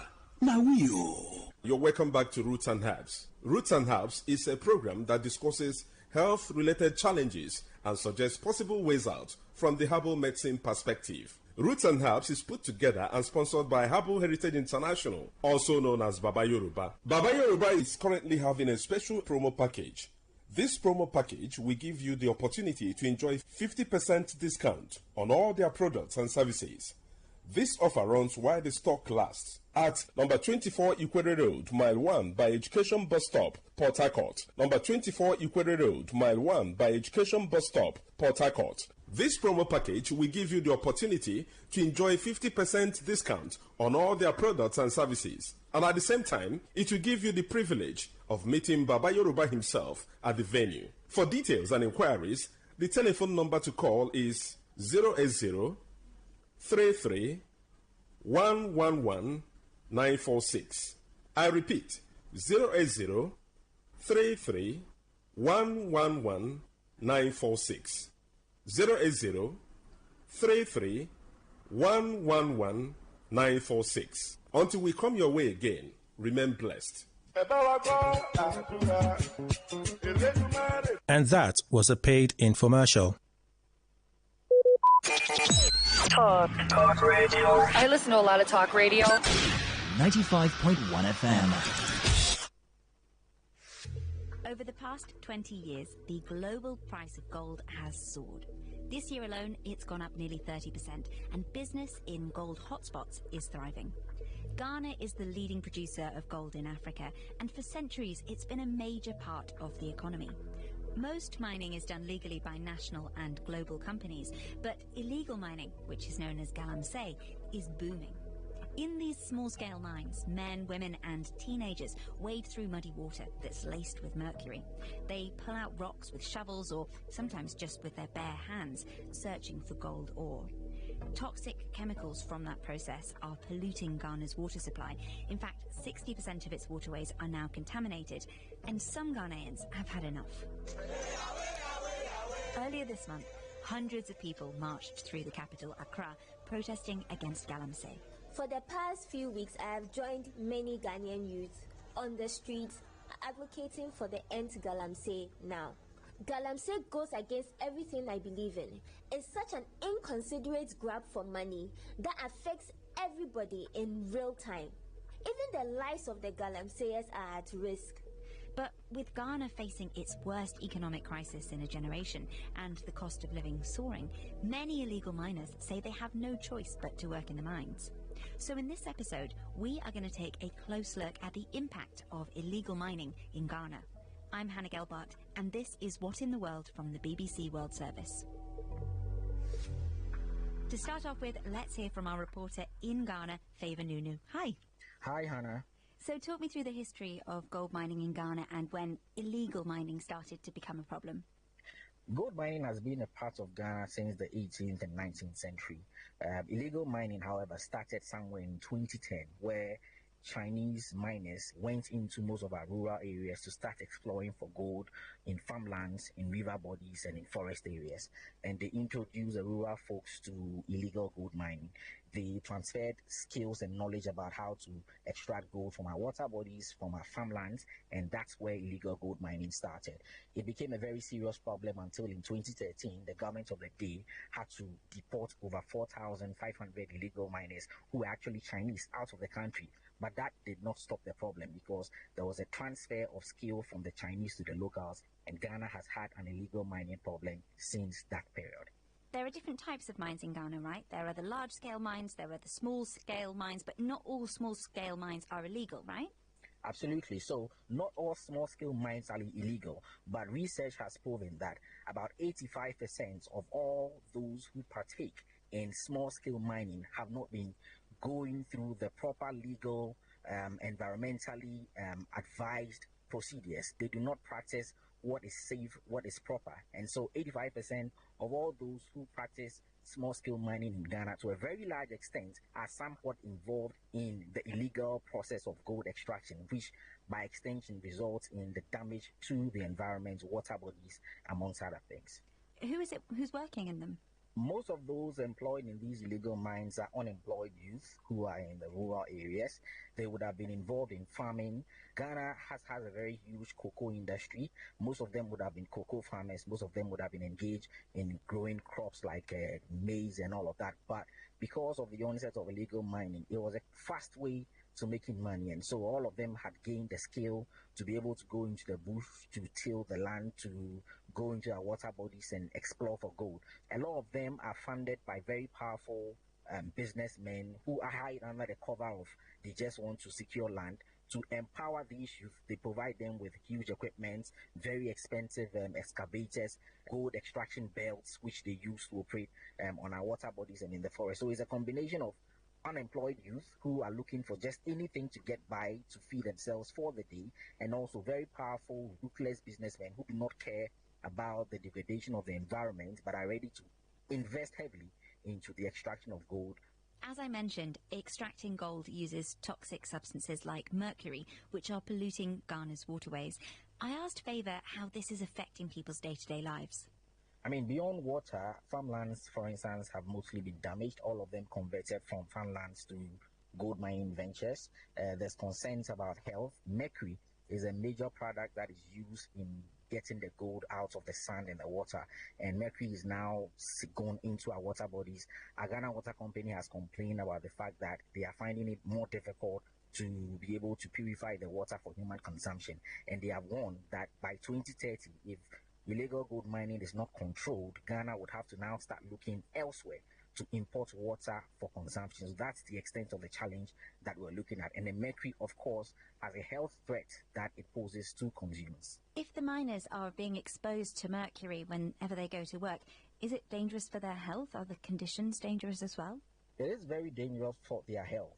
The Ghana Medical Association has already said that by being exposed to mercury, for instance, those who ingest it in any way can be exposed to kidney issues, renal challenges, and these are health challenges that you literally cannot just recover from. And so they've been cautioning these miners themselves, as well as consumers, to be very mindful of the kind of water they consume, especially knowing that mercury is now going into our water body. So the health challenges is quite palpable. So where is all the money going? It's thought that criminal gangs are involved in the illegal mines, but there are also claims that some politicians are profiting from them, and that is why it could be so difficult to crack down on. So we reached out to Ghana's government to ask them for comment on the alleged involvement of politicians, but they didn't get back to us. However, last week, Ghana's president, Nana Akufo-Addo, announced more measures to tackle Galamsey. One of those is sending the military and naval boats into protected rivers and forests. A bit earlier, you heard from some of the people who have been protesting against illegal mining.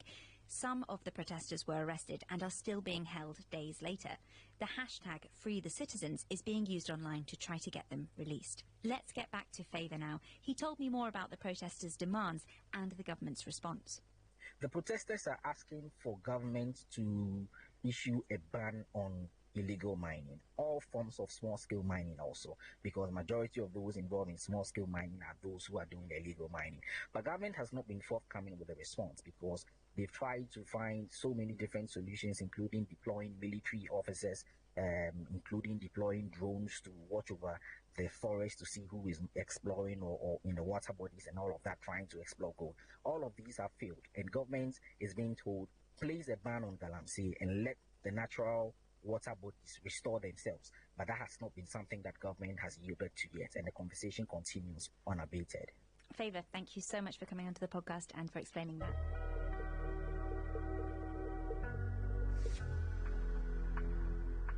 So where does all of this gold actually end up? Jewel Kiriungi is a BBC business reporter in Nairobi, and she sent us this. Ghana's illegal gold often ends up on the international supply chain through informal markets.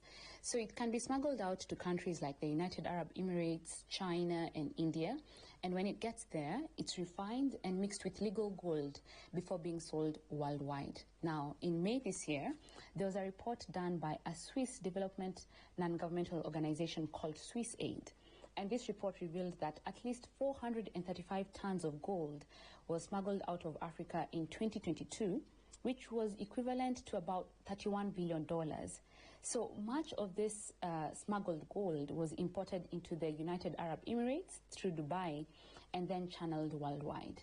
Now, it's very hard to tell the final destination of this gold because a lot of it was happening through unregulated channels. That is it for today's episode. I'm Hannah Gelbart, and you've been listening to What in the World from the BBC World Service. We will see you tomorrow. Bye.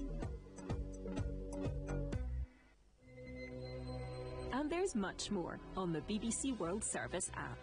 Your home for live radio and where you can listen to your favourite BBC programmes and podcasts.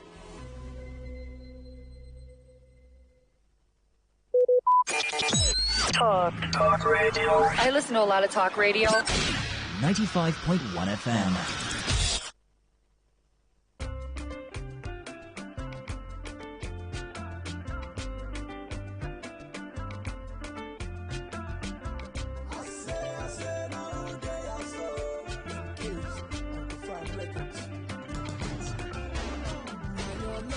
Carry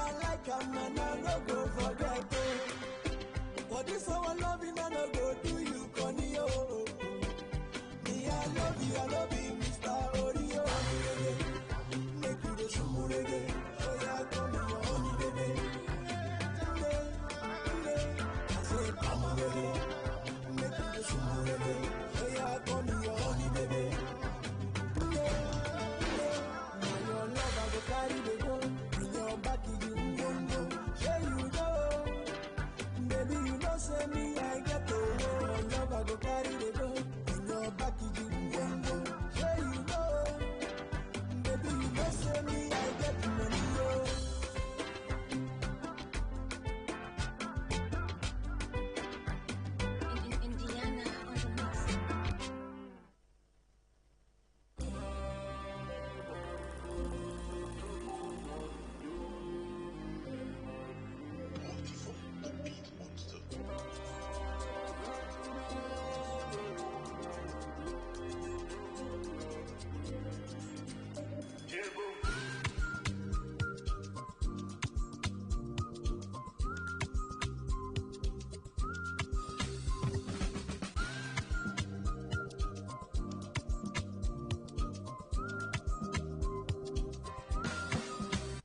Plenty shine, I done it on a Friday, cause the money done it. It's a done deal, they don't pay, they kite it, we have maybe 10 days, so missing say, every day is a new level, next level, that's what we the same devil.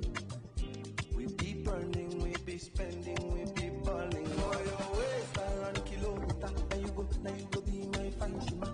You got the body and I got the back, I did for Canada, they blow Canada.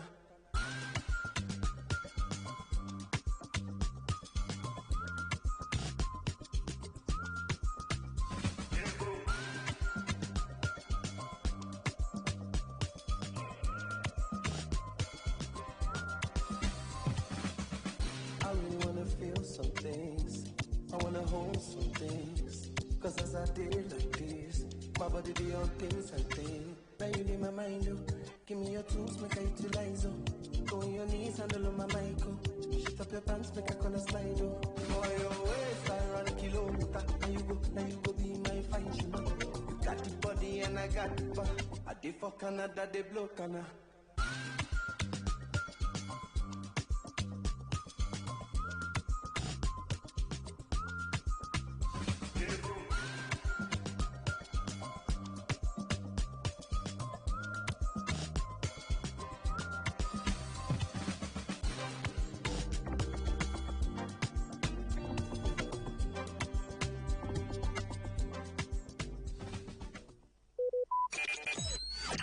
Talk radio. I listen to a lot of talk radio. 95.1 FM. Nah, so.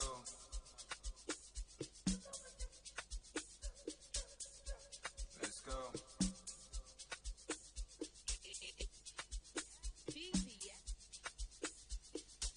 Easy, let's go. You don't harass me, don't drag me, cause you see me on better. I know they get and clear big shoe, Timberland, Versace, and three.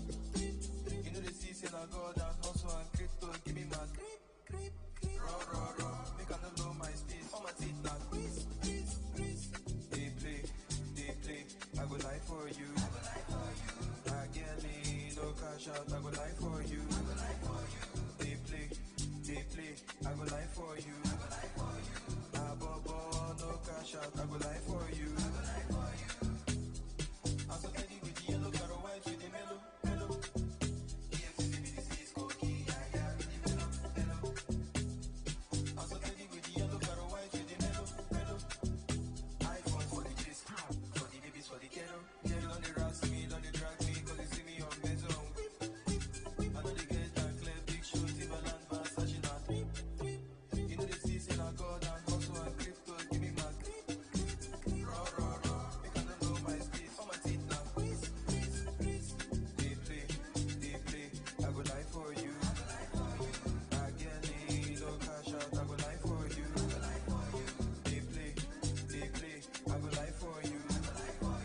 I bobo, no cash out, I go lie for you. No matter what you come, I no go submit to power. They play, I go lie for you. I get it, no cash out, I go lie for you. They play, I go lie for you. I bobo, no cash out, I go lie for you.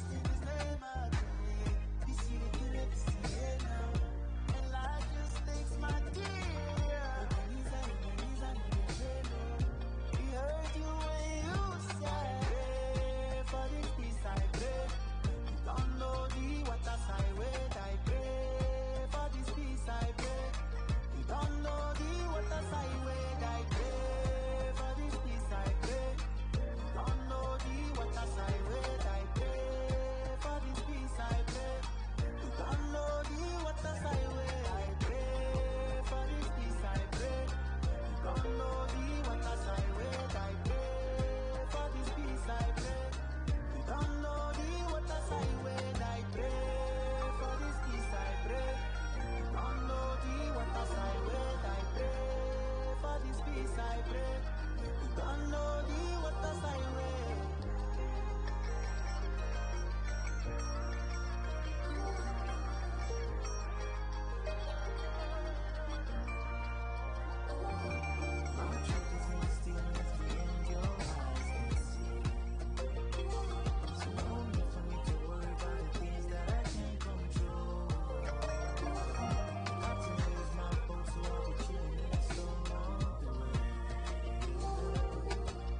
No need to worry about tomorrow. Oh no, yeah, you know. I pray for this peace, I pray. You don't know the waters I wait, I pray for this peace, I pray. You don't know the waters I wait, I pray for this peace, I pray. You don't know the waters I wait, I pray for this peace, I pray. You don't know the waters I wait.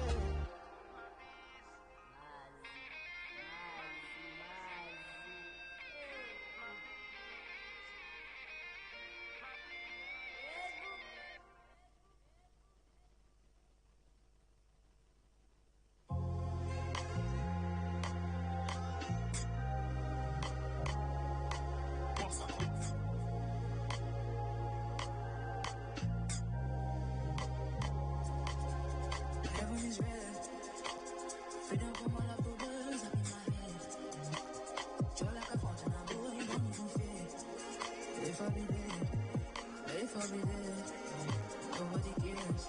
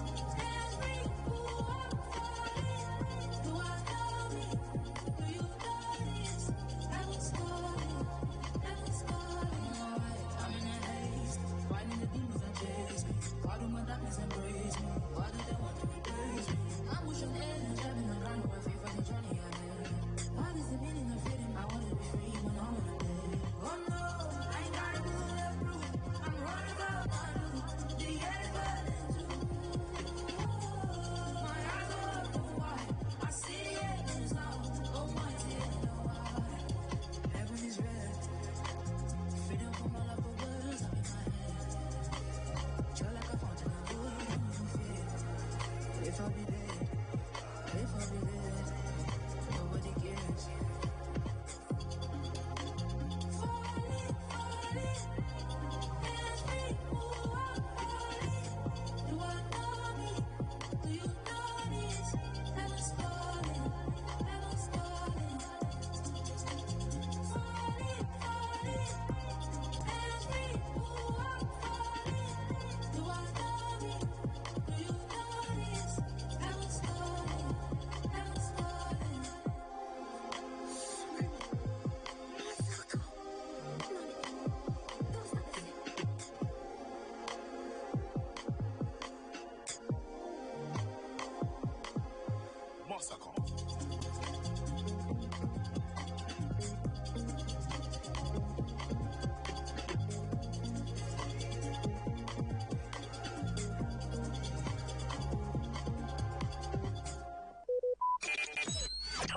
Talk radio. I listen to a lot of talk radio. 95.1 FM.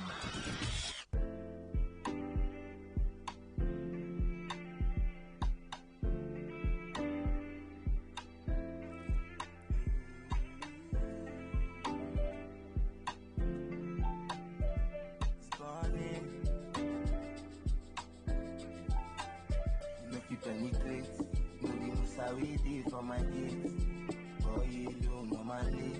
Can you do what I wash my face? I carry my can, I pour for back to carry my lighter. Cause now one life you get, to regret, you see my matter. Every day we flex, all the girls spend some money on them. Call mask, before death. If you like, carry for girls, carry phones, money don't reflect. Say my body don't set.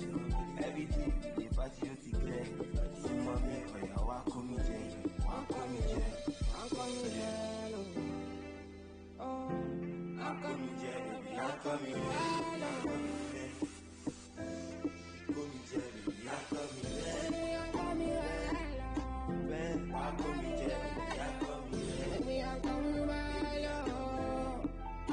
Oh baby, you should know, girl, I love you. Oh baby, you should know, girl, I miss you. I be standing alone, girl, I miss you. Girl, I'm standing on the road, you know I need you. And I promise to take you around the world. Anything I do for love. Anything I do for yours. Anything I do for love. So if I give you love, don't say no. Tell me what you want now. Tell me make I do that. Baby, never bounce on. Baby, never bounce on me. Oh my baby, never bounce on me, my God.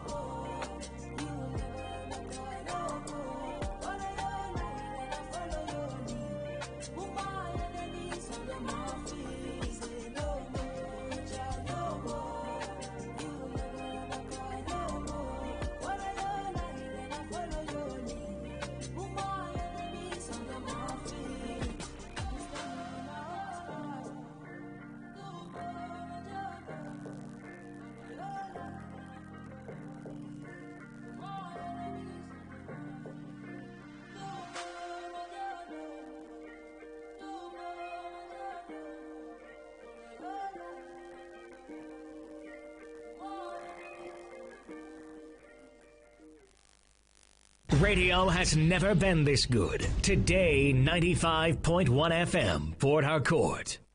Every day, every hour, when the big